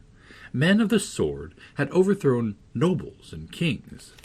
Men bolder than these have overthrown and rearranged, not actually, but within the sphere of theory, which was their most real abode, the whole system of ancient prejudice, wherewith was linked much of ancient principle. Hester Prynne imbibed this spirit. She assumed a freedom of speculation, then common enough on the other side of the Atlantic, but which our forefathers, had they known it, would have held to be a deadlier crime than that stigmatized by the Scarlet Letter. In her lonesome cottage by the seashore, thoughts visited her, such as dared to enter no other dwelling in New England. Shadowy guests that would have been as perilous as demons to their entertainer, could they have been seen so much as knocking at her door. It is remarkable that persons who speculate the most boldly often conform with the most perfect quietude to the external regulations of society. The thought suffices them, without investing itself in the flesh and blood of action. So it seemed to be with Hester. Yet, had little Pearl never come to her from the spiritual world, it might have been far otherwise. Then she might have come down to us in history, hand in hand with Anne Hutchinson, as the foundress of a religious sect. She might, in one of her phases, have been a prophetess. She might, and not improbably, would have suffered death from the stern tribunals of the period for attempting to undermine the foundation of the Puritan establishment. But, in the education of her child, the mother's enthusiasm of thought had something to wreak itself upon. Providence, in the person of this little girl, had assigned to Hester's charge the germ and blossom of womanhood, to be cherished and developed amid a host of difficulties. Everything was against her. The world was hostile. The child's own nature had something wrong in it, which continually betokened that she had been born amiss, the effluence of her mother's lawless passion, and often impelled Hester to ask, in bitterness of heart, whether it were for ill or good that the poor little creature had been born at all. Indeed, the same dark question often rose into her mind with reference to the whole race of womanhood. Was existence worth accepting, even to the happiest among them? As considered her own individual existence, she had long ago decided in the negative and dismissed the point as settled. A tendency to speculation, though it may keep women quiet, as it does man, yet makes her sad. She discerns, it may be, such a hopeless task before her. As a first step, the whole system of society is to be torn down and built up anew. Then, the very nature of the opposite sex, or its long hereditary habit, which has become like nature, is to be essentially modified before woman can be allowed to assume what seems a fair and suitable position. Finally, all other difficulties being obviated, woman cannot take advantage of these preliminary reforms until she herself shall have undergone a still mightier change, in which perhaps the ethereal essence wherein she has her truest life will be found to have evaporated. A woman never overcomes these problems by any exercise of thought. They are not to be solved, or only in one way. If her heart chanced to come uppermost, they vanish. Thus Hester Prynne, whose heart had lost its regular and healthy throb, wandered without a clue in the dark labyrinth of mind. Now turned aside by an insurmountable precipice, now starting back from a deep chasm. There was wild and ghastly scenery all around her, and a home and comfort nowhere. At times a fearful doubt strove to possess her soul, whether it were not better to send Pearl at once to heaven, and go herself to such futurity as eternal justice would provide. The Scarlet Letter had not done its office. Now, however, her interview with the Reverend Mr. Dimmesdale on the night of his vigil had given her a new theme of reflection, and held up to her an object that appeared worthy of any exertion and sacrifice for its attainment. She had witnessed the intense misery beneath which the minister struggled, or, to speak more accurately, had ceased to struggle. She saw that he stood on the verge of lunacy, if he had not already stepped across it.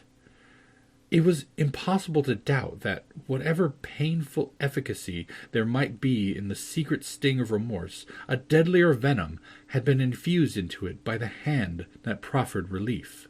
A secret enemy had been continually by his side, under the semblance of a friend and helper, and had availed himself of the opportunities thus afforded for tampering with the delicate springs of Mr. Dimmesdale's nature.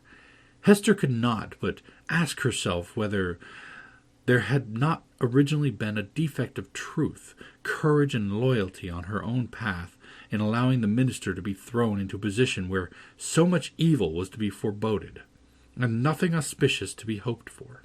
Her only justification lay in the fact that she had been able to discern no method of rescuing him from the blacker ruin that had overwhelmed herself, except by acquiescing in Roger Chillingworth's scheme of disguise. Under that impulse she had made her choice, and had chosen, so, as it now appeared, the more wretched alternative of the two. She determined to redeem her error, so far as it might yet be possible. Strengthened by years of hard and solemn trial, she felt herself no longer so inadequate to cope with Roger Chillingworth as on that night. Abased by sin, and half maddened by the ignominy that was still new when they had talked together in the prison chamber. She had climbed her way since then to a higher point. The old man, on the other hand, had brought himself nearer to her level, or perhaps below it, by the revenge which he had stooped for.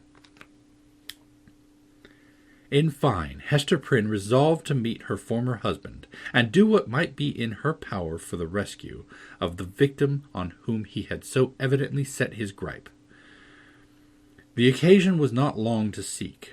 One afternoon, walking with Pearl in the retired part of the peninsula, she beheld the old physician, with a basket on one arm and a staff in the other hand, stooping along the ground in quest of roots and herbs to concoct his medicines withal.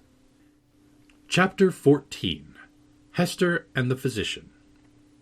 Hester bade little Pearl run down to the margin of the water and play with the shells and tangled seaweed, until she should have talked a while with yonder gatherer of herbs. So the child flew away like a bird, and making bare her small white feet, went pattering along the moist margin of the sea. Here and there she came to a full stop, and peeped curiously into the pool, left by the retiring tide as a mirror for Pearl to see her face in. Forth peeped at her, out of the pool, with dark, glistening curls around her head, and an elf smile in her eyes, the image of a little maid, whom Pearl, having no other playmate, invited to take her hand and run a race with her. But the visionary little maid, on her part, beckoned likewise, as if to say, "This is a better place. Come thou into the pool." And Pearl, stepping in, mid-leg deep, beheld her own white feet at the bottom, while out of a still lower depth came the gleam of a kind of fragmentary smile floating to and fro in the agitated water. Meanwhile, her mother had accosted the physician. "I would speak with you," she said, "a word that concerns us much." "Aha! And it is Mistress Hester that has a word for old Roger Chillingworth," answered he, raising himself from a stooping position. "With all my heart. Why, mistress, I hear good tidings of you on all hands. No longer ago than yesteryear, a magistrate, a wise and godly man, was discoursing of your affairs, Mistress Hester, and whispered me that there had been questions concerning you in the council. It was debated whether or no, with safety to the common weal, yonder Scarlet Letter might be taken off your bosom. On my life, Hester, I made my entreaty to the worshipful magistrate that it might be done forthwith. It lies not in the pleasure of the magistrates to take off this badge, calmly replied Hester. Were I worthy to be quit of it, it would have fallen away of its own nature, or be transformed into something that should speak a different purport. Nay, then, wear it, if it suits you better, rejoined he. A woman must needs follow her own fancy, touching the adornment of her person. The letter so gaily embroidered, and shows right bravely on your bosom.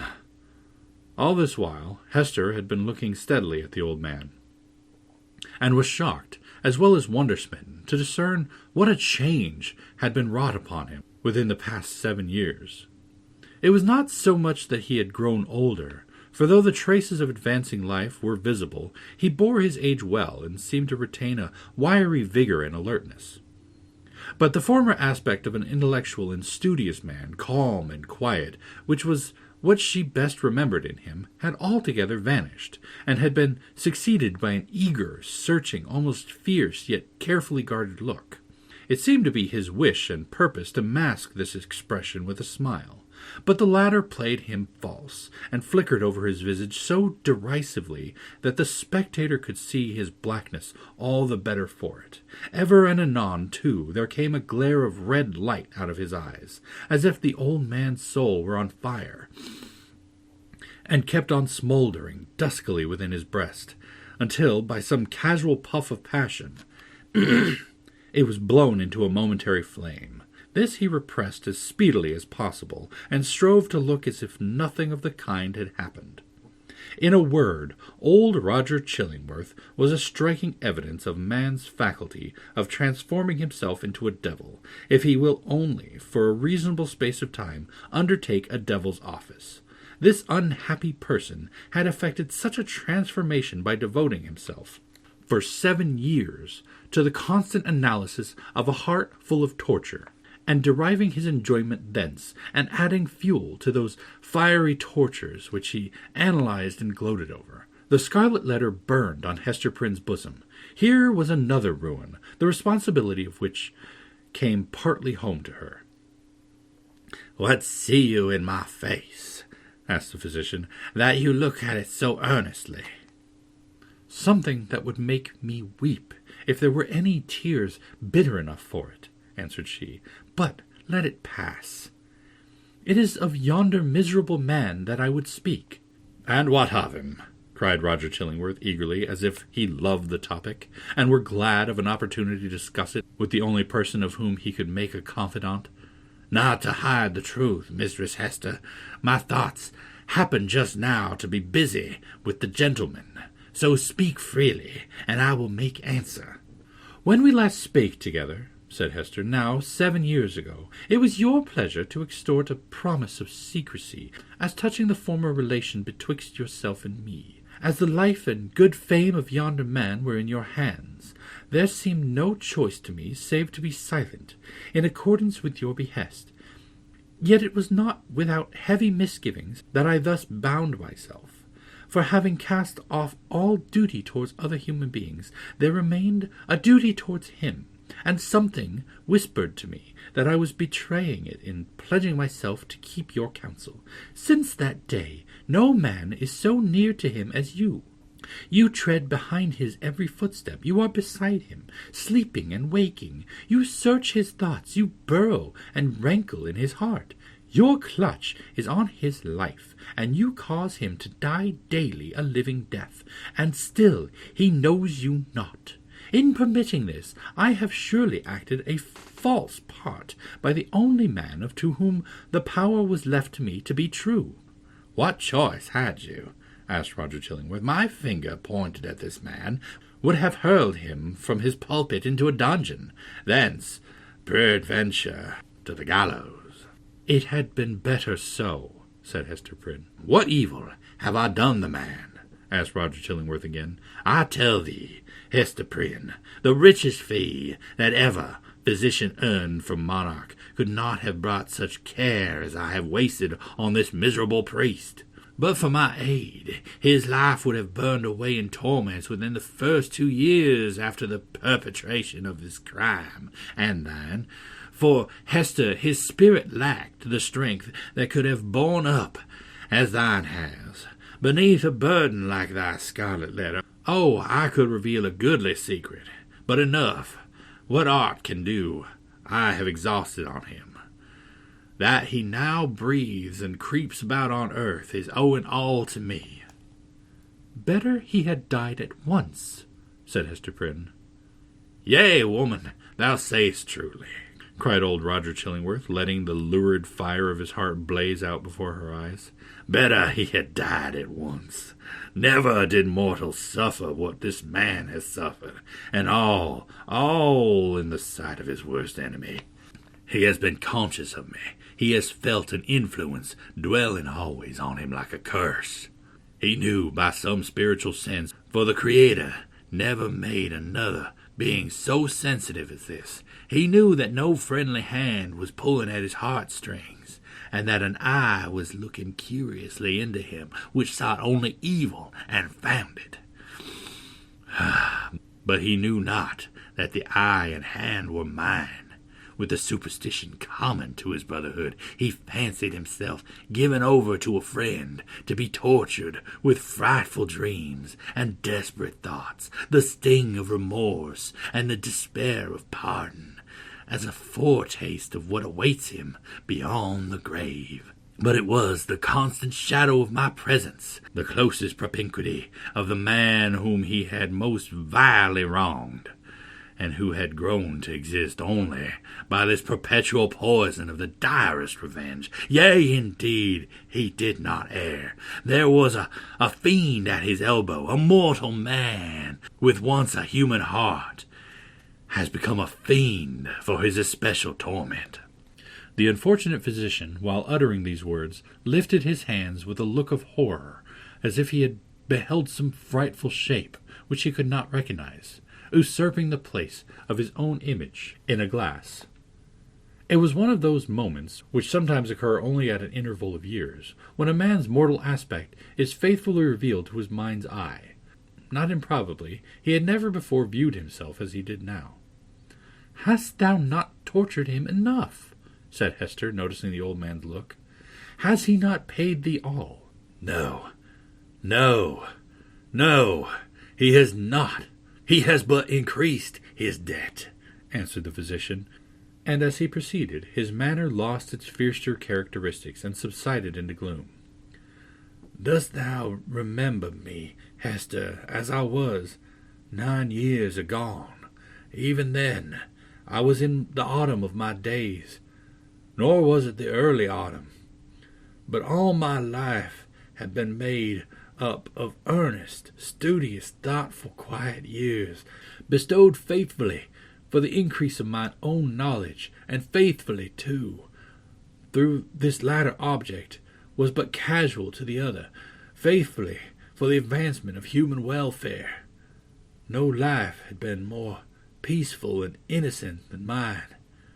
Few lives so rich with benefits conferred. Dost thou remember me?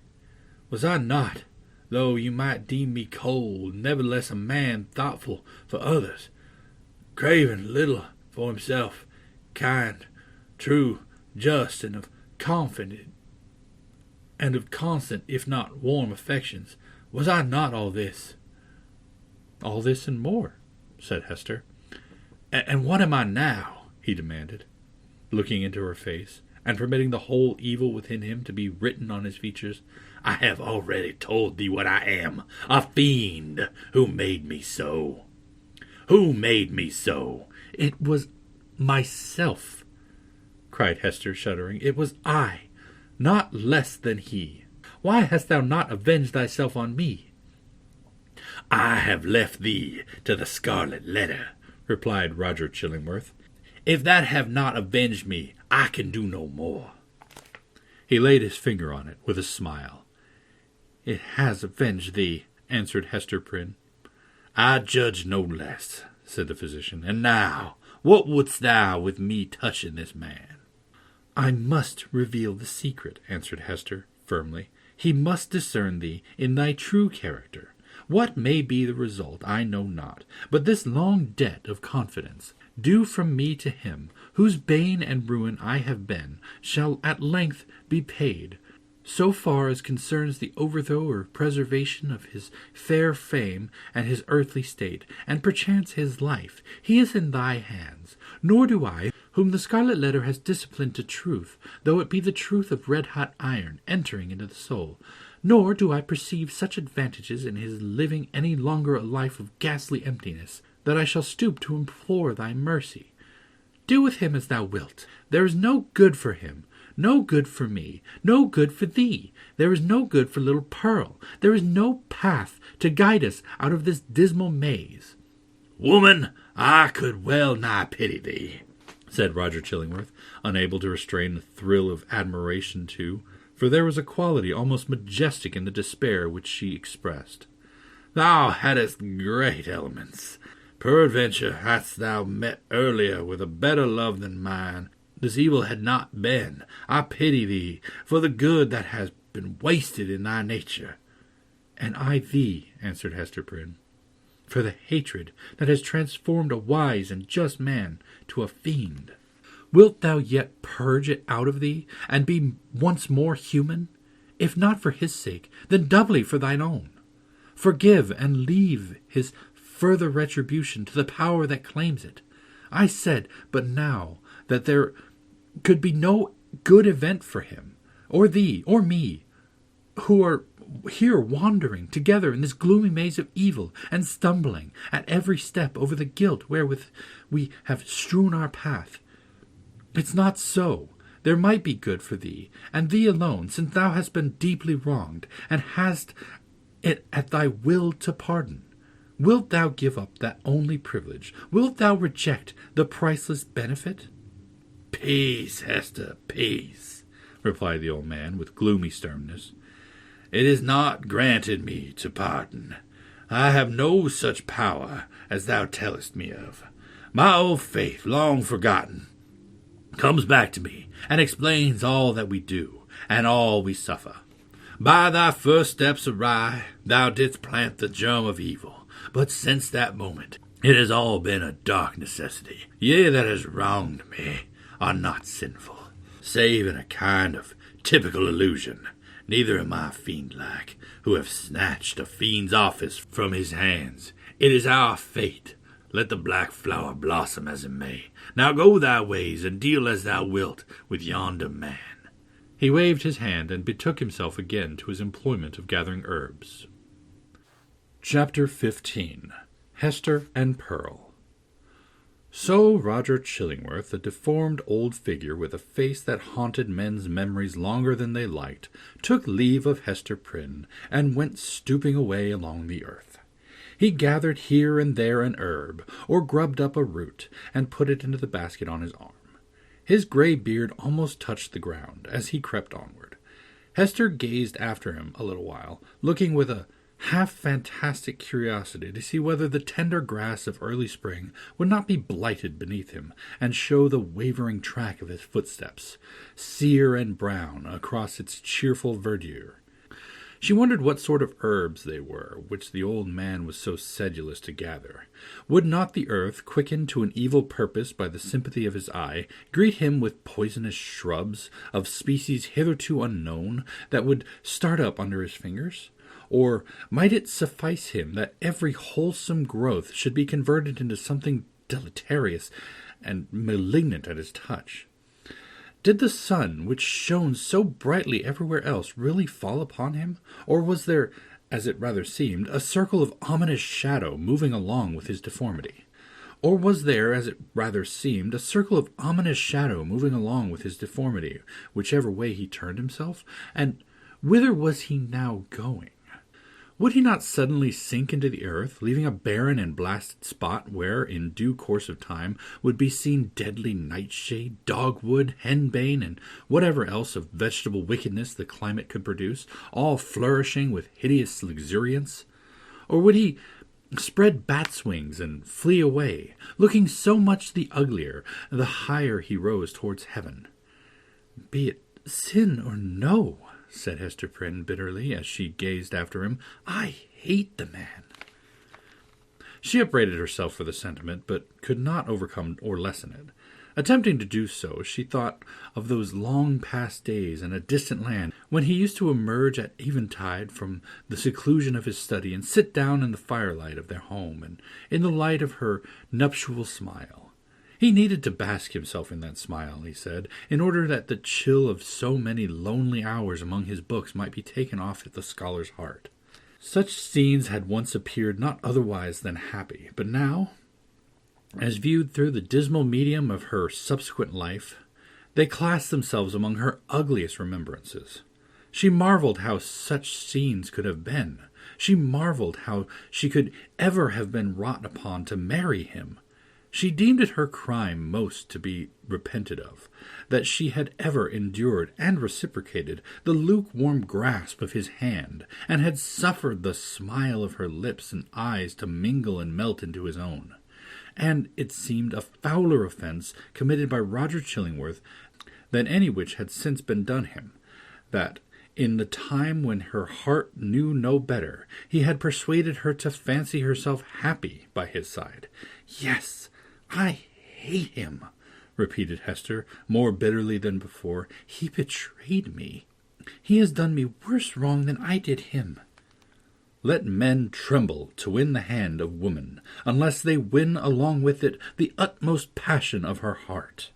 Else it may be their miserable fortune, as it was Roger Chillingworth's, when some mightier touch than their own might have awakened all her sensibilities, to be reproached even for the calm content, the marble image of happiness, which they will have imposed upon her as the warm reality.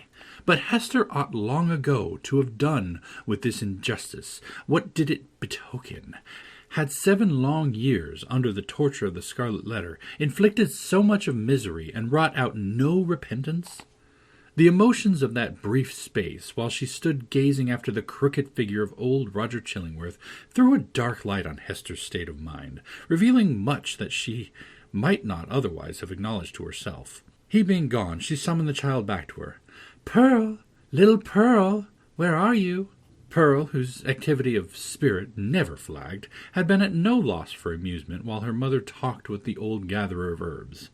At first, as already told, she had flirted fancifully with her own image in the pool of water, beckoning the phantom forth, and, as it declined to venture, seeking a passage for herself into its sphere of impalpable earth and unattainable sky. Soon finding, however, that either she or the image was unreal, she turned elsewhere for better pastime.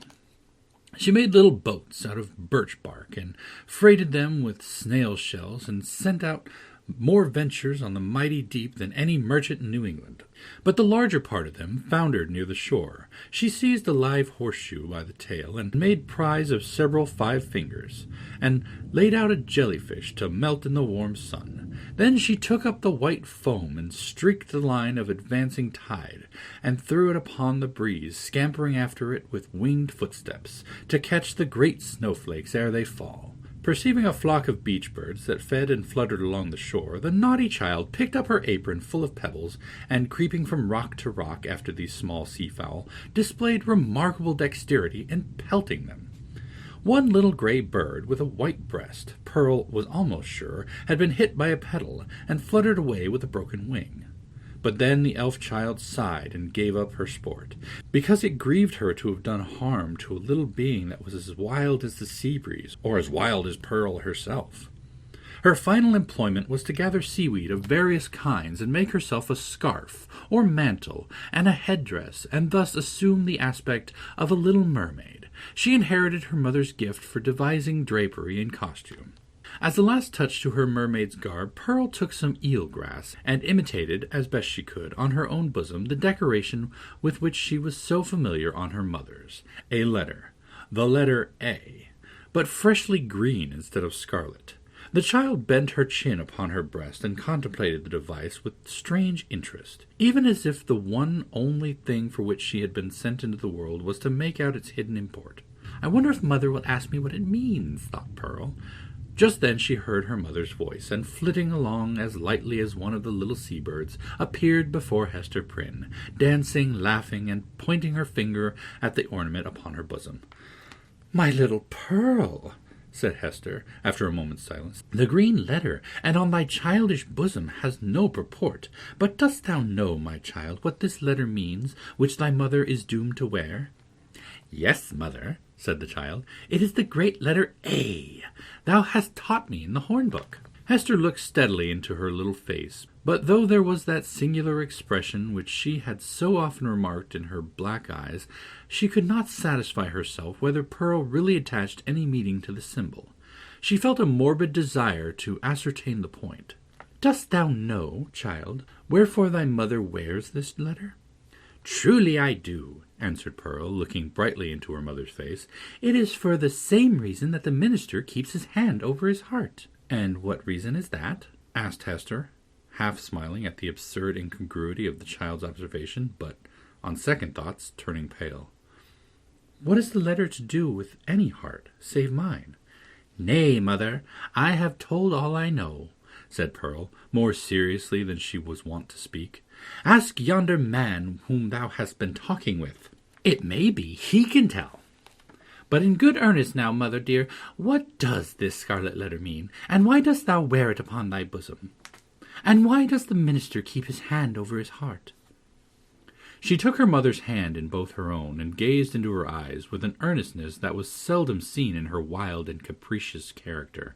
The thought occurred to Hester that the child might really be seeking to approach her with childlike confidence, and doing what she could, and as intelligently as she knew how, to establish a meeting point of sympathy. It showed Pearl in an unwonted aspect. Heretofore the mother, while loving her child with the intensity of a soul affection, had schooled herself to hope for little other return than the waywardness of an April breeze, which spends its time in airy sport, and has its gusts of inexplicable passion, and is petulant in its best of moods, and chills oftener than caresses you, when you take it to your bosom. In requital of which misdemeanors, it will sometimes, of its own vague purpose, kiss your cheek with a kind of doubtful tenderness, and play gently with your hair, and then be gone about its other idle business, leaving a dreamy pleasure at your heart. And this, moreover, was a mother's estimate of the child's disposition. Any other observer might have seen few but unamiable traits, and have given them a far darker coloring. But now the idea came strongly into Hester's mind that Pearl, with her remarkable precocity and acuteness, might already have approached the age when she could be made a friend, and entrusted with as much of a mother's sorrow as could be imparted, without irreverence either to the parent or the child. In the little chaos of Pearl's character, there might be seen emerging, and could have been from the very first, the steadfast principles of an unflinching courage, an uncontrollable will, a sturdy pride which might be disciplined into self-respect, and a bitter scorn of many things which, when examined, might be found to have the taint of falsehood in them. She possessed affections, too, though hitherto acrid and disagreeable as are the richest flavors of unripe fruit. With all these sterling attributes, thought Hester, the evil which she inherited from her mother must be great indeed, if a noble woman do not grow out of this elfish child. Pearl's inevitable tendency to hover about the enigma of the Scarlet Letter seemed an innate quality of her being. From the earliest epoch of her conscious life, she had entered upon this as her appointed mission. Hester had often fancied that Providence had a design of justice and retribution in endowing the child with this marked propensity, but never, until now, had she bethought herself to ask whether linked with that design there might not likewise be a purpose of mercy and beneficence. If little Pearl were entertained with faith and trust, as a spirit messenger no less than an earthly child, might it not be her errand to soothe away the sorrow that lay cold in her mother's heart, and converted it into a tomb? And to help her to overcome the passion once so wild, and even yet neither dead nor asleep, but only imprisoned within the same tomb-like heart? Such were some of the thoughts that now stirred in Hester's mind, with as much vivacity and impression as if they had actually been whispered into her ear. And there was little Pearl, all this while holding her mother's hand in both her own, and turning her face upward, while she put these searching questions once and again, and still a third time. "What does the letter mean, mother? And why dost thou wear it? And why does the minister keep his hand over his heart?" "What shall I say?" thought Hester to herself. "No. If this be the price of the child's sympathy, I cannot pay it." Then she spoke aloud. "Silly Pearl," said she, "what questions are these? There are many things in this world that a child must not ask about. What know I of the minister's heart? And as for the scarlet letter, I wear it for the sake of its golden thread." In all the 7 bygone years, Hester Prynne had never before been false to the symbol on her bosom. It may be that it was the talisman of a stern and severe, but yet a guardian spirit, who now forsook her, as recognizing that, in spite of its strict watch over her heart, some new evil had crept into it, or some old one had never been expelled. As for little Pearl, the earnestness soon passed out of her face, but the child did not see fit to let the matter drop. 2 or 3 times, as her mother and she went homeward, and as often at supper-time, and while Hester was putting her to bed, and once after she seemed to be fairly asleep, Pearl looked up with mischief gleaming in her black eyes. "Mother," she said, "what does the scarlet letter mean?" And the next morning, the first indication the child gave of being awake was by popping up her head from the pillow and making that other inquiry, which she so unaccountably connected with her investigations about the scarlet letter. "Mother, mother, why does the minister keep his hand over his heart?" "Hold thy tongue, naughty child," answered her mother, with an asperity that she had never permitted to herself before. "Do not tease me, else I shall shut thee in the dark closet." Chapter 16. A Forest Walk.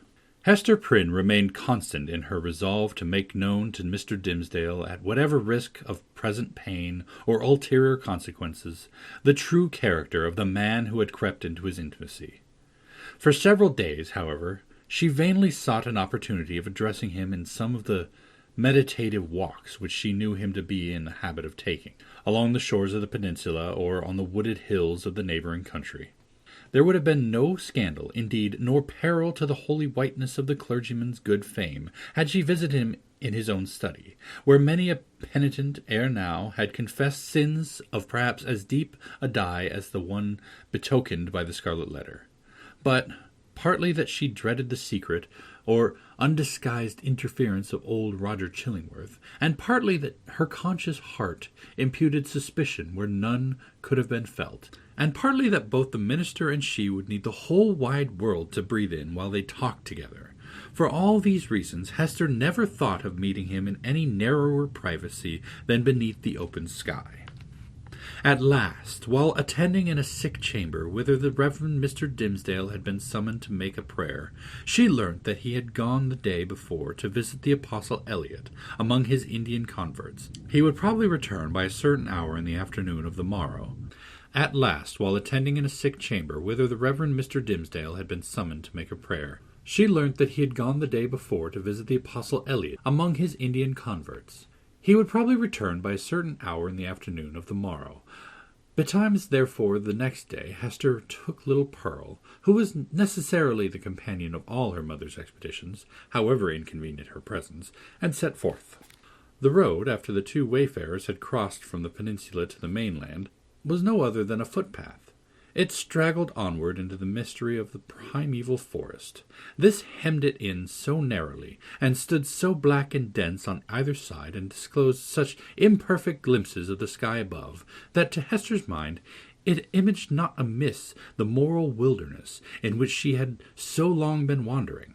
The day was chill and sombre. Overhead was a grey expanse of cloud, slightly stirred, however, by a breeze, so that a gleam of flickering sunlight might now and then be seen at its solitary play along the path. This flitting cheerfulness was always at the furthest extremity of some long vista through the forest. The sportive sunlight, feebly sportive at best in the predominant pensiveness of the day and scene, withdrew itself as they came nigh, and left the spots where it had danced the drearier, because they had hoped to find them bright. "Mother," said little Pearl, "the sunshine does not love you. It runs away and hides itself because it is afraid of something on your bosom. Now, see, there it is, playing a good way off. Stand you here, and let me run and catch it. I am but a child. It will not flee from me, for I wear nothing on my bosom yet." "Nor ever will, my child, I hope," said Hester. "And why not, mother?" asked Pearl, stopping short, just at the beginning of her race. "Will not it come of its own accord when I am a woman grown?" "Run away, child," answered the mother, "and catch the sunshine. It will soon be gone." Pearl set forth at a great pace, and, as Hester smiled to perceive, did actually catch the sunshine, and stood laughing in the midst of it, all brightened by its splendor, and scintillating with the vivacity excited by rapid motion. The light lingered about the lonely child, as if of such a playmate, until her mother had drawn almost nigh enough to step into the magic circle too. "It will go now," said Pearl, shaking her head. "See," answered Hester, smiling. "Now I can stretch out my hand and grasp some of it." As she attempted to do so, the sunshine vanished, or, to judge from the bright expression that was dancing in Pearl's features, her mother could have fancied that the child had absorbed it into herself, and would give it forth again with a gleam about her path, as they should plunge into some gloomier shade. There was no other attribute that so much impressed her with a sense of new and untransmitted vigor in Pearl's nature as this never-failing vivacity of spirits. She had not the disease of sadness which most all children in these latter days inherit with the scrofula from the troubles of their ancestors. Perhaps this too was a disease, and but the reflex of the wild energy with which Hester had fought against her own sorrows before Pearl's birth. It was certainly a doubtful charm, imparting a hard metallic luster to the child's character. She wanted, what some people want throughout life, a grief that should deeply touch her, and thus humanize and make her capable of sympathy. But there was time enough yet for little Pearl. "Come, my child," said Hester, looking about her from the spot where Pearl stood still in the sunlight. "We will sit down a little way within the wood, and rest ourselves." "I am not weary, mother," replied the little girl, "but you may sit down, if you will tell me a story meanwhile." "A story, child?" said Hester. "And what about?" "Oh, a story about the black man," answered Pearl, taking hold of her mother's gown and looking up half earnestly, half mischievously into her face. "How he haunts this forest and carries a book with him, a big, heavy book with iron clasps, and how this ugly black man offers his book and an iron pen to everybody that meets him here among the trees, and they are to write their names with their own blood, and then he sets the mark on their bosoms. Didst thou ever meet the black man, mother?" "And who told you this story, Pearl?" asked her mother, recognizing a common superstition of the period. "It was the old dame in the chimney corner, at the house where you watched last night," said the child. "But she fancied me asleep while she was talking of it. She said that 1,000 people met him here, and had written in his book, and have his mark on them, and that ugly-tempered lady, old Mistress Hibbins, was one of them. And, mother, the old dame said that this scarlet letter was the black man's mark on thee, and that it glows like a red flame when thou meetest them at midnight, here in the dark woods. Is it true, mother? And dost thou go to meet him in the night time?" "Didst thou ever awake and find thy mother gone?" asked Hester. "Not that I remember," said the child. "If thou fearest to leave me in our cottage, thou mightest take me along with thee. I would very gladly go. But, mother, tell me now, is there such a black man? And didst thou ever meet him? And is this his mark?" "Wilt thou let me be at peace if I once tell thee?" asked her mother. "Yes, if thou tellest me all," answered Pearl. "Once in my life I met the black man," said her mother. "This scarlet letter is his mark." Thus conversing, they entered sufficiently deep into the woods to secure themselves from the observation of any casual passenger along the forest track. Here they sat down on a luxuriant heap of moss, which, at some epoch of the preceding century, had been a gigantic pine, with its root and trunk in some darksome shade, and its head aloft in the upper atmosphere. It was a little dell where they had seated themselves, with a leaf-strewn bank rising gently on either side, and a brook flowing through the midst over a bed of fallen and drowned leaves. The trees impending over it had flung down great branches from time to time, which choked up the current and compelled it to form eddies and black depths at some point, while in its swifter and livelier passages there appeared a channelway of pebbles and brown, sparkling sand.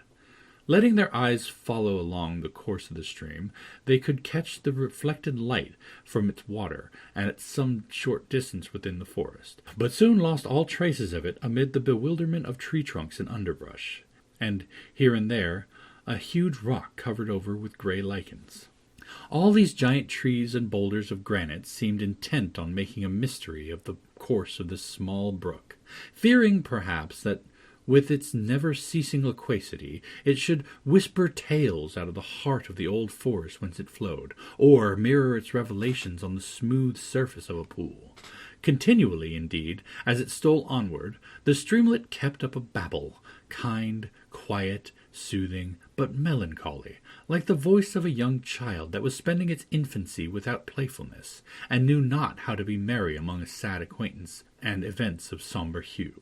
"O brook, O foolish and tiresome little brook," cried Pearl, after listening a while to its talk, "why art thou so sad? Pluck up a spirit, and do not be all the time sighing and murmuring." But the brook, in the course of its little lifetime among the forest trees, had gone through so solemn an experience that it could not help talking about it, and seemed to have nothing else to say. Pearl resembled the brook, inasmuch as the current of her life gushed from a wellspring as mysterious, and had flowed through scenes shadowed as heavily with gloom. But, unlike the little stream, she danced and sparkled, and prattled airily along her course. "What does this sad little brook say, mother?" inquired she. "If thou hadst a sorrow of thy own, the brook might tell thee of it," answered her mother, "even as it's telling me of mine.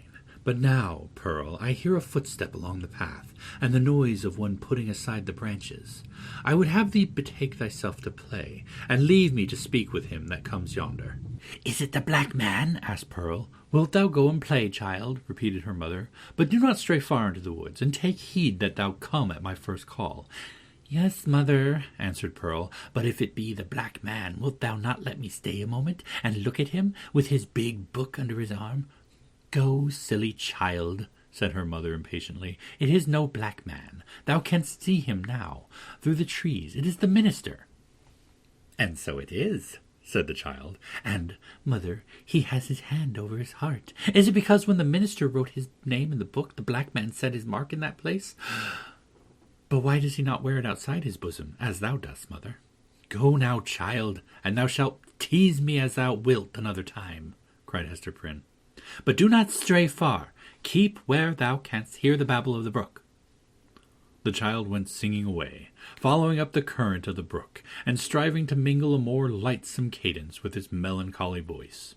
But the little stream would not be comforted, and still kept telling its unintelligible secret of some very mournful mystery that had happened, or making a prophetic lamentation about something that was yet to happen, within the verge of the dismal forest. So Pearl, who had enough of a shadow in her own little life, chose to break off all acquaintance with this repining brook. She set herself, therefore, to gathering violets and wood anemones, and some scarlet columbines that she found growing in the crevices of a high rock. When her elf child had departed, Hester Prynne made a step or two towards the track that led through the forest, but still remained under the deep shadow of the trees. She beheld the minister advancing along the path, entirely alone, and leaning on a staff which he had cut by the wayside. He looked haggard and feeble, and betrayed a nerveless despondency in his air which had never so remarkably characterized him in his walks about the settlement, nor in any other situation where he deemed himself liable to notice. Here it was, woefully visible in this intense seclusion of the forest, which of itself would have been a heavy trial to the spirits. There was a listlessness in his gait, as if he saw no reason for taking one step further, nor felt any desire to do so, but would have been glad, could he be glad of anything, to fling himself down at the root of the nearest tree, and lie there passive forevermore. The leaves might bestrew him, and the soil gradually accumulate and form a little hillock over his frame, no matter whether there were life in it or no. Death was too definite an object to be wished for or avoided. To Hester's eye, the Reverend Mr. Dimmesdale exhibited no symptom of positive and vivacious suffering, except that, as little Pearl had remarked, he kept his hand over his heart. Chapter 17. The Pastor and His Parishioner. Slowly as the minister walked, he had almost gone by before Hester Prynne could gather voice enough to attract his observation. At length she succeeded. "Arthur Dimmesdale," she said, faintly at first, then louder but hoarsely. "Arthur Dimmesdale." "Who speaks?" answered the minister. Gathering himself quickly up, he stood more erect, like a man taken by surprise in a mood to which he was reluctant to have witnesses. Throwing his eyes anxiously in the direction of the voice, he indistinctly beheld a form under the trees, clad in garments so sombre and so little relieved from the grey twilight into which the clouded sky and the heavy foliage had darkened the moontide, that he knew not whether it were a woman or a shadow. It may be that his pathway through life was haunted thus by a spectre that had stolen out from among his thoughts. He made a step nigher, and discovered the Scarlet Letter. Hester Prynne, said he, is it thou? Art thou in life? Even so, she answered, in such life has been mine these 7 years past. And thou, Arthur Dimmesdale, dost thou yet live? It was no wonder that they thus questioned one another's actual and bodily existence, and even doubted of their own. So strangely did they meet in the dim wood that it was like the first encounter, in the world beyond the grave, of two spirits who had been intimately connected in their former life, but now stood coldly shuddering in mutual dread, as not yet familiar with their state, nor wanted to the companionship of disembodied beings, each a ghost, and awe-stricken at the other ghost. They were awe-stricken likewise at themselves, because the crisis flung back to them their consciousness, and revealed to each heart its history and experience, as life never does, except at such breathless epochs. The soul beheld its features in the mirror of the passing moment. It was with fear and tremulously, and, as it were, by a slow, reluctant necessity, that Arthur Dimmesdale put forth his hand, chill as death, and touched the chill hand of Hester Prynne. The grasp, cold as it was, took away what was dreariest in the interview. They now felt themselves, at least, inhabitants of the same sphere. Without a word more spoken, neither he nor she assuming the guidance, but with an unexpressed consent, they glided back into the shadow of the woods whence Hester had emerged, and sat down on the heap of moss where she and Pearl had before been sitting. When they found voice to speak, it was at first only to utter remarks and inquiries such as any two acquaintances might have made, about the gloomy sky, the threatening storm, and, next, the health of each. Thus they went onward, not boldly, but step by step, into the themes that were brooding deep in their hearts. So long estranged by fate and circumstances, they needed something slight and casual to run before, and throw open the doors of intercourse, so that their real thoughts might be let across the threshold. After a while the minister fixed his eyes on Hester Prynne's. "Hester," said he, "hast thou found peace?" She smiled drearily, looking down upon her bosom. "Hast thou?" she asked. "None. Nothing but despair," he answered. "What else could I look for, being what I am, and leading such a life as mine? Were I an atheist, a man devoid of conscience, a wretch with coarse and brutal instincts, I might have found peace long ere now. Nay, I never should have lost it. But as matters stand with my soul, whatever of good capacity there originally was in me, all of God's gifts that were the choicest have become the ministers of spiritual torment. Hester, I am most miserable."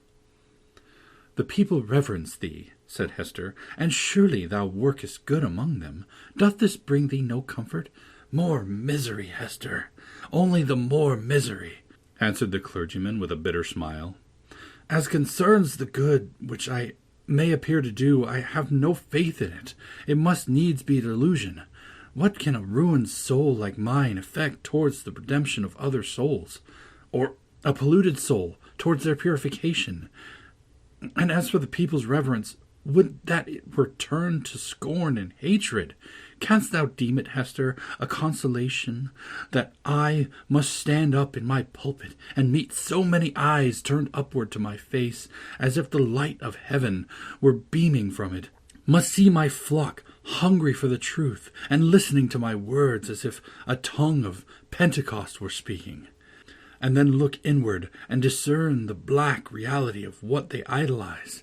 I have laughed in bitterness and agony of heart at the contrast between what I seem and what I am, and Satan laughs at it. You wrong yourself in this, said Hester gently. You have deeply and sorely repented.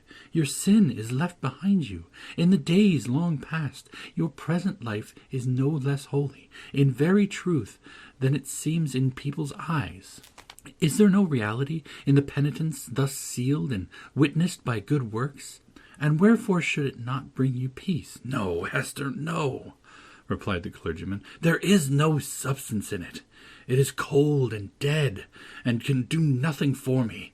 Of penance I have had enough. Of penitence there has been none. Else I should long ago have thrown off these garments of mock holiness and have shown myself to mankind as they will see me at the judgment seat.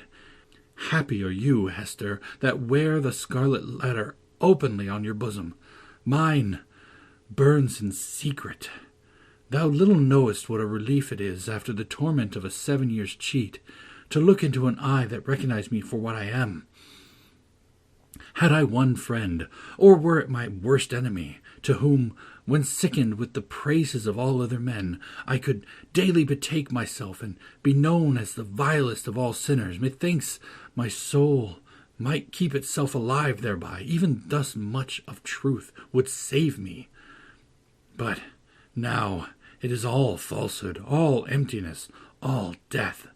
Hester Prynne looked into his face, but hesitated to speak. Yet, uttering his long-restrained emotions so vehemently as he did, his words here offered her the very point of circumstances in which to interpose what she came to say. She conquered her fears and spoke. Such a friend as thou hast even now wished for, said she, with whom to weep over thy sin, thou hast in me, the partner of it. Again she hesitated, but brought out the words with an effort. Thou hast long had such an enemy, and dwellest with him under the same roof. The minister started to his feet, gasping for breath, and clutching at his heart, as if he would have torn it out of his bosom. Ha! What sayest thou?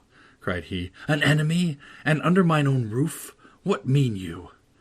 Hester Prynne was now fully sensible of the deep injury for which she was responsible to this unhappy man. In permitting him to lie for so many years, or, indeed, for a single moment, at the mercy of one whose purposes could not be other than malevolent. The very contiguity of his enemy, beneath whatever mask the latter might conceal himself, was enough to disturb the magnetic sphere of a being so sensitive as Arthur Dimmesdale. There had been a period when Hester was less alive to this consideration, or, perhaps, in the misanthropy of her own trouble, she left the minister to bear what she might picture to herself as a more tolerable doom. But of late, since the night of his vigil, all her sympathies towards him had been both softened and invigorated. She now read his heart more accurately. She doubted not that the continual presence of Roger Chillingworth, that the secret poison of his malignity infecting all the air about him, and his authorized interference as a physician with the minister's physical and spiritual infirmities, that these bad opportunities had been turned to a cruel purpose. By means of them, the sufferer's conscience had been kept in an irritated state, the tendency of which was not to cure by wholesome pain, but to disorganize and corrupt his spiritual being. Its result on earth could hardly fail to be insanity, and hereafter that eternal alienation from the good and true, of which madness is perhaps the earthly type.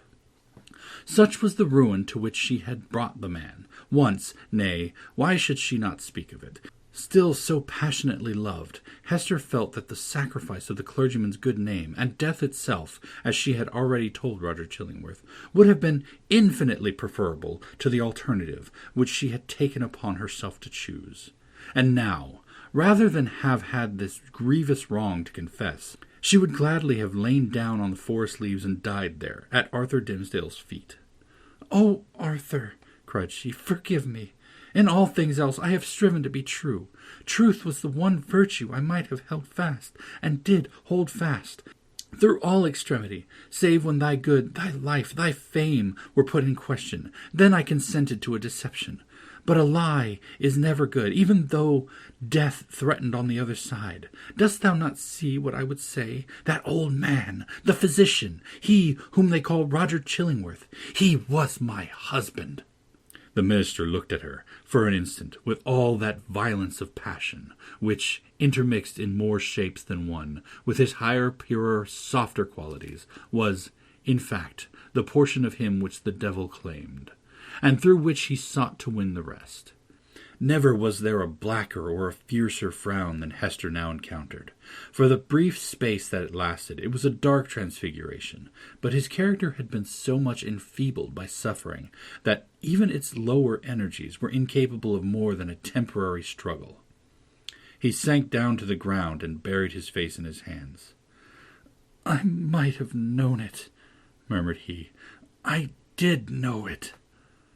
Was not the secret told me in the natural recoil of my heart, at the first sight of him, and as often as I have seen him since? Why did I not understand? Oh, Hester Prynne, thou little knowest all the horror of this thing, and the shame, the indelicacy, the horrible ugliness of this exposure of a sick and guilty heart to the very eye that would gloat over it. Woman, thou art accountable for this. I cannot forgive thee." "Thou shalt forgive me," cried Hester, flinging herself on the leaves beside him. "Let God punish, thou shalt forgive." With sudden and desperate tenderness she threw her arms around him, and pressed his head against her bosom, little caring though his cheek rested on the Scarlet Letter. He would have released himself, but strove in vain to do so. Hester would not set him free, lest he should look her sternly in the face. All the world had frowned on her. For 7 long years had it frowned upon this lonely woman, and still she bore it all. Not ever once turned away her firm, sad eyes. Heaven, likewise, had frowned upon her, and she had not died. But the frown of this pale, weak, sinful, and sorrow-stricken man was what Hester could not bear and live. "Wilt thou yet forgive me?" she repeated over and over again. "Wilt thou not frown? Wilt thou forgive?" "I do forgive you, Hester," replied the minister at length, with a deep utterance out of the abyss of sadness, but no anger. "I freely forgive you now. May God forgive us both. We are not, Hester, the worst sinners in the world. There is one worse than even the polluted priest. That old man's revenge has been blacker than my sin. He has violated in cold blood the sanctity of a human heart. Thou and I, Hester, never did so. Never, whispered she. What we did had a consecration of its own. We felt it so. We said so to each other. Hast thou forgotten it? Hush, Hester, said Arthur Dimmesdale, rising from the ground. No, I have not forgotten. They sat down again, side by side, and hand clasped in hand, on the mossy oak of the fallen tree. Life had never brought them a gloomier hour. It was the point whither their pathway had so long been tending, and darkening ever as it stole along, and yet it enclosed a charm that made them linger upon it, and claim another, and, after all, another moment. The forest was obscure around them, and creaked with a blast that was passing through it. The boughs were tossing heavily above their heads, while one solemn old tree groaned dolefully to another, as if telling the sad story of the pair that sat beneath, or constrained to forebode evil to come. And yet they lingered. How dreary looked the forest track that led back to the settlement, where Hester Prynne must take up again the burden of her ignominy, and the minister the hollow mockery of his good name. So they lingered an instant longer. No golden light had ever been so precious as the gloom of this dark forest. Here, seen only by his eyes, the Scarlet Letter need not burn into the bosom of the fallen woman. Here, seen only by her eyes, Arthur Dimmesdale, false to God and man, might be, for one moment, true.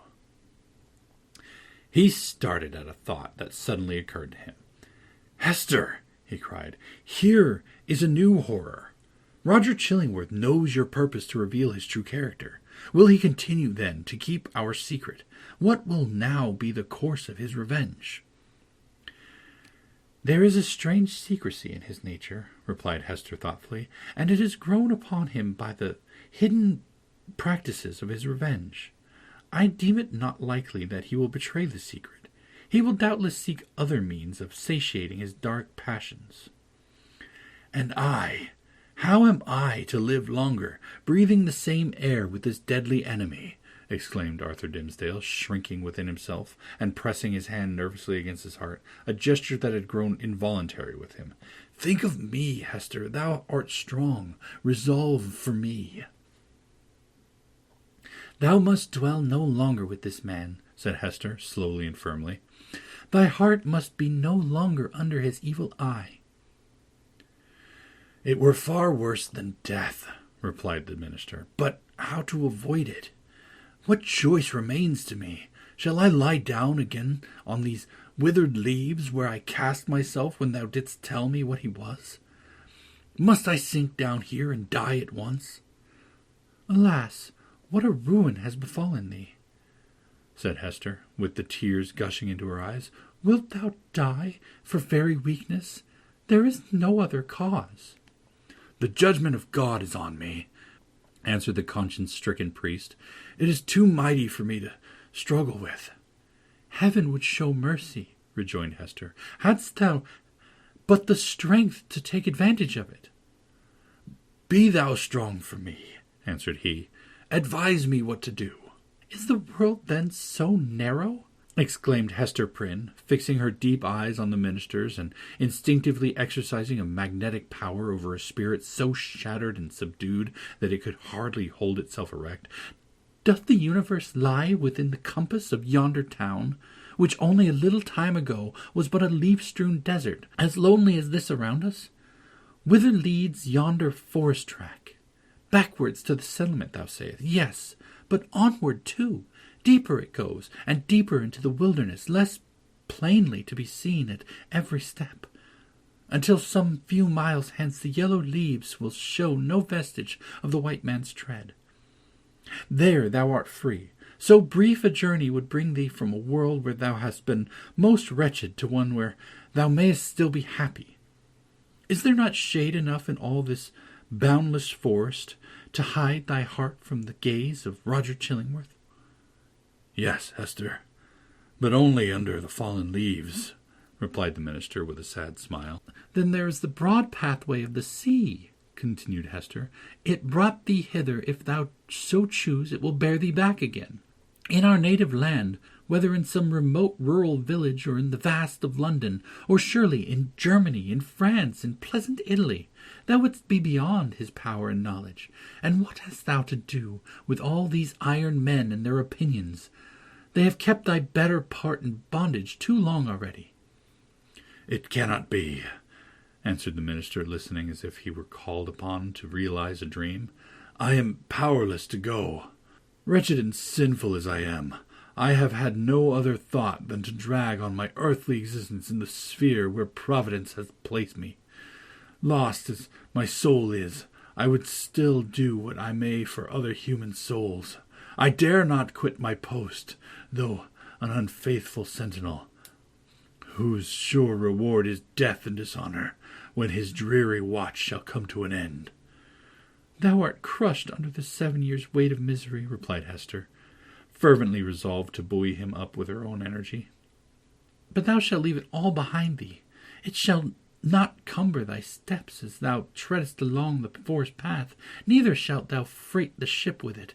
If thou prefer to cross the sea, leave this wreck and ruin here where it happened. Meddle no more with it. Begin all anew. Hast thou exhausted possibility in the failure of this one trial? Not so. The future is yet full of trial and success. There is happiness to be enjoyed. There is good to be done. Exchange this false life of thine for a true one. Be, if thy spirit summon thee to such a mission, the teacher and apostle of the red men. Or, as is more thy nature, be a scholar and a sage among the wisest and the most renowned of the cultivated world. Preach, write, act, do anything save to lie down and die. Give up this name of Arthur Dimmesdale, and make thyself another, and a high one, such as thou canst wear without a fear or shame. Why shouldst thou tarry so much as one other day in the torment that had gnawed thy life, that have made thee feeble to will and to do, that will leave thee powerless even to repent? Up and away!" "Oh, Hester!" cried Arthur Dimmesdale, in whose eyes a fitful light, kindled by her enthusiasm, flashed up and died away. "Thou tellest of running a race to a man whose knees are tottering beneath him. I must die here. There is not the strength or courage left me to venture into the wide, strange, difficult world alone." It was the last expression of the despondency of a broken spirit. He lacked energy to grasp the better fortune that seemed within his reach. He repeated the word, "Alone, Hester." "Thou shalt not go alone," answered she in a deep whisper. Then all was spoken. Chapter 18. A Flood of Sunshine. Arthur Dimmesdale gazed into Hester's face with a look in which hope and joy shone out, indeed, but with fear betwixt them, and a kind of horror at her boldness, who had spoken what he vaguely hinted at, but dared not speak.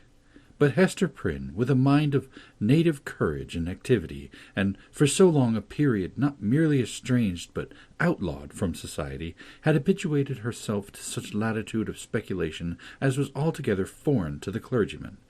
She had wandered, without rule or guidance, in a moral wilderness, as vast, as intricate and shadowy as the untamed forest, amid the gloom of which they were now holding a colloquy that was to decide their fate. Her intellect and heart had their home, as it were, in desert places, where she roamed as freely as the wild Indian in his woods. For years past she had looked for this estranged point of view at human institutions and whatever priests or legislators had established, criticizing all with hardly more reverence than the Indian would feel for the clerical band, the judicial robe, the pillory, the gallows, the fireside, or the church. The tendency of her fate and fortunes had been to set her free. The Scarlet Letter was her passport into regions where other women dared not tread. Shame, despair, solitude. These had been her teachers, stern and wild ones, and they had made her strong, but taught her much amiss. The minister, on the other hand, had never gone through an experience calculated to lead him beyond the scope of generally received laws, although, in a single instance, he had so fearfully transgressed one of the most sacred of them. But this had been a sin of passion, not of principle, nor even purpose. Since that wretched epoch he had watched, with morbid zeal and minuteness, not his acts, for those it was easy to arrange, but each breath of emotion, and his every thought. At the head of the social system, as the clergyman of the day stood, he was only the more trammelled by its regulations, its principles, and even its prejudices. As a priest, the framework of his order inevitably hemmed him in. As a man who had once sinned, but kept his conscience all alive and painfully sensitive by the fretting of an unhealed wound, he might have been supposed safer within the line of virtue than if he had never sinned at all. Thus we seem to see that, as regarded Hester Prynne, the whole 7 years of outlaw and ignominy had been little other than a preparation for this very hour. But Arthur Dimmesdale, were such a man once more to fall, what plea could be urged in extenuation of his crime?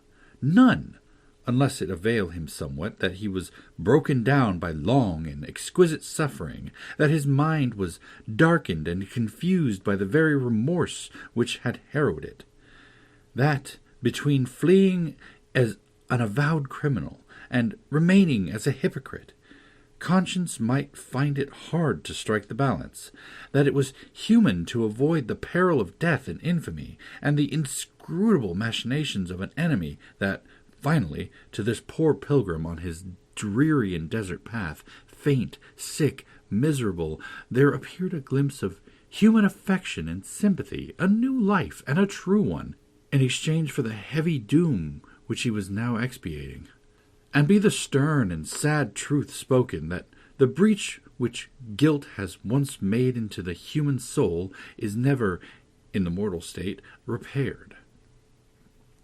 It may be watched and guarded, so that the enemy shall not force his way again into the citadel, and might even, in his subsequent assaults, select some other avenue, in preference to that where he had formerly succeeded. But there is still the ruined wall, and near it the stealthy tread of the foe that would win over again his unforgotten triumph. The struggle, if there was one, need not be described. Let it suffice that the clergyman resolved to flee, and not alone. "If in all these past 7 years," thought he, "I could recall one instant of peace or hope, I would yet endure, for the sake of that earnest of heaven's mercy. But now, since I am irrevocably doomed, wherefore should I not snatch the solace allowed to the condemned culprit before his execution? Or, if this be the path to a better life, as Hester would persuade me, I surely give up no fairer prospect by pursuing it. Neither can I any longer live without her companionship.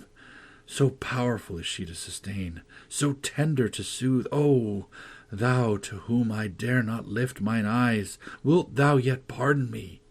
"Thou wilt go," said Hester calmly, as he met her glance. The decision once made, a glow of strange enjoyment threw its flickering brightness over the trouble of his breast. It was the exhilarating effect, upon a prisoner just escaped from the dungeon of his own heart, of breathing the wild, free atmosphere of an unredeemed, unchristianized, lawless region. His spirit rose, as it were, with a bound, and attained a nearer prospect of the sky than throughout all the misery which had kept him grovelling from the earth. Of a deeply religious temperament, there was inevitably a tinge of the devotional in his mood. "Do I feel joy again?" cried he, wondering at himself. "Methought the germ of it was dead in me. O Hester, thou art my better angel. I seem to have flung myself, sick, sin-stained, and sorrow-blackened, down upon these leaves, down upon these forest leaves, and to have risen up, all made anew, and with new powers to glorify him that hath been merciful. This is already the better life. Why did we not find it sooner?" "Let us not look back," answered Hester Prynne. "The past is gone. Wherefore should we linger upon it now? See, with this symbol I undo it all, and make it as it never been."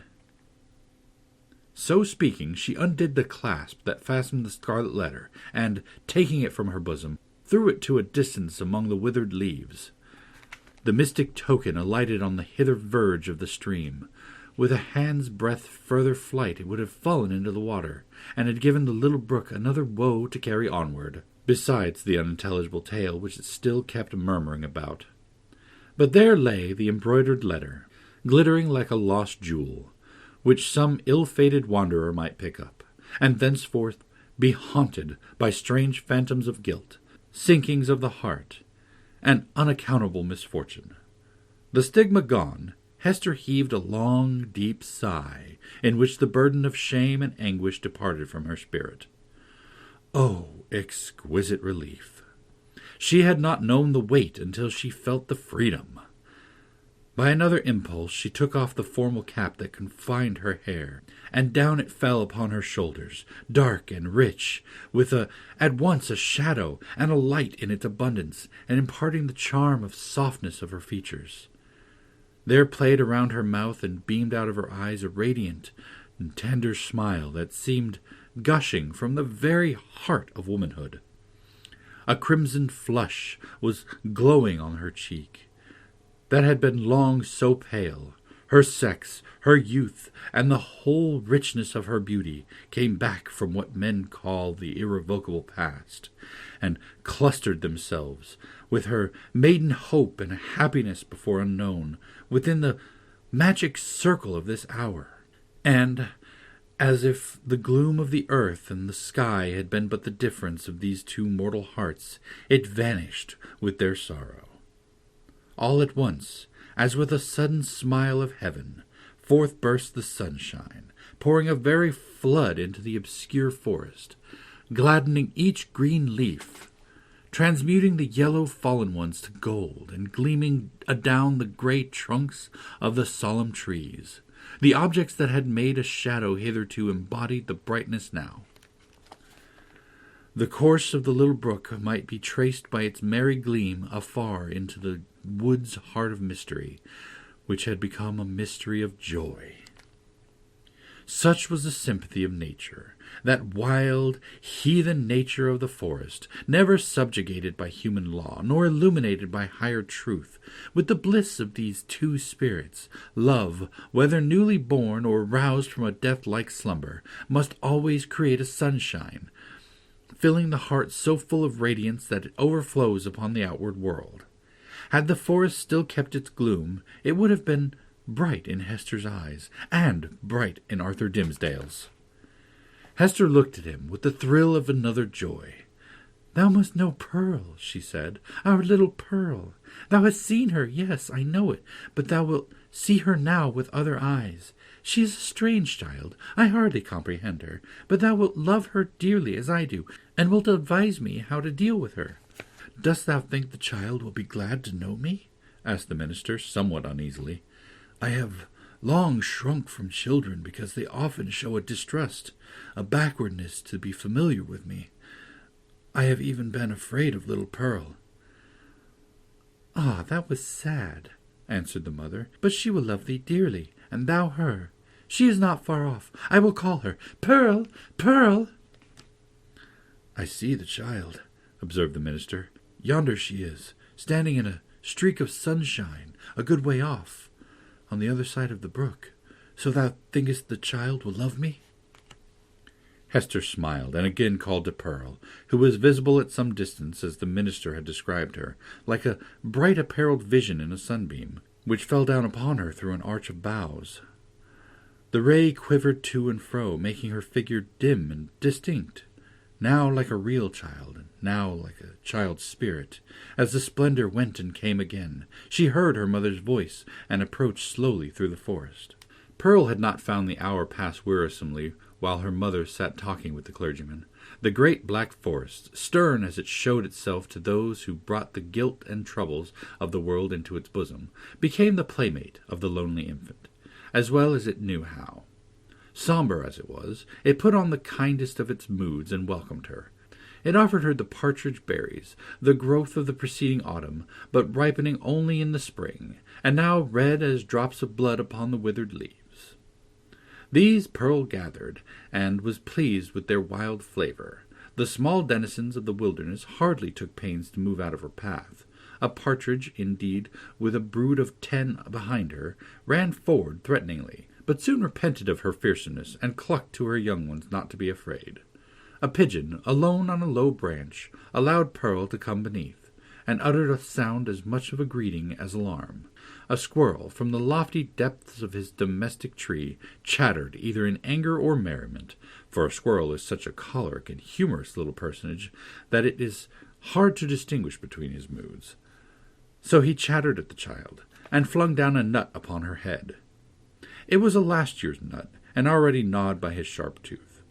A fox, startled from his sleep by her light footsteps on the leaves, looked inquisitively at Pearl, as doubting whether it were better to steal off or renew his nap on the same spot. A wolf, it is said, but here the tale has surely lapsed into the improbable, came up and smelt of Pearl's robe, and offered his savage head to be patted by her hand. The truth seems to be, however, that the mother forest, and these wild things which it nourished, all recognized a kindred wildness in the human child. And she was gentler here than in the grassy margin streets of the settlement, or in her mother's cottage. The flowers appeared to know it, and one and another whispered as she passed, "Adorn thyself with me, thou beautiful child, adorn thyself with me." And to please them, Pearl gathered the violets and anemones and columbines and some twigs of the forest green which the old trees held down before her eyes. With these she decorated her hair and her young waist, and became a nymph child, or an infant dryad, or whatever else was in closest sympathy with the antique wood. In such guise had Pearl adorned herself when she heard her mother's voice and came slowly back. Slowly, for she saw the clergyman. Chapter 19. The Child at the Brookside. "Thou wilt love her dearly," repeated Hester Prynne, as she and the minister sat watching little Pearl. "Dost thou not think her beautiful? And see with what natural skill she has made these simple flowers adorn her. Had she gathered pearls and diamonds and rubies in the wood, they could not have become her better. She is a splendid child, but I know whose brow she has. Dost thou know, Hester," said Arthur Dimmesdale with an unquiet smile, "that this dear child, tripping about always at my side, hath caused me many an alarm? Methought, O Hester, what a thought is that, and how terrible to dread it, that my own features were partly repeated in her face, and so strikingly that the world might see them, but she is mostly thine." "No, no, not mostly," answered the mother, with a tender smile. "A little longer, and thou needst not to be afraid to trace whose child she is. But how strangely beautiful she looks, with those wild flowers in her hair. It is as if one of the fairies whom we left in our dear old England had decked her out to meet us." It was with a feeling that neither of them had ever before experienced that they sat and watched Pearl's slow advance. In her was visible the tie that united them. She had been offered to the world these 7 years past as the living hieroglyphic in which she was revealed the secret that they so darkly sought to hide. All written in this symbol, all plainly manifest, had there been a prophet or magician skilled to read the character of flame, and Pearl was the oneness of their being, be the foregone evil what it might. How could they doubt that their earthly lives and future destinies were conjoined when they beheld at once the material union and the spiritual idea in whom they met, and were to dwell immortally together? Thoughts like these, and perhaps other thoughts which they did not acknowledge or define, threw an awe about the child as she came onward. "Let her see nothing strange, no passion nor eagerness in thy way of accosting her," whispered Hester. "Our Pearl is a fitfully and fantastic little elf sometimes. Especially, she is seldom tolerant of emotion when she does not fully comprehend the why and wherefore. But the child hath strong affections. She loves me and will love thee." "Thou canst not think," said the minister, glancing aside at Hester, "how my heart dreads this interview and yearns for it. But in truth, as I already told thee, children are not readily won to be familiar with me. They will not climb my knee, nor prattle in my ear, nor answer to my smile, but stand apart and eye me strangely. Even little babies, when I take them in my arms, weep bitterly. Yet Pearl, twice in her little lifetime, hath been kind to me. The first time thou knowest well. The last was when thou ledst her with thee to the house of yonder stern old governor. And thou didst plead so bravely in her behalf and mine," answered the mother. "I remember it, and so shall little Pearl. Fear nothing. She may be strange and shy at first, but will soon learn to love thee." By this time Pearl had reached the margin of the brook and stood on the further side, gazing silently at Hester and the clergyman, who still sat together on the mossy tree-trunk, waiting to receive her. Just where she had paused, the brook chanced to form a pool, so smooth and quiet that it reflected a perfect image of her little figure, with all the brilliant picturesqueness of her beauty, in its adornment of flowers and wreathed foliage, but more refined and spiritualized than the reality. This image, so nearly identical with the living Pearl, seemed to communicate somewhat of its own shadowy and intangible quality to the child herself. It was strange the way in which Pearl stood, looking so steadfastly at them through the dim medium of the forest gloom, herself, meanwhile, all glorified with a ray of sunshine that was attracted thitherward as by a certain sympathy. In the brook beneath stood another child, another and the same, with likewise its ray of golden light. Hester felt herself, in some indistinct and tantalizing manner, estranged from Pearl.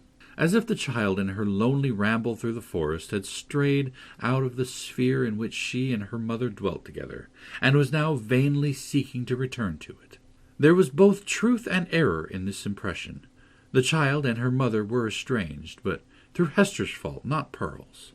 Since the latter rambled from her side, another inmate had been admitted within the circle of her mother's feelings, and so modified the aspect of them all, that Pearl, the returning wanderer, could not find her wonted place, and hardly knew where she was. "I have a strange fancy," observed the sensitive minister, "that this brook is the boundary between two worlds, and that thou canst never meet thy Pearl again.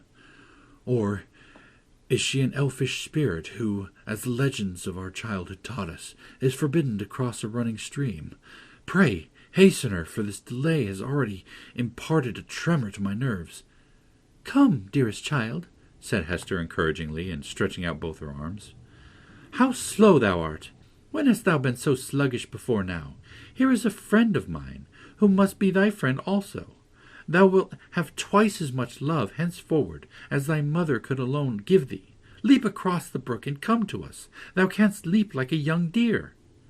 Pearl, without responding in any manner to these honey-sweet expressions, remained on the other side of the brook. Now she fixed her bright, wild eyes on her mother, now on the minister, and now included them both in the same glance, as if to detect and explain to herself the relation which they bore to one another. For some unaccountable reason, as Arthur Dimmesdale felt the child's eyes upon himself, his hand, with that gesture so habitually as to become involuntary, stole over his heart. At length, assuming a singular air of authority, Pearl stretched out her hand, with the small forefinger extended, and pointing evidently towards her mother's breast. And beneath, in the mirror of the brook, there was a flower-girdled and sunny image of little Pearl, pointing her small finger too. "Thou strange child, why dost thou not come to me?" exclaimed Hester. Pearl, still pointing with her forefinger, and a frown gathered at her brow, the more impressive from the childish, almost baby-like aspect of the features that conveyed it. As her mother still kept beckoning to her, and arraying her face in a holiday suit of unaccustomed smiles, the child stamped her foot with a yet more imperious look and gesture. In the brook again was the fantastic beauty of the image, with its reflected frown, its pointed finger, and imperious gesture, giving emphasis to the aspect of little Pearl. "Hasten, Pearl, or I shall be angry with thee," cried Hester Prynne, who, however inured to such behaviour of the elf-child's part at other seasons, was naturally anxious for a more seemly deportment now. "Leap across the brook, naughty child, and run hither, else I must come to thee."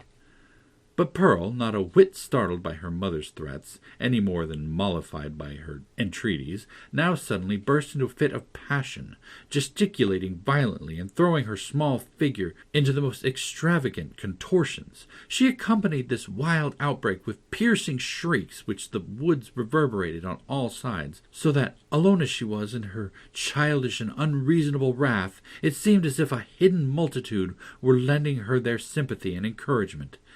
Seen in the brook once more was the shadowy wrath of Pearl's image, crowned and girdled with flowers, but stamping its foot, wildly gesticulating, and, in the midst of all, still pointing its small forefinger at Hester's bosom.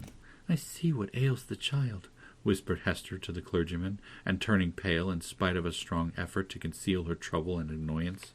"Children will not abide the slightest, change in the accustomed aspect of things that are daily before their eyes. Pearl misses something which she has always seen me wear." "I pray you," answered the minister, "if thou hast any means of pacifying the child, do it forthwith, save it were the cankered wrath of an old witch like Mistress Hibbins," added he, attempting to smile. "I know nothing that I would not sooner encounter than this passion in a child. In Pearl's young beauty, as in the wrinkled witch, it has a preternatural effect. Pacify her if thou lovest me." Hester turned again towards Pearl, with a crimson blush upon her cheek, a conscious glance aside at the clergyman, and then a heavy sigh, while even before she had time to speak, the blush yielded to a deadly pallor. "Pearl," she said sadly, "look down at thy feet, there, before thee, on the hither side of the brook." The child turned her eyes to the point indicated. and there lay the Scarlet Letter, so close upon the margin of the stream that the gold embroidery was reflected in it. "Bring it hither," said Hester. "Come now and take it up," answered Pearl. "Was ever such a child?" observed Hester, aside to the minister. "Oh, I have much to tell thee about her, but, in very truth, she is right as regards this hateful token. I must bear its torture yet a little longer, only a few days longer, until we shall have left this region and look back hither as to a land which we have dreamed of. The forest cannot hide it. The mid-ocean shall take it from my hand and swallow it up forever." With these words she advanced to the margin of the brook, took up the Scarlet Letter, and fastened it again to her bosom. Hopefully, but a moment ago, as Hester had spoken of drowning it in the deep sea, there was a sense of inevitable doom upon her. As she thus received back this deadly symbol from the hand of fate, she had flung it into infinite space. She had drawn an hour's free breath, and here again was the scarlet misery glittering on that old spot. So it ever is, whether thus typified or no, that an evil deed invests itself with the character of doom. Hester next gathered up the heavy tresses of her hair and confined them beneath her cap.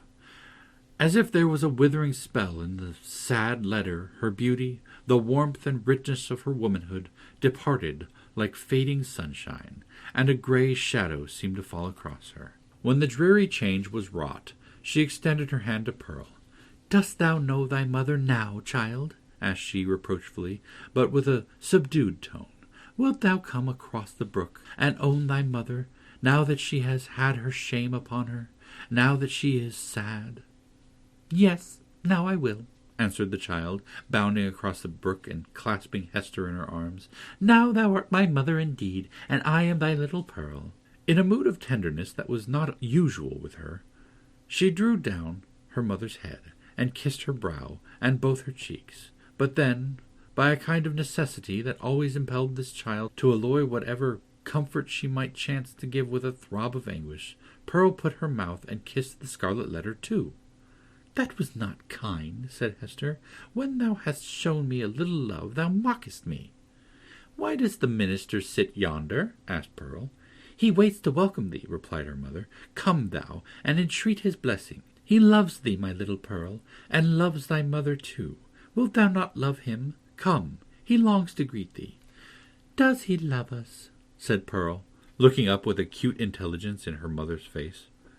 "Will he go back with us, hand in hand, we three together, into the town?" "Not now, dear child," answered Hester, "but in days to come he will walk hand in hand with us. We will have a home and fireside of our own, and thou shalt sit upon his knee, and he will teach thee many things, and love thee dearly. Thou wilt love him, wilt thou not?" "And will he always keep his hand over his heart?" inquired Pearl. "Foolish child, what a question is that!" exclaimed her mother. "Come and ask his blessing." But whether influenced by the jealousy that seemed instinctive with every petted child towards a dangerous rival, or from whatever caprice of her freakish nature, Pearl would show no favour to the clergyman. It was only by an exertion of force that her mother brought her to him, hanging back and manifesting her reluctance by odd grimaces, of which, ever since her babyhood, she had possessed a singular variety, and could transform her mobile physiognomy into a series of different aspects, with a new mischief in them, each and all. The minister, painfully embarrassed, but hoping that a kiss might prove a talisman to admit him into the child's kindlier regards, bent forward and impressed one upon her brow. Hereupon Pearl broke away from her mother, and, running to the brook, stooped over it and bathed her forehead until the unwelcome kiss was quite washed off and diffused through the long lapse of the gliding water. She then remained apart, silently watching Hester and the clergyman while they talked together, and made such arrangements as were suggested by this new position, and the purposes soon to be fulfilled. And now this fateful interview had come to a close. The dell was to be left a solitude among its dark old trees, which, with their multitudinous tongues, would whisper long of what had passed there, and no mortal be wiser. And the melancholy brook would add this other tale to the mystery with which its little heart was already overburdened, and whereof it still kept up a murmuring babble, with not a whit more cheerfulness of tone than for ages heretofore. Chapter 20. The Minister in a Maze. As the minister departed, in advance of Hester Prynne and little Pearl, he threw a backward glance, half expecting that he should discover only some faintly traced features or outline of the mother and the child, slowly fading into the twilight of the woods. So great a vicissitude in his life could not at once be received as real. But there was Hester, clad in her grey robes, still standing beside the tree trunk which some blast had overthrown a long antiquity ago, and which time had ever since been covering with moss, so that these two faded ones, with earth's heaviest burden on them, might there sit down together and find a single hour's rest and solace. And there was Pearl, too, lightly dancing from the margin of the brook, now that the intrusive third person was gone, and taking her old place by her mother's side. So the minister had not fallen asleep and dreamed. In order to free his mind from this indistinctness and duplicity of impression which vexed it with a strange disquietude, he recalled and more thoroughly defined the plans which Hester and himself had sketched for their departure. It had been determined between them that the Old World, with its crowds and cities, offered them a more eligible shelter and concealment than the wilds of New England or all America, with its alternatives of an Indian wigwam or the few settlements of Europeans scattered thinly along the seaboard. Not to speak of the clergyman's health, so inadequate to sustain the hardships of a forest life, his native gifts, his culture, and his entire development would secure him a home only in the midst of civilization and refinement. The higher the state, the more delicately adapted to it the man. In furtherance of his choice, it so happened that a ship lay in the harbor, one of those questionable cruisers, frequent at that day, which, without being absolutely outlaws of the deep, yet roamed over its surface with a remarkable irresponsibility of character.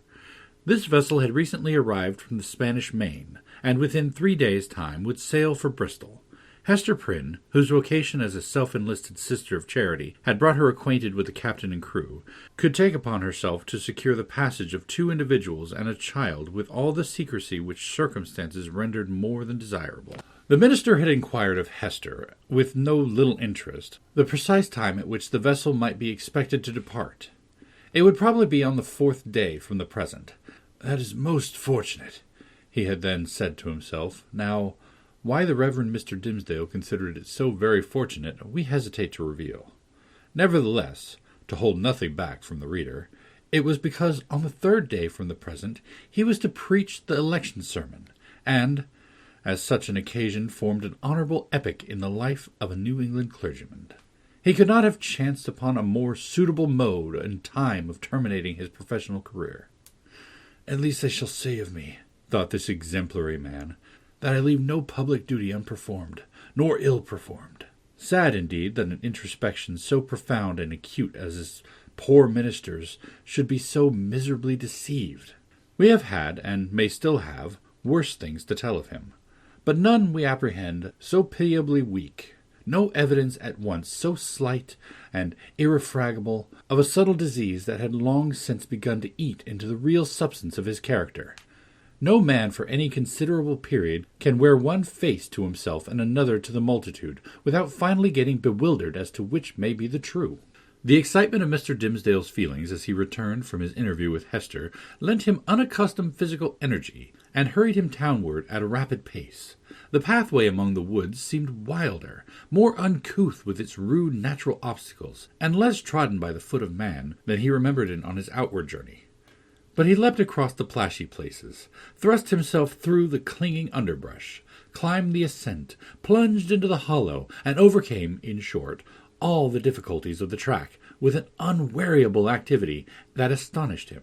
He could not but recall how feebly, and with what frequent pauses for breath, he had toiled over the same ground only 2 days before. As he drew near the town, he took an impression of change from the series of familiar objects that presented themselves. It seemed not yesterday, not 1 nor 2, but many days, or even years ago, since he had quitted them.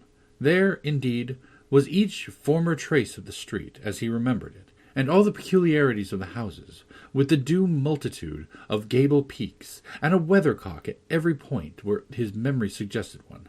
Not the less, however, came this importunately obtrusive sense of change.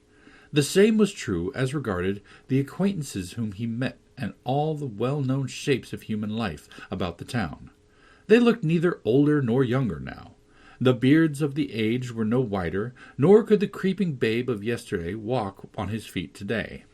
It was impossible to describe in what respect they differed from the individuals on whom he had so recently bestowed a parting glance, and yet the minister's deepest sense seemed to inform him of their mutability. A similar impression struck him most remarkably as he passed under the walls of his own church. The edifice had so very strange and yet so familiar an aspect that Mr. Dimmesdale's mind vibrated between two ideas, either that he had seen it only in a dream hitherto, or that he was merely dreaming about it now. This phenomenon, in the various shapes which it assumed, indicated no external change, but so sudden and important a change in the spectator of the familiar scene, that the intervening space of the single day had operated on his consciousness like the lapse of years. The minister's own will and Hester's will, and the fate that grew between them, had wrought this transformation. It was the same town as heretofore, but the same minister returned not from the forest. He might have said to the friends who greeted him, "I am not the man for whom you take me.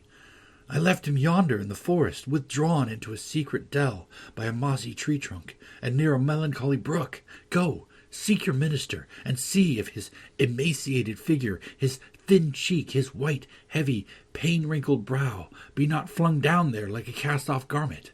His friends, no doubt, would still have insisted with him, "Thou art thyself the man."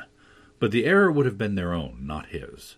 Before Mr. Dimmesdale reached home, his inner man gave him other evidences of a revolution in the sphere of thought and feeling. In truth, nothing short of a total change of dynasty and moral code in that interior kingdom was adequate to account for the impulses now communicated to the unfortunate and startled minister. At every step he was incited to do some strange, wild, wicked thing or other, with a sense that it would be at once involuntary and intentional. In spite of himself, yet growing out of a profounder self than that which opposed the impulse. For instance, he met one of his own deacons. The good old man addressed him with the paternal affection and patriarchal privilege which his venerable age, his upright and holy character, and his station in the church entitled him to use, and, conjoined with this, the deep, almost worshipping respect which the minister's professional and private claims alike demanded. Never was there a more beautiful example of how the majesty of age and wisdom may comport with the obeisance and respect enjoined upon it, as from a lower social rank and inferior order of endowment towards a higher. Now, during a conversation of some 2 or 3 moments between the Reverend Mr. Dimmesdale and this excellent and hoary-bearded deacon, it was only by the most careful self-control that the former could refrain from uttering certain blasphemous suggestions that rose into his mind respecting the communion supper. He absolutely trembled and turned pale as ashes, lest his tongue should wag itself in utterance of these horrible matters, and plead his own consent for so doing without his having fairly given it.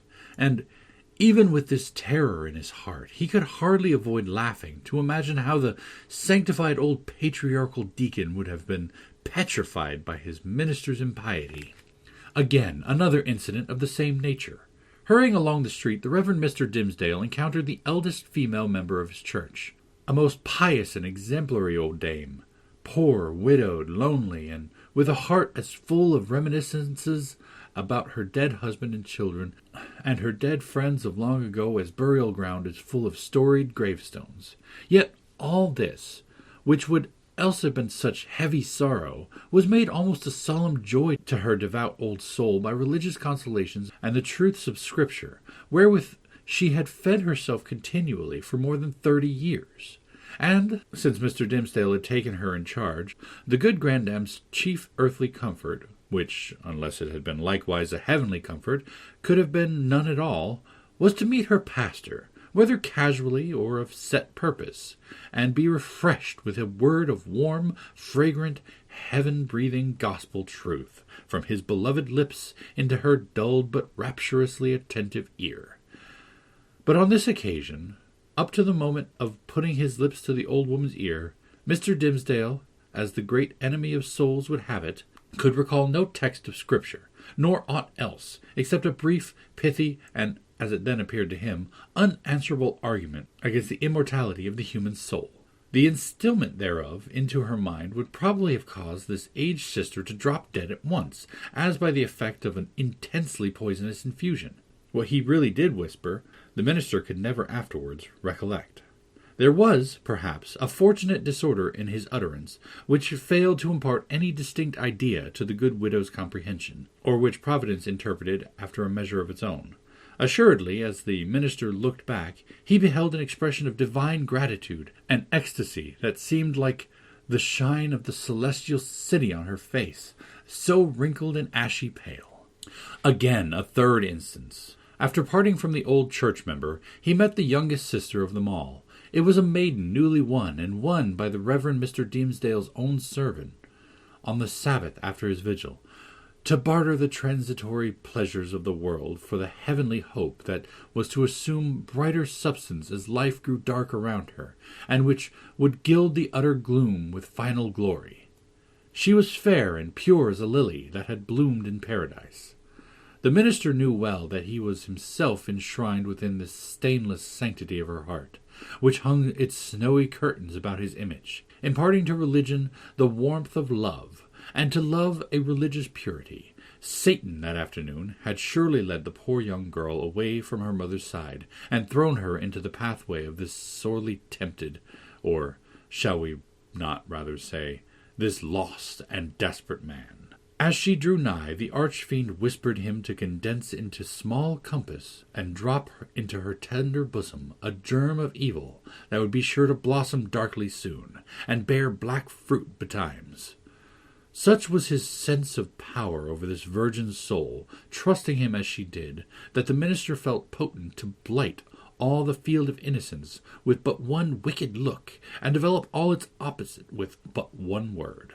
So, with a mightier struggle than he had yet sustained, he held his Geneva cloak before his face and hurried onward, making no sign of recognition, and leaving the young sister to digest his rudeness as she might.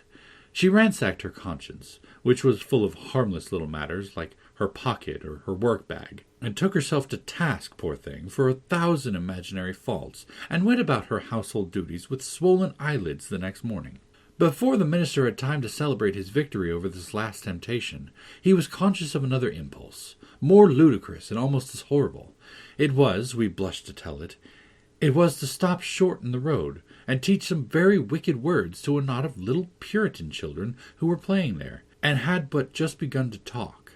Denying himself this freak as unworthy of his cloth, he met a drunken seaman, one of the ship's crews from the Spanish Main. And here, since he had so valiantly forborne all other wickedness, poor Mr. Dimmesdale longed at least to shake hands with a tarry blackguard, and recreate himself with a few improper jests such as dissolute sailors so abound with, and a volley of good, round, solid, satisfactory, and heaven-defying oaths. It was not so much a better principle as partly his natural good taste, and still more his buckrammed habit of clerical decorum, that carried him safely through this latter crisis. "What is it that haunts and tempts me thus?" cried the minister to himself at length, pausing in the street, and striking his hand against his forehead. "Am I mad, or am I given over utterly to the fiend? Did I make a contract with him in the forest, and sign it with my blood? And does he now summon me to its fulfillment by suggesting the performance of every wickedness which his most foul imagination can conceive?" At the moment when the Reverend Mr. Dimmesdale thus communed with himself and struck his forehead with his hand, old Mistress Hibbins, the reputed witch lady, is said to have been passing by. She made a very grand appearance, having on a high headdress, a rich gown of velvet, and a ruff done up with the famous yellow starch, of which Anne Turner, her especial friend, had taught her the secret, before this last good lady had been hanged for Sir Thomas Overbury's murder. Whether the witch had read the minister's thoughts or no, she came to a full stop, looked shrewdly into his face, smiled craftily, and, though little given to converse with clergymen, began a conversation. "So, Reverend Sir, you have made a visit into the forest," observed the witch lady, nodding her high headdress at him. "The next time, I pray you to allow me only a fair warning, and I shall be proud to bear you company. Without taking overmuch upon myself, my good word will go far towards gaining any strange gentleman a fair reception from yonder potentate you wot of." "I profess, madam," answered the clergyman with a grave obeisance, such as the lady's rank demanded, and his own good breeding made imperative, "I profess, on my conscience and character, that I am utterly bewildered as touching the purport of your words. I went not into the forest to seek a potentate, neither do I, at any future time, design a visit thither, with a view to gaining the favour of such personages. My one sufficient object was to greet that pious friend of mine, the Apostle Eliot, and rejoice with him over the many precious souls he hath won from heathendom." cackled the old witch lady, still nodding her high headdress at the minister. Well, we must needs talk thus in the daytime. You carry it off like an old hand, but at midnight and in the forest we shall have other talk together." She passed on with her aged stateliness, but often turning back her head and smiling at him, like one willing to recognize a secret intimacy of connection. "Have I then sold myself," thought the minister, "to the fiend whom, if men say true, this yellow-starched and velveted old hag has chosen for her prince and master? The wretched minister! He had made a bargain very like it. Tempted by a dream of happiness, he had yielded himself with deliberate choice, as he had never done before, to what he knew was deadly sin, and the infectious poison of that sin had been thus rapidly diffused through his moral system. It had stupefied all blessed impulses, and awakened into vivid life the whole brotherhood of bad ones. Scorn, bitterness, unprovoked malignity, gratuitous desire of ill, ridicule of whatever was good and holy, all awoke to tempt, even while they frightened him. And his encounter with old Mistress Hibbins, if it were a real incident, did show his sympathy and fellowship with wicked mortals, and the world of perverted saints. He had, by this time, reached his dwelling on the edge of the burial ground, and, hastening up the stairs, took refuge in his study. The minister was glad to have reached this shelter without first betraying himself to the world by any of those strange and wicked eccentricities to which he had been continually impelled while passing through the streets. He entered the accustomed room, and looked around him on its books, its windows, its fireplace, and the tapestried comfort of the walls, with the same perception of strangeness that had haunted him throughout his walk from the forest dell into the town, and thitherward.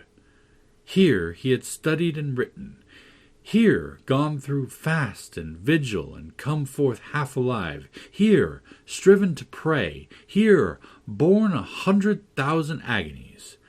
There was the Bible, in its rich old Hebrew, with Moses and the prophets speaking to him, and God's voice throughout all.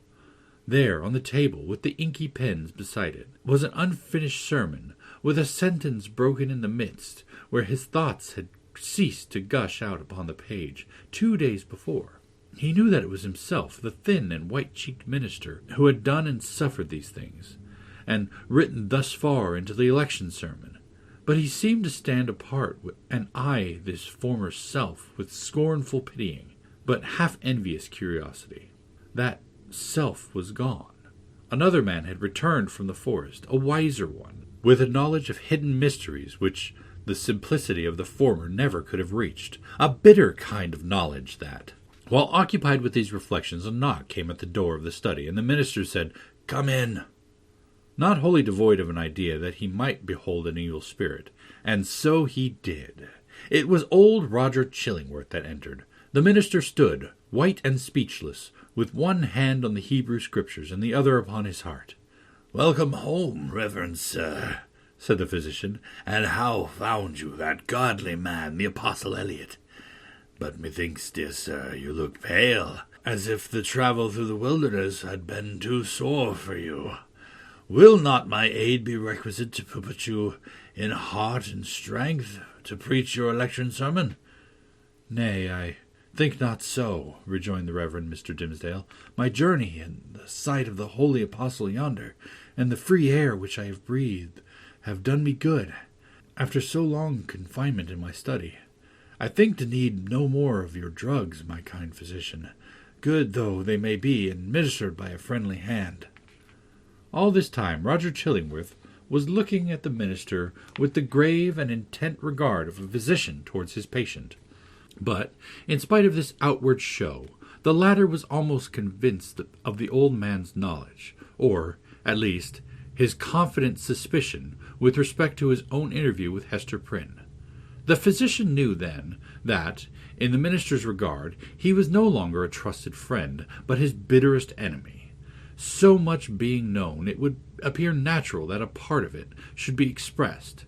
It is singular, however, how long a time often passes before words embody things, and with what security two persons who chose to avoid a certain subject may approach its very verge, and retire without disturbing it.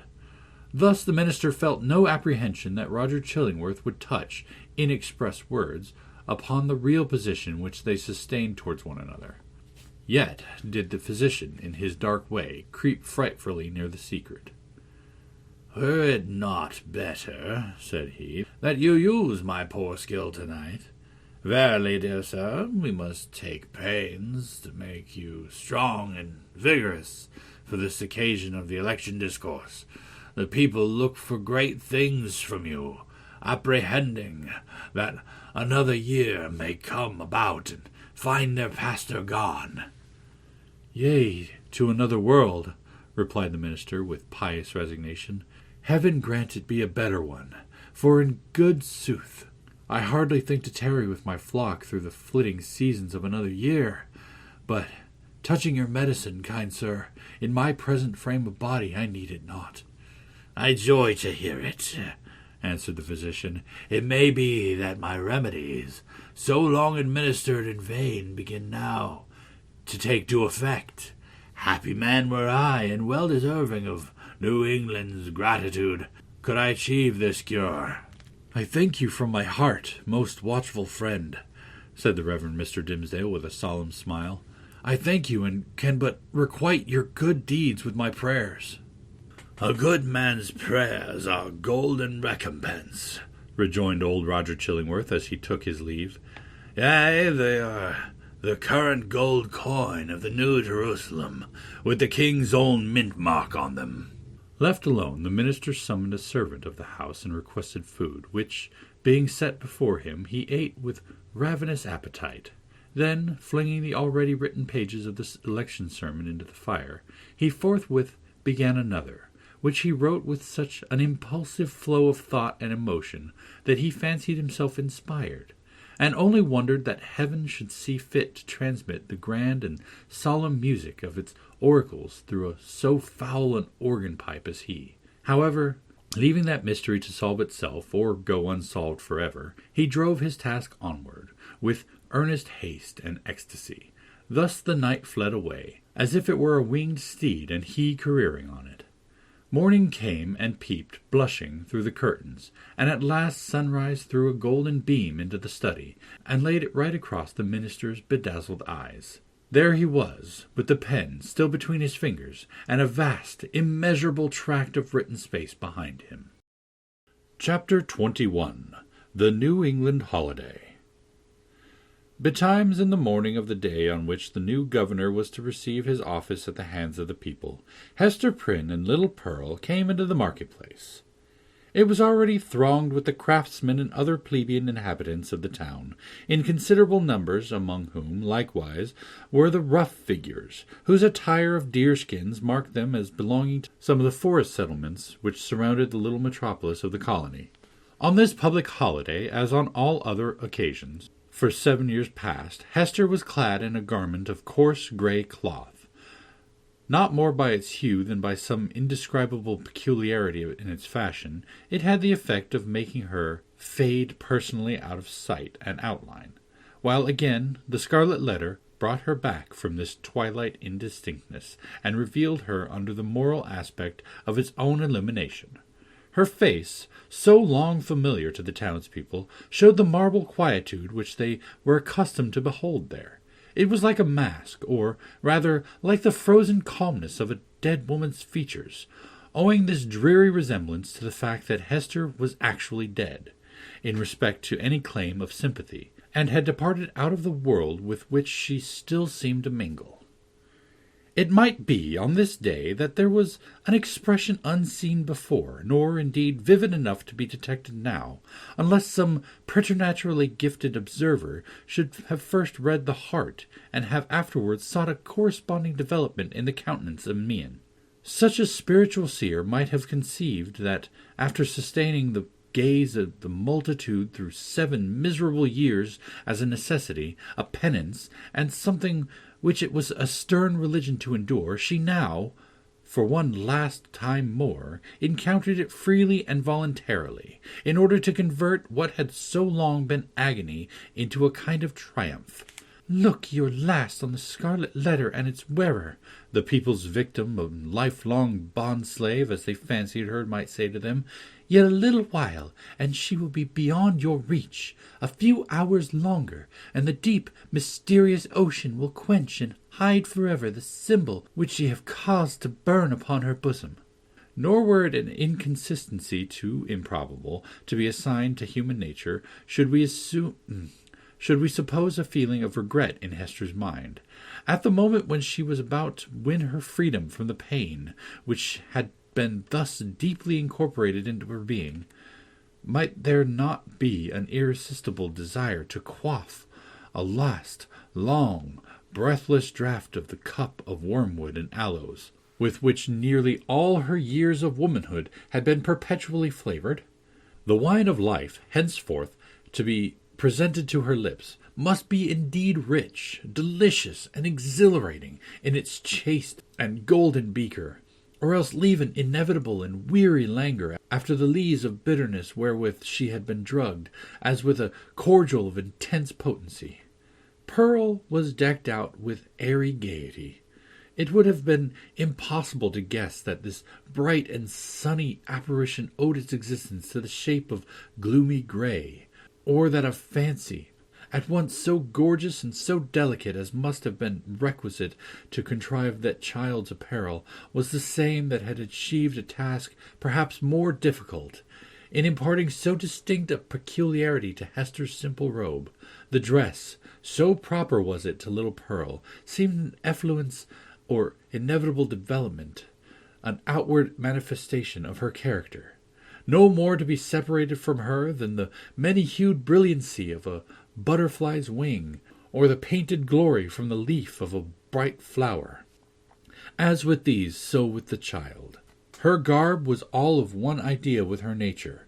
On this eventful day, moreover, there was a certain singular inquietude and excitement in her mood, resembling nothing so much as the shimmer of a diamond that sparkles and flashes with the varied throbbings of the breast on which it is displayed. Children have always a sympathy in the agitations of those connected with them, always especially a sense of any trouble or impending revolution, of whatever kind, in domestic circumstances, and therefore Pearl, who was the gem on her mother's unquiet bosom, betrayed by the very dance of her spirits the emotions which none could detect in the marvel passiveness of Hester's brow. This effervescence made her flit with a bird-like movement, rather than walk by her mother's side. She broke continually into shouts of a wild, inarticulate, and sometimes piercing music. When they reached the market-place, she became still more restless on perceiving the stir and bustle that enlivened the spot, for it was usually more like the broad and lonesome green before a village meeting-house than the centre of a town's business. "Why, what is this, mother?" cried she. "Wherefore have all the people left their work today? Is it a play-day for the whole world? See, there's the blacksmith. He has washed his sooty face and put on his Sabbath-day clothes, and looks as if he would gladly be merry, if any kind of body would only teach him how. And there is Master Brackett, the old jailer, nodding and smiling at me. Why does he do so, mother?" "He remembers thee as a little babe, my child," answered Hester. He should not nod and smile at me for all that, the black, grim, ugly-eyed old man, said Pearl. He may nod at thee, if he will, for thou art clad in grey, and wearest the Scarlet Letter. But see, mother, how many faces of strange people, and Indians among them, and sailors. What have they all come to do here in the market-place?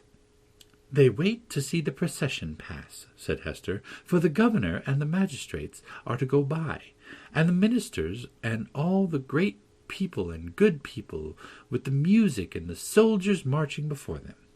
And will the minister be there? Asked Pearl. And will he hold out both his hands to me, as when thou leddest me to him from the brookside? He will be there, child, answered her mother. But he will not greet thee today, nor must thou greet him. What a strange, sad man is he, said the child, as if speaking partly to herself. In the dark night-time he calls us to him, and holds thy hand and mine, as when we stood with him on the scaffold yonder, and in the deep forest, where only the trees can hear and the strip of sky see it. He talks with thee, sitting on a heap of moss, and he kisses my forehead, too, so that the little brook would hardly wash it off. But here in the sunny day, and among all the people, he knows us not, nor must we know him. A strange, sad man is he, with his hand always over his heart. Be quiet, Pearl. Thou understandest not these things, said her mother. Think not now of the minister, but look about thee, and see how cheery is everybody's face today.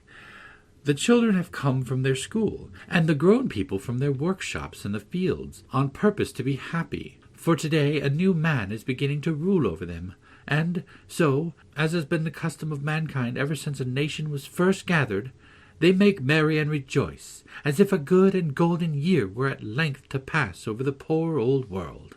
It was as Hester said, in regard to the unwonted jollity that brightened the faces of the people. Into this festal season of the year, as it already was and continued to be during the greater part of 2 centuries, the Puritans compressed whatever mirth and public joy they deemed allowable to human infirmity, thereby so far dispelling the customary cloud that, for the space of a single holiday, they appeared scarcely more grave than most other communities at a period of general affliction. But we perhaps exaggerate the grey or sable tinge which undoubtedly characterized the mood and manners of the age. The persons now in the marketplace of Boston had not been born into inheritance of puritanic gloom. They were native Englishmen, whose fathers had lived in the sunny richness of the Elizabethan epoch, a time when the life of England, viewed as one great mass, would appear to have been as stately, magnificent, and joyous as the world had ever witnessed. Had they followed their hereditary taste, the New England settlers would have illustrated all events of public importance by bonfires, banquets, pageantries, and processions. Nor would it have been impracticable in the observance of majestic ceremonies to combine mirthful recreation with solemnity, and give, as it were, a grotesque and brilliant embroidery to the great robe of state which a nation at such festivals puts on. There was some shadow of an attempt of this kind in the mode of celebrating the day on which the political year of the colony commenced. The dim reflection of a remembered splendor, a colorless and manifold diluted repetition of what they had beheld in proud old London. We will not say at a royal coronation, but at a Lord Mayor's show, might be traced in the customs which our forefathers instituted with reference to the annual installation of magistrates, the fathers and founders of the Commonwealth. The statesman, the priest, and the soldier deemed it a duty then to assume the outward state of majesty, which, in accordance with antique style, was looked upon as the proper garb of public and social eminence. All came forth to move in procession from the people's eye, and thus impart a needed dignity to the simple framework of a government so newly constructed. Then, too, the people were countenanced, if not encouraged, in relaxing the severe and close application to their various modes and rugged industry, which at all other times seemed of the same piece and material with their religion. Here, it is true, were none of the appliances which popular merriment would so readily have found in England of Elizabeth's time, or that of James.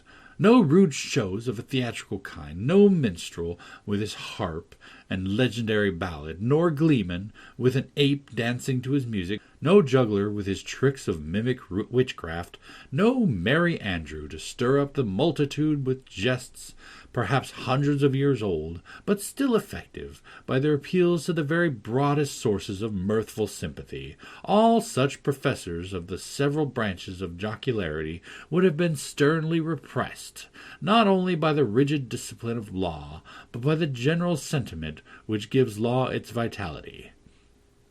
Not the less, however, the great, honest face of the people smiled, grimly perhaps, but widely too. Nor were sports wanting such as the colonists had witnessed and shared in long ago at the county fairs and on the village greens of England, and which it was thought well to keep alive on this new soil, for the sake of the courage and manliness that were essential in them.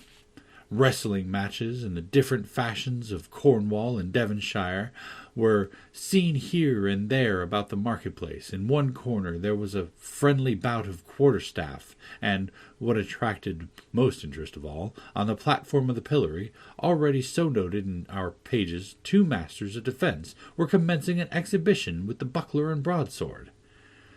But much to the disappointment of the crowd, this latter business was broken off by the interposition of the town beadle, who had no idea of permitting the majesty of the law to be violated by such an abuse of one of its consecrated places. It may not be too much to affirm, on the whole, the people being then in the first stages of joyless deportment, and the offspring of sires who had known how to be merry in their day, that they would compare favourably in the point of holiday keeping with their descendants, even at so long an interval as ourselves. Their immediate posterity, the generation next to the early immigrants, wore the blackest shade of Puritanism, and so darkened the national visage with it, that all the subsequent years had not sufficed to clear it up. We have yet to learn again the forgotten art of gaiety. The picture of human life in the marketplace, though its general tint was the sad grey, brown, or black of the English emigrant, was yet enlivened by some diversity of hue. A party of Indians, in their savage finery of curious embroidered deerskin robes, wampum belts, red and yellow ochre, and feathers, and armed with the bow and arrow and stone-headed spear, stood apart with countenances of flexible gravity, beyond what even the Puritan aspect could attain. Nor, wild as were these painted barbarians, were they the wildest feature of the scene. This distinction could more justly be claimed by some marines, a part of the crew of the vessel from the Spanish Main, who had come ashore to see the humours of election day. They were rough-looking desperadoes, with sun-blackened faces and an immensity of beard. Their wide, short trousers were confined about the waist with belts, often clasped with a rough plate of gold, and sustaining always a long knife, and, in some instances, a sword. From beneath their broad-brimmed hats of palm leaf gleamed eyes which, even in good nature and merriment, had a kind of animal ferocity. They transgressed, without fear or scruple, the rules of behaviour that were binding all others, smoking tobacco under the beadle's very nose, although each whiff would have cost a townsman a shilling, and quaffing at their pleasure draughts of wine and aquavitae from pocket-flasks, which they freely tendered to the gaping crowd around them. It remarkably characterized the incomplete morality of the age, rigid as we call it, that a license was allowed to seafaring class, not merely for their freaks on shore, but for far more desperate deeds on their proper element. The sailor of that day would go near to be arraigned as a pirate in our own. There could be little doubt, for instance, that this very ship's crew, though no unfavourable specimens of the nautical brotherhood, had been guilty, as we should phrase it, of depredations of the Spanish commerce, such as would have perilled all their necks in a modern court of justice. But the sea in those old times heaved, swelled, and foamed, very much at its own will, or subject only to the tempestuous wind, with hardly any attempt at regulation by human law. The buccaneer on the wave might relinquish his calling, and become at once if he chose, a man of probity and piety on land. Nor even in the full career of his reckless life was he regarded as a personage with whom it was disreputable to traffic or casually associate. Thus the Puritan elders, in their black cloaks, starched bands, and steeple-crowned hats, smiled, not unbenignly, at the clamour and the rude deportment of these jolly seafaring men, and it excited neither surprise nor animadversion when so reputable a citizen as old Roger Chillingworth, the physician, was seen to enter the market-place in close and familiar talk with the commander of the questionable vessel. The latter was by far the most showy and gallant figure, so far as apparel went, anywhere to be seen among the multitude. He wore a profusion of ribbons on his garment, and gold lace on his hat, which was also encircled by a gold chain, and surmounted with a feather. There was a sword at his side, and a sword cut on his forehead, which, by arrangement of his hair, he seemed anxious rather to display than to hide. A landsman could hardly have worn his garb and shown his face without undergoing stern questions before a magistrate, and probably incurring fine or imprisonment, or perhaps an exhibition in the stocks. As regarded the shipmaster, however, all was looked upon as pertaining to the character as to a fish his glistening scales. After parting from the physician, the commander of the Bristol ship strolled idly through the market-place, until, happening to approach the spot where Hester Prynne was standing, he appeared to recognize, and did not hesitate to address her. As was usually the case wherever Hester stood, a small vacant area, a sort of magic circle, had formed itself around her, into which, though the people were elbowing one another at a little distance, none ventured, or felt disposed to intrude. It was a forcible type of the moral solitude in which the Scarlet Letter enveloped its fated wearer, partly by her own reserve, and partly by the instinctive, though no longer so unkindly, withdrawal of her fellow creatures. Now, if never before, it answered a good purpose by enabling Hester and the seaman to speak together without risk of being overheard. And so changed was Hester Prynne's repute before the public, that the matron in town most eminent for rigid morality could not have held such intercourse with less result of scandal than herself. "So, mistress," said the mariner, "I must bid the steward make ready one more berth than you bargained for. No fear of scurvy or ship fever this voyage. What with the ship's surgeon and this other doctor, our only danger will be from drug or pill. More by token, as there is a lot of apothecary stuff aboard, which I traded for with a Spanish vessel." "What mean you?" inquired Hester, startled more than she permitted to appear. "Have you another passenger?" "Why, know you not," cried the shipmaster, "that this physician here, Chillingworth he calls himself, is minded to try my cabin fare with you? Aye, you must have known it, for he tells me he is of your party, and a close friend to the gentleman you spoke of, he that is in peril from those sour old Puritan rulers." "They knew each other well indeed," replied Hester with a mien of calmness, though in the utmost consternation. "They have long dwelt together." Nothing further passed between the mariner and Hester Prynne, but at that instant she beheld old Roger Chillingworth himself, standing in the remotest corner of the market-place and smiling on her, a smile which, across the wide and bustling square, and through all the talk and laughter and various thoughts, moods, and interests of the crowd, conveyed secret and fearful meaning. Chapter 22. The Procession. Before Hester Prynne could call together her thoughts and consider what was practicable to be done in this new and startling aspect of affairs, the sound of military music was heard approaching along a contiguous street. It denoted the advance of the procession of magistrates and citizens on its way towards the meeting-house, where, in compliance with a custom thus early established and ever since observed, the Reverend Mr. Dimmesdale was to deliver an election sermon.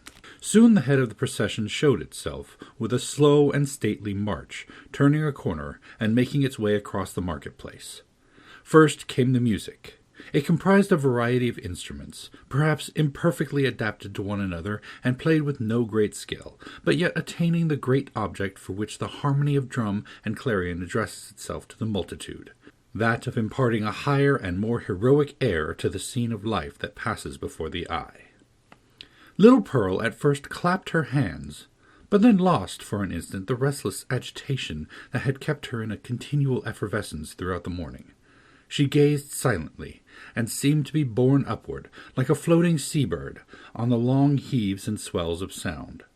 But she was brought back to her former mood by the shimmer of sunlight on the weapons and bright armor of the military company, which followed after the music and formed the honorary escort of procession. The body of soldiery, which still sustains a corporate existence and marches down from past ages with an ancient and honorable fame, was composed of no mercenary materials. Its ranks were filled with gentlemen who felt the stirrings of martial impulse and sought to establish a kind of college of arms, where, as in association of Knights Templar, they might learn the science and, so far as peaceful exercise would teach them, the practices of war.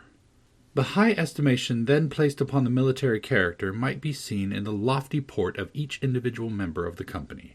Some of them, indeed, by their services in the Low Countries and on other fields of European warfare, had fairly won their title to assume the name and pomp of soldiership.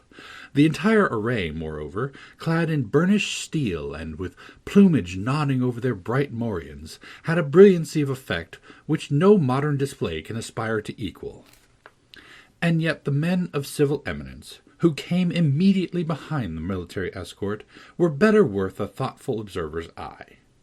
Even in outward demeanor they showed a stamp of majesty that made the warrior's haughty stride look vulgar, if not absurd.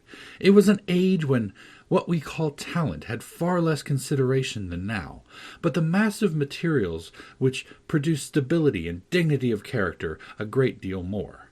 The people possessed, by hereditary right, the quality of reverence, which in their descendants, if it survives all, exists in smaller proportion, and with a vastly diminished force, in the selection and estimate of public men. The change may be for good or ill, and is partly, perhaps, for both. In that old day, the English settler on these rude shores, having left king, nobles, and all degree of awful rank behind, while still the faculty and necessity of reverence were strong in him, bestowed it on the white hair and venerable brow of age, on long-tried integrity, on solid wisdom and sad-colored experience, on endowments of that grave and weighty order which gives the idea of permanence, and comes under the general definition of respectability. These primitive statesmen, therefore, Bradstreet, Endicott, Dudley, Bellingham, and their compeers, who were elevated to power by the early choice of the people, seem to have been not often brilliant, but distinguished by ponderous sobriety rather than activity of intellect. They had fortitude and self-reliance, and, in time of difficulty and peril, stood up for the welfare of the state, like a line of cliffs against a tempestuous tide. The traits of character here indicated were well represented in the square cast of countenance and large physical developments of the new colonial magistrates.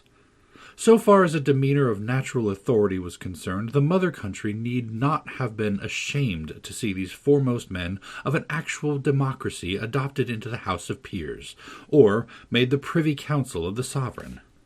Next in order to the magistrates came the young and eminently distinguished divine, from whose lips the religious discourse of the anniversary was expected. His was the profession at that era in which intellectual ability displayed itself far more than in political life, for, leaving a higher motive out of the question, it offered inducements powerful enough, in the almost worshipping respect of the community, to win the most aspiring ambition into its service. Even political power, as in the case of Increase Mather, was within the grasp of a successful priest. It was in the observation of those who beheld him now that never, since Mr. Dimmesdale first set foot on the New England shore, had he exhibited such energy, and was seen in the gait and air with which he kept his pace in the procession. There was no feebleness of step, as at other times. His frame was not bent, nor did his hand rest ominously upon his heart. Yet, if the clergyman were rightly viewed, his strength seemed not of the body. It might be spiritual, and imparted to him by angelic ministrations. It might be the exhilaration of the potent cordial, which is distilled only in the furnace glow of earnest and long-continued thought. Or, perchance, his sensitive temperament was invigorated by the loud and piercing music that swelled heavenward and uplifted him on its ascending wave. Nevertheless, so abstracted was his look, it might be questioned whether Mr. Dimmesdale even heard the music. There was his body moving onward, and with an unaccustomed force. But where was his mind? Far and deep in its own region, busying itself with preternatural activity, to marshal a procession of stately thoughts that were soon to issue thence. And so he saw nothing, he heard nothing, knew nothing of what was around him. But the spiritual element took up the feeble frame and carried it along, unconscious of the burden, and converting it to spirit like itself. Men of uncommon intellect, who have grown morbid, possess this occasional power of mighty effort, into which they throw the life of many days, and then are lifeless for as many more. Hester Prynne, gazing steadfastly at the clergyman, felt a dreary influence come over her, but wherefore or whence she knew not, unless that he seemed so remote from her own sphere and utterly beyond her reach. One glance of recognition, she had imagined, must needs pass between them. She thought of the dim forest, with its little dell of solitude, and love, and anguish, and the mossy tree-trunk where, sitting hand in hand, they had mingled their sad and passionate talk with the melancholy murmur of the brook. How deeply they had known each other then! And was this the man? She hardly knew him now. He, moving proudly past, enveloped, as it were, in the rich music, with the procession of majestic and venerable fathers, he so unattainable in his worldly position, and still more so in that far vista of his unsympathizing thoughts, through which she now beheld him. Her spirit sank with the idea that all must have been a delusion, and that, vividly as she had dreamed it, there could be no real bond betwixt the clergyman and herself. And thus much of woman was there in Hester, that she could scarcely forgive him, least of all now when the heavy footstep of their approaching fate might be heard nearer, nearer, nearer, for being able so completely to withdraw himself from their mutual world, while she groped darkly and stretched forth her cold hands and found him not. Pearl either saw and responded to her mother's feelings, or herself felt the remoteness and intangibility that had fallen around the minister. While the procession passed, the child was uneasy, fluttering up and down like a bird on the point of taking flight. When the whole had gone by, she looked up into Hester's face. "Mother," said she, "was that the same minister that kissed me by the brook?" "Hold thy peace, dear little Pearl," whispered her mother. "We must not always talk in the marketplace of what happens to us in the forest." "I could not be sure that it was he. So strange he looked," continued the child. "Else I would have run to him and bid him kiss me now, before all the people, even as he did yonder among the dark old trees. What would the minister have said, mother? Would he have clapped his hand over his heart and scowled at me and bid me begone?" "What should he say, Pearl?" answered Hester, "save that it was no time to kiss, and that kisses are not to be given in the marketplace. Well for thee, foolish child, that thou didst not speak to him." Another shade of the same sentiment in reference to Mr. Dimmesdale was expressed by a person whose eccentricities, or insanity, as we should term it, led her to do what few of the townspeople would have ventured on, to begin a conversation with the wearer of the Scarlet Letter in public. It was Mistress Hibbins, who, arrayed in great magnificence, with a triple ruff and a broidered stomacher, a gown of rich velvet, and a gold-headed cane, had come forth to see the procession. As this ancient lady had the renown, which subsequently cost her no less a price than her life, of being a principal actor in all the works of necromancy that were continually going forward, the crowd gave way before her, and seemed to fear the touch of her garment, as if it carried the plague among the gorgeous folds. Seen in conjunction with Hester Prynne, kindly as so many now felt towards the latter, the dread inspired by Mistress Hibbins was doubled, and caused a general movement from that part of the marketplace in which the two women stood. Now, what mortal imagination could conceive it? Whispered the old lady confidently to Hester. Yonder divine man, that saint on earth as the people uphold him to be, and as, I must needs say, he really looks. Who now that saw him pass in the procession would think how little while it is since he went forth out of his study, chewing a Hebrew text of Scripture in his mouth, I warrant, to take an airing in the forest. Ha! We know what that means, Hester Prynne, but truly, forsooth, I find it hard to believe him the same man. Many a church member saw I, walking behind the music, that has danced in the same measure with me, when somebody was fiddler, and it might be an Indian powwow or a Lapland wizard changing hands with us. That is but a trifle, when a woman knows the world.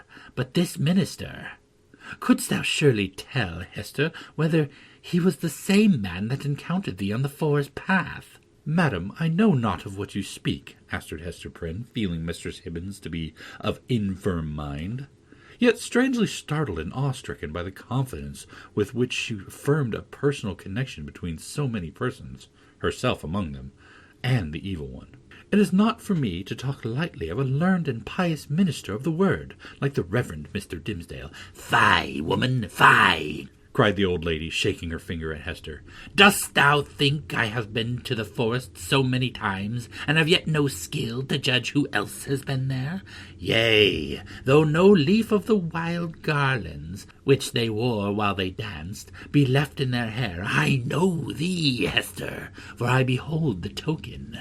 We may all see it in the sunshine, as it glows like a red flame in the dark. Thou wearest it openly, so there need be no question about that. But the minister, let me tell thee in thine ear, when the black man sees one of his own servants, signed and sealed, so shy of owning to the bond, as is the Reverend Mr. Dimmesdale, he hath a way of ordering matters so that the mark shall be disclosed in open daylight to the eyes of all the world. What is it that the minister seeks to hide with his hand always over his heart? Ha! Hester Prynne! What is it, good Mistress Hibbins? Eagerly asked little Pearl. Hast thou seen it? No matter, darling, responded Mistress Hibbins, making Pearl a profound reverence. Thou thyself will see it, one time or another. They say, child, thou art of the lineage of the Prince of the Air. Wilt thou ride with me some fine night to see thy father? Then thou shalt know wherefore the minister keeps his hand over his heart. Laughing so shrilly that the marketplace could hear her, the weird old gentlewoman took her departure. By this time the preliminary prayer had been offered in the meeting-house, and the accents of the Reverend Mr. Dimmesdale were heard commencing his discourse. An irresistible feeling kept Hester near the spot, as the sacred edifice was too much thronged to admit another auditor. She took up her position close behind the scaffold of the pillory. It was in sufficient proximity to bring the whole sermon to her ears, in the shape of an indistinct but varied murmur and flow of the minister's very peculiar voice. This vocal organ was in itself a rich endowment, insomuch that a listener, comprehending nothing of the language in which the preacher spoke, might still have been swayed to and fro by the mere tone and cadence. Like all other music, it breathed passion and pathos, and emotions high or tender, in a tongue native to the human heart, wherever educated.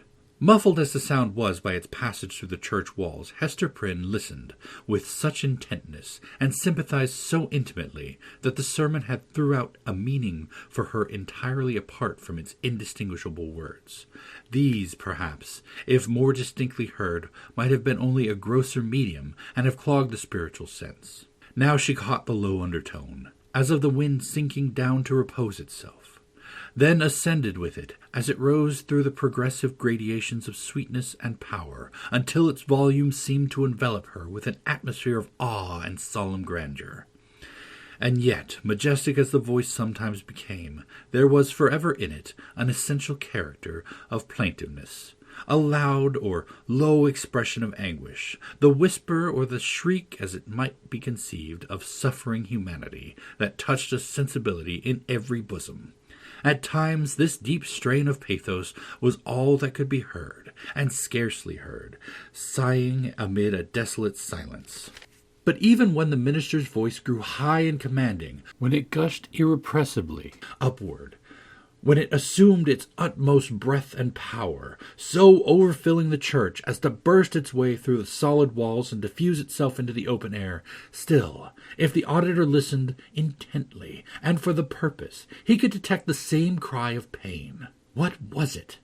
The complaint of the human heart, sorrow-laden, perchance guilty, telling its secret, whether of guilt or sorrow, to the great heart of mankind, beseeching its sympathy or forgiveness at every moment, in each accent, and never in vain. It was this profound and continual undertone that gave the clergyman his most appropriate power.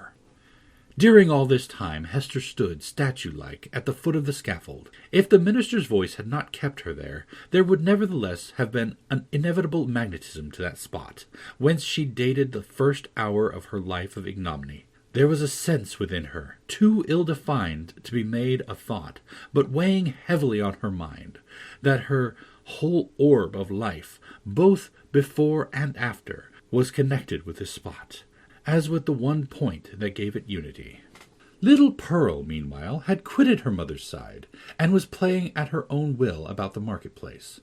She made the sombre crowd cheerful by her erratic and glistening ray, even as a bird of bright plumage illuminates a whole tree of dusky foliage, by darting to and fro, half seen and half concealed amid the twilight of the clustering leaves.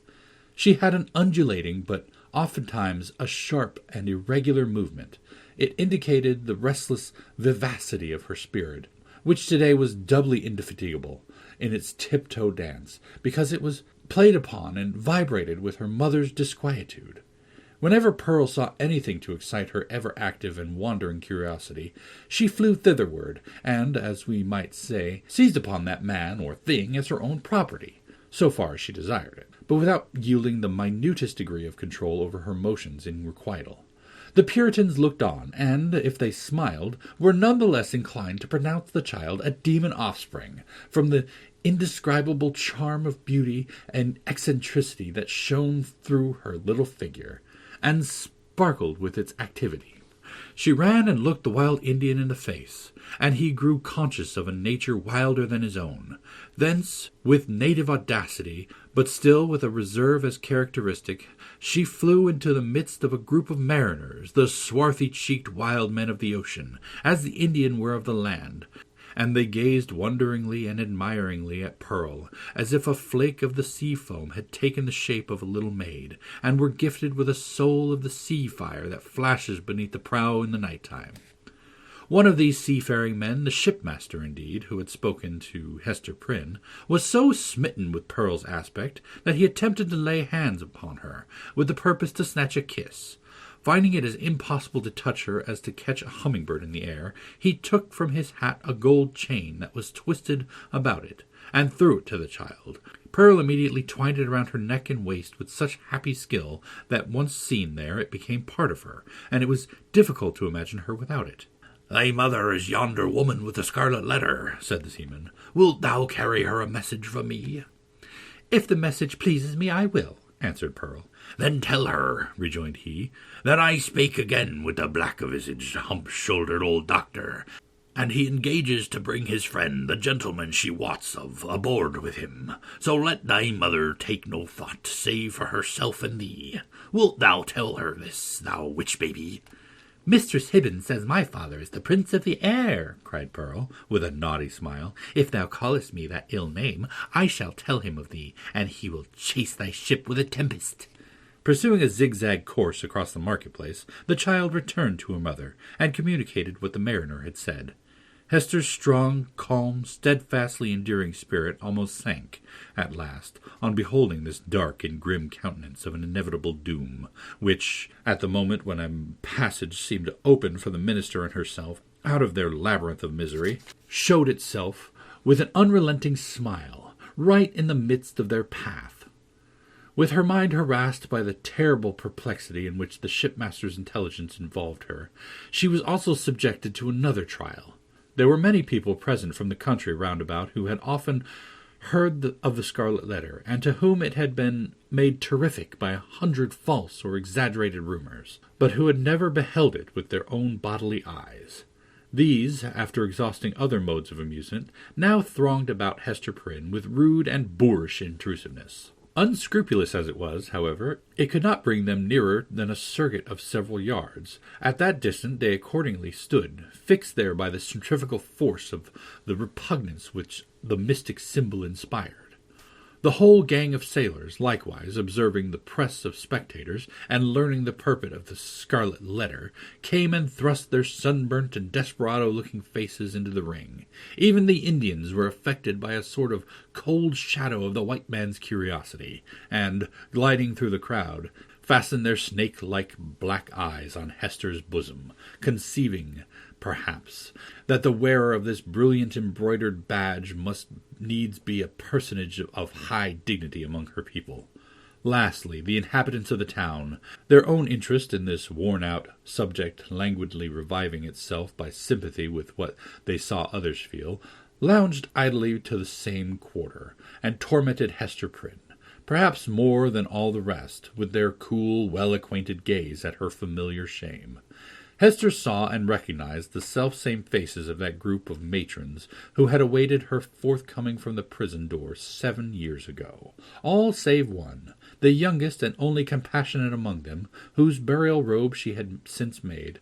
At the final hour, when she was so soon to fling aside the burning letter, it had strangely become the center of more remark and excitement, and was thus made to sear her breast more painfully than at any time since the first day she put it on.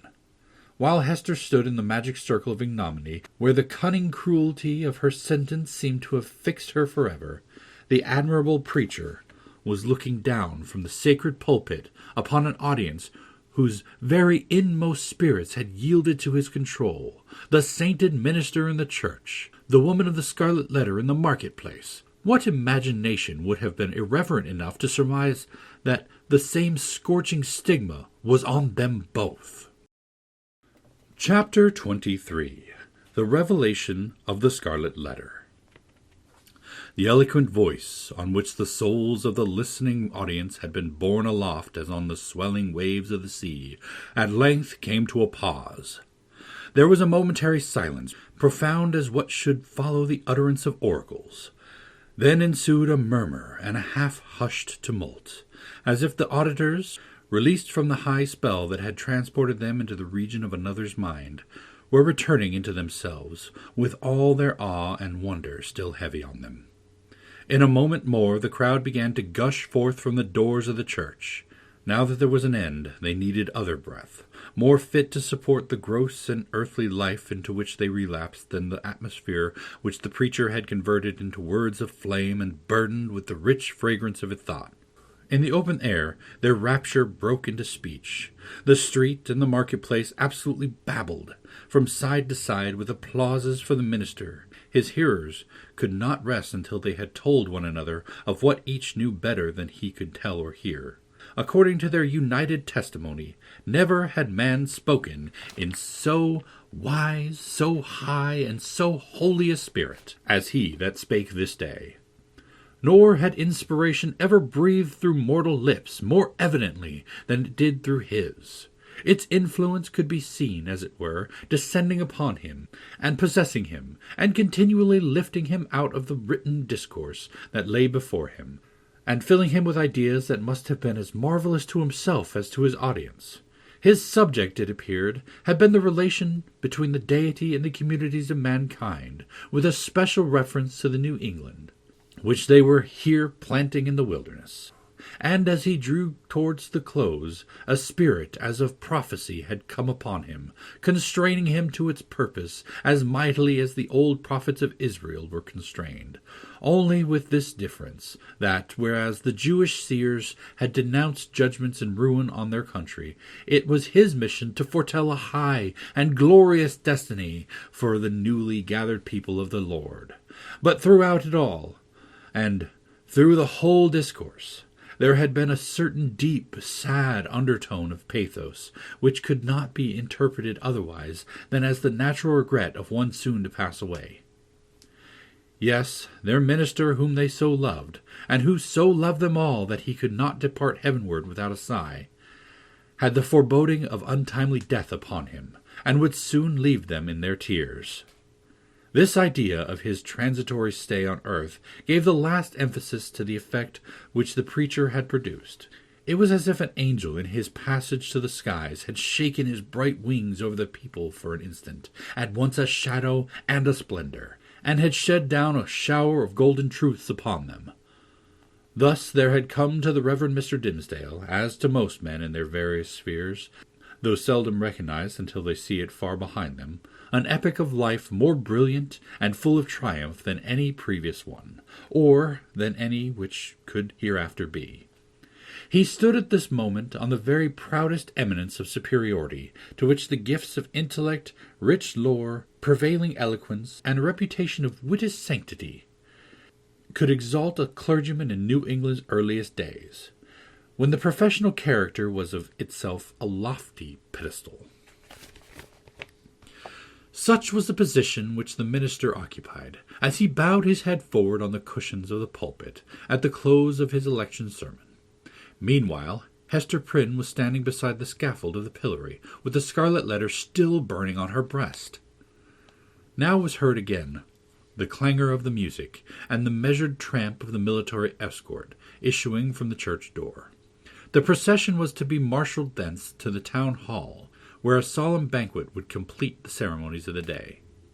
Once more, therefore, the train of venerable and majestic fathers was seen moving through a broad pathway of the people, who drew back reverently on either side as the governor and magistrates, the old and wise men, the holy ministers, and all that were eminent and renowned, advanced into the midst of them. When they were fairly in the marketplace, their presence was greeted by a shout. This, though doubtless it might acquire additional force and volume from the childlike loyalty which the age awarded its rulers, was felt to be an irrepressible outburst of enthusiasm kindled in the auditors by that high strain of eloquence which was yet reverberating in their ears. Each felt the impulse in himself, and in the same breath caught it from his neighbor. Within the church it had hardly been kept down.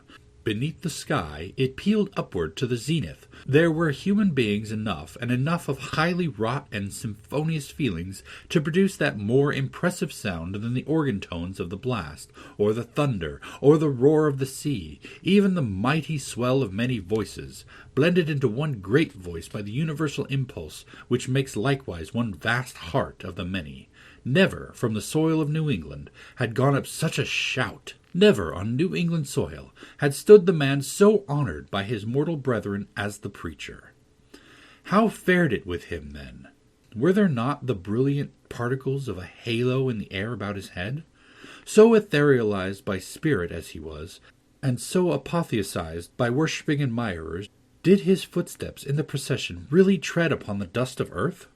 As the ranks of military men and civil fathers moved onward, all eyes were turned toward the point where the minister was seen to approach among them. The shout died into a murmur, as one portion of the crowd after another obtained a glimpse of him. How feeble and pale he looked, amid all his triumph! The energy, or say rather, the inspiration which had held him up, until he should have delivered the sacred message that brought its own strength along with it from heaven, was withdrawn, now that it had so faithfully performed its office. The glow, which they had just before beheld burning in his cheek, was extinguished, like a flame that sinks down hopelessly among the late decaying embers. It seemed hardly the face of a man alive, with such a death-like hue. It was hardly a man with life in him, that tottered on his path so nervelessly, yet tottered and did not fall. One of his clerical brethren, it was the venerable John Wilson, observing the state in which Mr. Dimmesdale was left by the retiring wave of intellect and sensibility, stepped forward hastily to offer his support. The minister, tremulously but decidedly, repelled the old man's arm. He still walked onward, if that movement could so be described, which rather resembled the wavering efforts of an infant, with its mother's arms in view, outstretched to tempt him forward. And now, almost imperceptible, as were the latter steps of his progress, he had come opposite the well-remembered and weather-darkened scaffold, where long since, with all the dreary lapse of time between, Hester Prynne had encountered the world's ignominious stare. There stood Hester, holding little Pearl by the hand, and there was the Scarlet Letter on her breast. The minister here made a pause. Although the music still played the stately and rejoicing march to which the procession moved, it summoned him onward to the festival. But here he made a pause. Bellingham, for the last few moments, had kept an anxious eye upon him. He now left his own place in the procession and advanced to give assistance, judging from Mr. Dimmesdale's aspect that he must otherwise inevitably fall. But there was something in the latter's expression that warned back the magistrate. Although a man not readily obeying the vague intimations that pass from one spirit to another.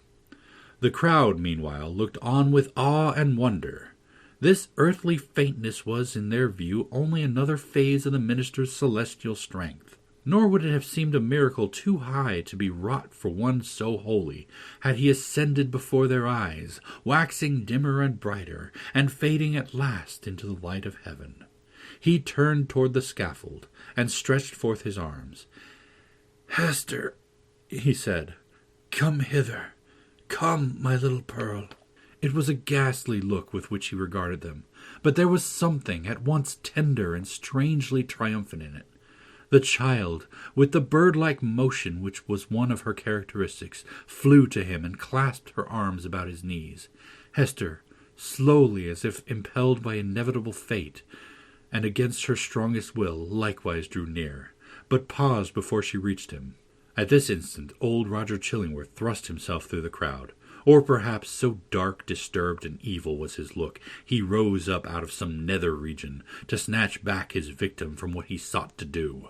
Be that as it might, the old man rushed forward and caught the minister by the arm. "Madman, hold! What is your purpose?" whispered he. "Weave back the woman, cast off the child. We shall be well. Do not blacken your fame and perish in dishonour. I can yet save you. Would you bring infamy upon your sacred profession?" "Ha! Tempter, methinks thou art too late," answered the minister, encountering his eye, fearfully but firmly. "Thy power is not what it was. With God's help, I shall escape thee now." He again extended his hand to the woman of the Scarlet Letter.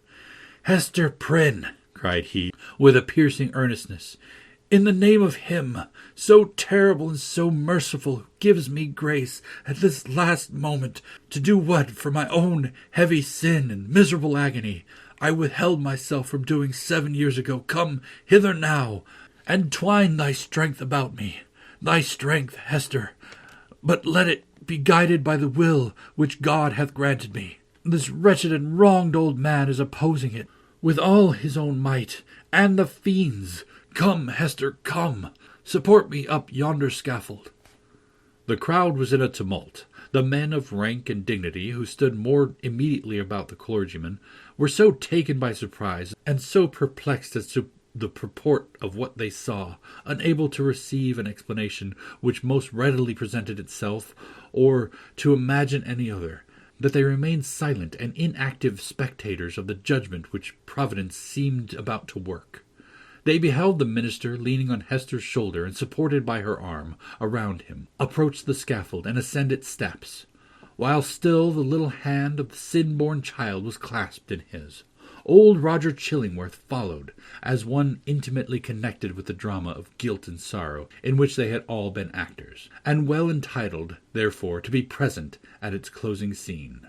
"Hadst thou sought the whole earth over," said he, looking directly at the clergyman, "there was no one place so secret, no high place nor lowly place where thou couldst have escaped me, save on this very scaffold." "Thanks be to Him who hath led me hither," answered the minister. Yet he trembled, and turned to Hester, with an expression of doubt and anxiety in his eyes, not the less evidently betrayed that there was a feeble smile upon his lips. "Is not this better," murmured he, "than what we dreamt of in the forest?" I know not, she hurriedly replied. Better, yea, so we may both die, and little Pearl die with us. For thee and Pearl, be it as God shall order, said the minister, and God is merciful. Let me now do the will which he hath made plain before my sight. For Hester, I am a dying man, so let me make haste to take my shame upon me.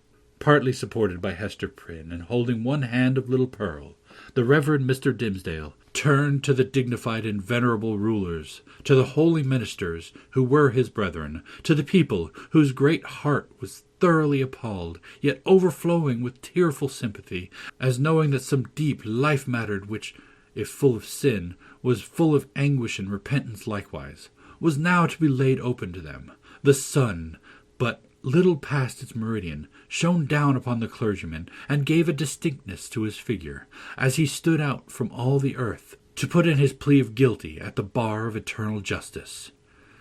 "People of New England," cried he, with a voice that rose above them, high, solemn, and majestic, yet had always a tremor through it, and sometimes a shriek, struggling up out of the fathomless depth of remorse and woe, "ye that have loved me, ye that have deemed me holy, behold me here, the one sinner of the world. At last, I stand upon the spot where 7 years since I should have stood, here with this woman, whose arm, more than the little strength wherewith I have crept hitherward, sustains me at this dreadful moment from grovelling down upon my face. Lo, the scarlet letter which Hester wears. Ye have all shuddered at it. Wherever her walk hath been, wherever so miserably burdened, she may have hoped to find repose. It hath cast a lurid gleam of awe and horrible repugnance about her. But there stood one in the midst of you, at whose brand of sin and infamy ye have not shuddered." It seemed at this point as if the minister must leave the remainder of his secret undisclosed, but he fought back the bodily weakness, and still more the faintness of heart, that was striving for the mastery with him. He threw off all assistance and stepped passionately forward a pace before the woman and child. "It was on him," he continued, with a kind of fierceness. So determined was he to speak out the whole. "God's eye beheld it. The angels were forever pointing at it. The devil knew it well, and fretted it continually with the touch of his burning finger, but he hid it cunningly from men, and walked among you with the mien of a spirit, mournful because so pure in a sinful world, and sad because he missed his heavenly kindred. Now, at the death hour, he stands up before you. He bids you to look again at Hester's scarlet letter. He tells you that, with all its mysterious horror, it is but the shadow of what he bears on his own breast, and that even this, his own red stigma, is no more than the type of what has seared his inmost heart. Stand any here that question God's judgment on a sinner? Behold a dreadful witness of it." With a convulsive motion, he tore away the ministerial band from his own breast. It was revealed, but it were irreverent to describe that revelation. For an instant the gaze of the horror-stricken multitude was concentrated on the ghastly miracle, while the minister stood with a flush of triumph in his face, as one who, in the crisis of acutest pain, had won a victory. Then down he sank upon the scaffold. Hester partly raised him, and supported his head against her bosom. Old Roger Chillingworth knelt down beside him, with a blank, dull countenance, out of which the life seemed to have departed. "Thou hast escaped me," he repeated more than once. "Thou hast escaped me." "May God forgive thee," said the minister. "Thou, too, hast deeply sinned." He withdrew his dying eyes from the old man, and fixed them on the woman and the child. "My little Pearl," said he, feebly, and there was a sweet and gentle smile over his face, as of a spirit sinking into deep repose. Nay, now that the burden was removed, it seemed almost as if he would be sportive with the child. "Dear little Pearl, wilt thou kiss me now? Thou wouldst not yonder in the forest, but now thou wilt." Pearl kissed his lips. A spell was broken. The great scene of grief in which the wild infant bore a part had developed all her sympathies. And as her tears fell upon her father's cheek, they were the pledge that she would grow up amid human joy and sorrow, nor forever do battle with the world, but be a woman in it. Towards her mother, too, Pearl's errand as a messenger of anguish was all fulfilled. "Hester," said the clergyman, "farewell." "Shall we not meet again?" whispered she, bending her face down close to his. "Shall we not spend our immortal life together? Surely, surely we have ransomed one another. With all this woe, thou lookest far into eternity with those bright, dying eyes. Then tell me what thou seest." "Hush, Hester, hush," said he with tremulous solemnity. "The law we broke, the sin here so awfully revealed, let these alone be in thy thoughts. I fear. It may be that we forgot our God when we violated our reverence, each for the other's soul. It was thenceforth vain to hope that we can meet hereafter in an everlasting and pure reunion. God knows, and he is merciful. He hath proved his mercy, most of all in my afflictions, by giving me this burning torture to bear upon my breast, by sending yonder dark and terrible old man to keep the torture always at red heat, by bringing me hither to die this death of triumphant ignominy before the people. Had either of these agonies been wanting, I had been lost forever. Praise be his name. He will be done. Farewell." That final word came forth with the minister's expiring breath. The multitude, silent till then, broke out in a strange, deep voice of awe and wonder, which could not as yet find utterance, save in the murmur that rolled so heavily after the departed spirit. Chapter 24. Conclusion.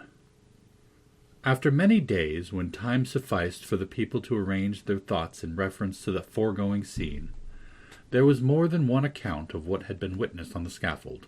Many of the spectators testified to having seen on the breast of the unhappy minister the Scarlet Letter, the very semblance of that worn by Hester Prynne, imprinted in the flesh. As regarded its origin, there were various explanations, all of which must necessarily have been conjectural. Some affirmed that the Reverend Mr. Dimmesdale, on the very day when Hester Prynne first wore her ignominious badge, had begun a course of penance, which he afterwards, in so many futile methods, followed out, by inflicting a hideous torture on himself. Others contended that the stigma had not been produced until a long time subsequent, when old Roger Chillingworth, being a potent necromancer, had caused it to appear through the agency of magic and poisonous drugs. Others, again, and those best able to appreciate the minister's peculiar sensibility and the wonderful operation of his spirit upon the body, whispered their belief that the awful symbol had been the effect of the ever-active tooth of remorse, gnawing from the inmost heart outwardly, and at last manifesting heaven's dreadful judgment by the visible presence of the letter. The reader may choose among these theories. We have thrown all the light we could upon the portent, and would gladly, now that it has done its office, erase its deep print out of our own brain, where long meditation has fixed it in very undesirable distinctness. It is singular, nevertheless, that certain persons, who were spectators of the whole scene, and professed never once to have removed their eyes from the Reverend Mr. Dimmesdale, denied that there was any mark whatever on his breast, more than on a newborn infant's. Neither, by their report, had his dying words acknowledged nor even remotely implied the slightest connection on his part with the guilt for which Hester Prynne had so long worn the Scarlet Letter. According to these highly respectable witnesses, the minister, conscious that he was dying, conscious also that the reverence of the multitude placed him already among saints and angels, had desired, by yielding up his breath in the arms of a fallen woman, to express to the world how utterly nugatory is the choicest of man's own righteousness. After exhausting life in his efforts for mankind's spiritual good, he had made the manner of his death a parable, in order to impress on his admirers the mighty and mournful lesson that, in the view of infinite purity, we are sinners all alike. It was to teach them that the holiest among us has been attained so far above his fellows as to discern more clearly the mercy which looks down, and repudiate more utterly the phantom of human merit which would look apprisingly upward. Without disputing a truth so momentous, we must be allowed to consider this version of Mr. Dimmesdale's story as only an instance of that stubborn fidelity with which a man's friends, and especially the clergyman's, will sometimes uphold his character, when proofs clear as the midday sunshine on the Scarlet Letter establish him a false and sin-stained creature of the dust. The authority which we have chiefly followed, a manuscript of old date, drawn up from the verbal testimony of individuals, some of whom had known Hester Prynne, while others had heard the tale from contemporary witnesses, fully confirms the view taken in the foregoing pages.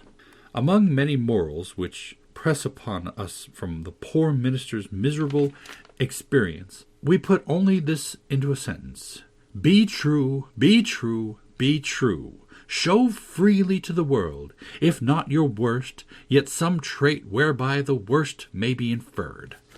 Nothing was more remarkable than the change which took place almost immediately after Mr. Dimmesdale's death. In the appearance and demeanour of the old man known as Roger Chillingworth, all his strength and energy, all his vital and intellectual force seemed at once to desert him, insomuch that he positively withered up, shriveled away, and almost vanished from mortal sight, like an uprooted weed that lies wilting in the sun. This unhappy man had made the very principle of his life to consist in the pursuit of systematic exercise of revenge, and when, by its completest triumph and consummation, that evil principle was left with no further material to support it, when, in short, there was no more devil's work on earth for him to do, it only remained for the unhumanized mortal to betake himself whither his master would find him task enough, and pay him his wages duly. But to all these shadowy beings, so long our near acquaintances, as well as Roger Chillingworth as his companions, we would fain be merciful. It is a curious subject of observation and inquiry, whether hated and loved be not the same thing at bottom. Each in its utmost development supposes a high degree of intimacy and heart-knowledge. Each renders one individual dependent for the food of his affections and spiritual life upon another. Each leaves the passionate lover, or the no less passionate hater, forlorn and desolate by the withdrawal of his object. Philosophically considered, therefore, the two passions seem essentially the same, except that one happens to be seen in a celestial radiance, and the other in a dusky and lurid glow. In the spiritual world, the old physician and the minister, mutual victims as they have been, may unawares have found their earthly stock of hatred and antipathy transmuted into golden love. Leaving this discussion apart, we have a matter of business to communicate to the reader. At old Roger Chillingworth's decease, which took place within the year, and by his last will and testament, of which Governor Bellingham and the Reverend Mr. Wilson were executors, he bequeathed a very considerable amount of property, both here and in England, to little Pearl, the daughter of Hester Prynne. So Pearl, the elf child, the demon offspring of some people up to that epoch persisted in considering her, became the richest heiress of her day in the New World. Not improbably, this circumstance wrought a very material change in the public estimation, and, had the mother and the child remained here, little Pearl, at a marriageable period of her life, might have mingled her wild blood with the lineage of the devoutest Puritan among them all. But in no long time after the physician's death, the wearer of the Scarlet Letter disappeared, and Pearl along with her. For many years, though a vague report, like a shapeless piece of driftwood tossed ashore with the initials of a name upon it, yet no tidings of them unquestionably authentic were received. The story of the Scarlet Letter grew into legend. Its spell, however, was still potent, and kept the scaffold awful where the poor minister had died, and likewise the cottage by the seashore where Hester Prynne had dwelt. Near this latter spot, one afternoon, some children were at play, when they beheld a tall woman in a grey robe approach the cottage door. In all those years it had never once been opened, but either she unlocked it, or the decaying wood and iron yielded to her hand, or she glided shadow-like through these impediments, and, at all events, went in. On the threshold she paused, turn partly round, for perchance the idea of entering all alone, and all so changed, the home of so intense a former life, was more dreary and desolate than even she could bear. But her hesitation was only for an instant, though long enough to display a scarlet letter on her breast. And Hester Prynne had returned and taken up her long-forsaken shame. But where was little Pearl? If still alive, she must now have been in the flush and bloom of early womanhood. None knew, nor ever learned with the fullness of the perfect certainty, whether the elf-child had gone thus untimely to a maiden's grave, or whether her wild, rich nature had been softened and subdued, and made capable of a woman's gentle happiness. But through the remainder of Hester's life there were indications that the recluse of the Scarlet Letter was the object of love and interest with some inhabitant of another land. Letters came with armorial seals upon them, though of bearing unknown to English heraldry. In the cottage there were articles of comfort and luxury, such as Hester never cared to use, but which only wealth could have purchased, and affection have imagined for her. There were trifles, too, little ornaments, beautiful tokens of the continual remembrance that must have been wrought by delicate fingers at the impulse of a fond heart. And once Hester was seen embroidering a baby garment, with such a lavish richness of golden fancy as would have raised a public tumult, had any infant thus apparelled been shown to our sober-hued community. In fine, the gossips of that day believed, and Mr. Surveyor Pugh, who made investigations a century later, and one of his recent successors in office, moreover, faithfully believes, that Pearl was not only alive, but married, and happy, and mindful of her mother, and that she would most joyfully have entertained that sad and lonely mother at her fireside. But there was a more real life for Hester Prynne here in New England than in that unknown region where Pearl had found a home. Here had been her sin, here her sorrow, and here was yet to be her penitence. She had returned, therefore, and resumed, of her own free will, for not the sternest magistrate of that iron period would have imposed it, resumed the symbol of which we have related so dark a tale. Never afterwards did it quit her bosom. But in the lapse of the toilsome, thoughtful, and self-devoted years that made up Hester's life, the Scarlet Letter ceased to be a stigma which attracted the world's scorn and bitterness, and became a type of something to be sorrowed over, and looked upon with awe, yet with reverence too. And as Hester Prynne had no selfish ends, nor lived in any measure for her own profit and enjoyment, people brought all their sorrows and perplexities and besought her counsel, as one who had herself gone through a mighty trouble. Women, more especially, in the continually occurring trials of wounded, wasted, wronged, misplaced, and erring in sinful passion, or with the dreary burden of a heart unyielded, because unvalued and unsought, came to Hester's cottage, demanding why they were so wretched, and what the remedy. Hester comforted and counselled them as best she might. She assured them, too, of her firm belief that at some brighter period, when the world should have grown ripe for it in heaven's own time, a new truth would be revealed, in order to establish the whole relation between man and woman on a surer ground of mutual happiness. Earlier in life, Hester had vainly imagined that she herself might be the destined prophetess, but had long since recognized the impossibility that any mission of divine and mysterious truth should be confined to a woman stained with sin, bowed down with shame, or even burdened with a lifelong sorrow. The angel and apostle of the coming revelation must be a woman indeed, but lofty, pure, and beautiful, and wise, moreover, not through dusky grief, but the ethereal medium of joy, and showing how sacred love should make us happy, by the truest test of a life successful to such an end. So said Hester Prynne, and glanced her sad eyes downward at the Scarlet Letter. And after many, many years, a new grave was delved, near an old and sunken one, in that burial ground beside which King's Chapel has since been built. It was near that old and sunken grave, yet with a space between, as if the dust of the two sleepers had no right to mingle. Yet one tombstone served for both. All around there were monuments carved with armorial bearings, and on this simple slab of slate, as the curious investigator might still discern and perplex himself with the purport, there appeared the semblance of an engraved escutcheon. It bore a device, a herald's wording of which might serve for a motto and brief description of our now concluded legend. So sombre is it, and relieved only by one ever-glowing point of light gloomier than shadow. On a field sable, the letter A, gulls. End of The Scarlet Letter by Nathaniel Hawthorne.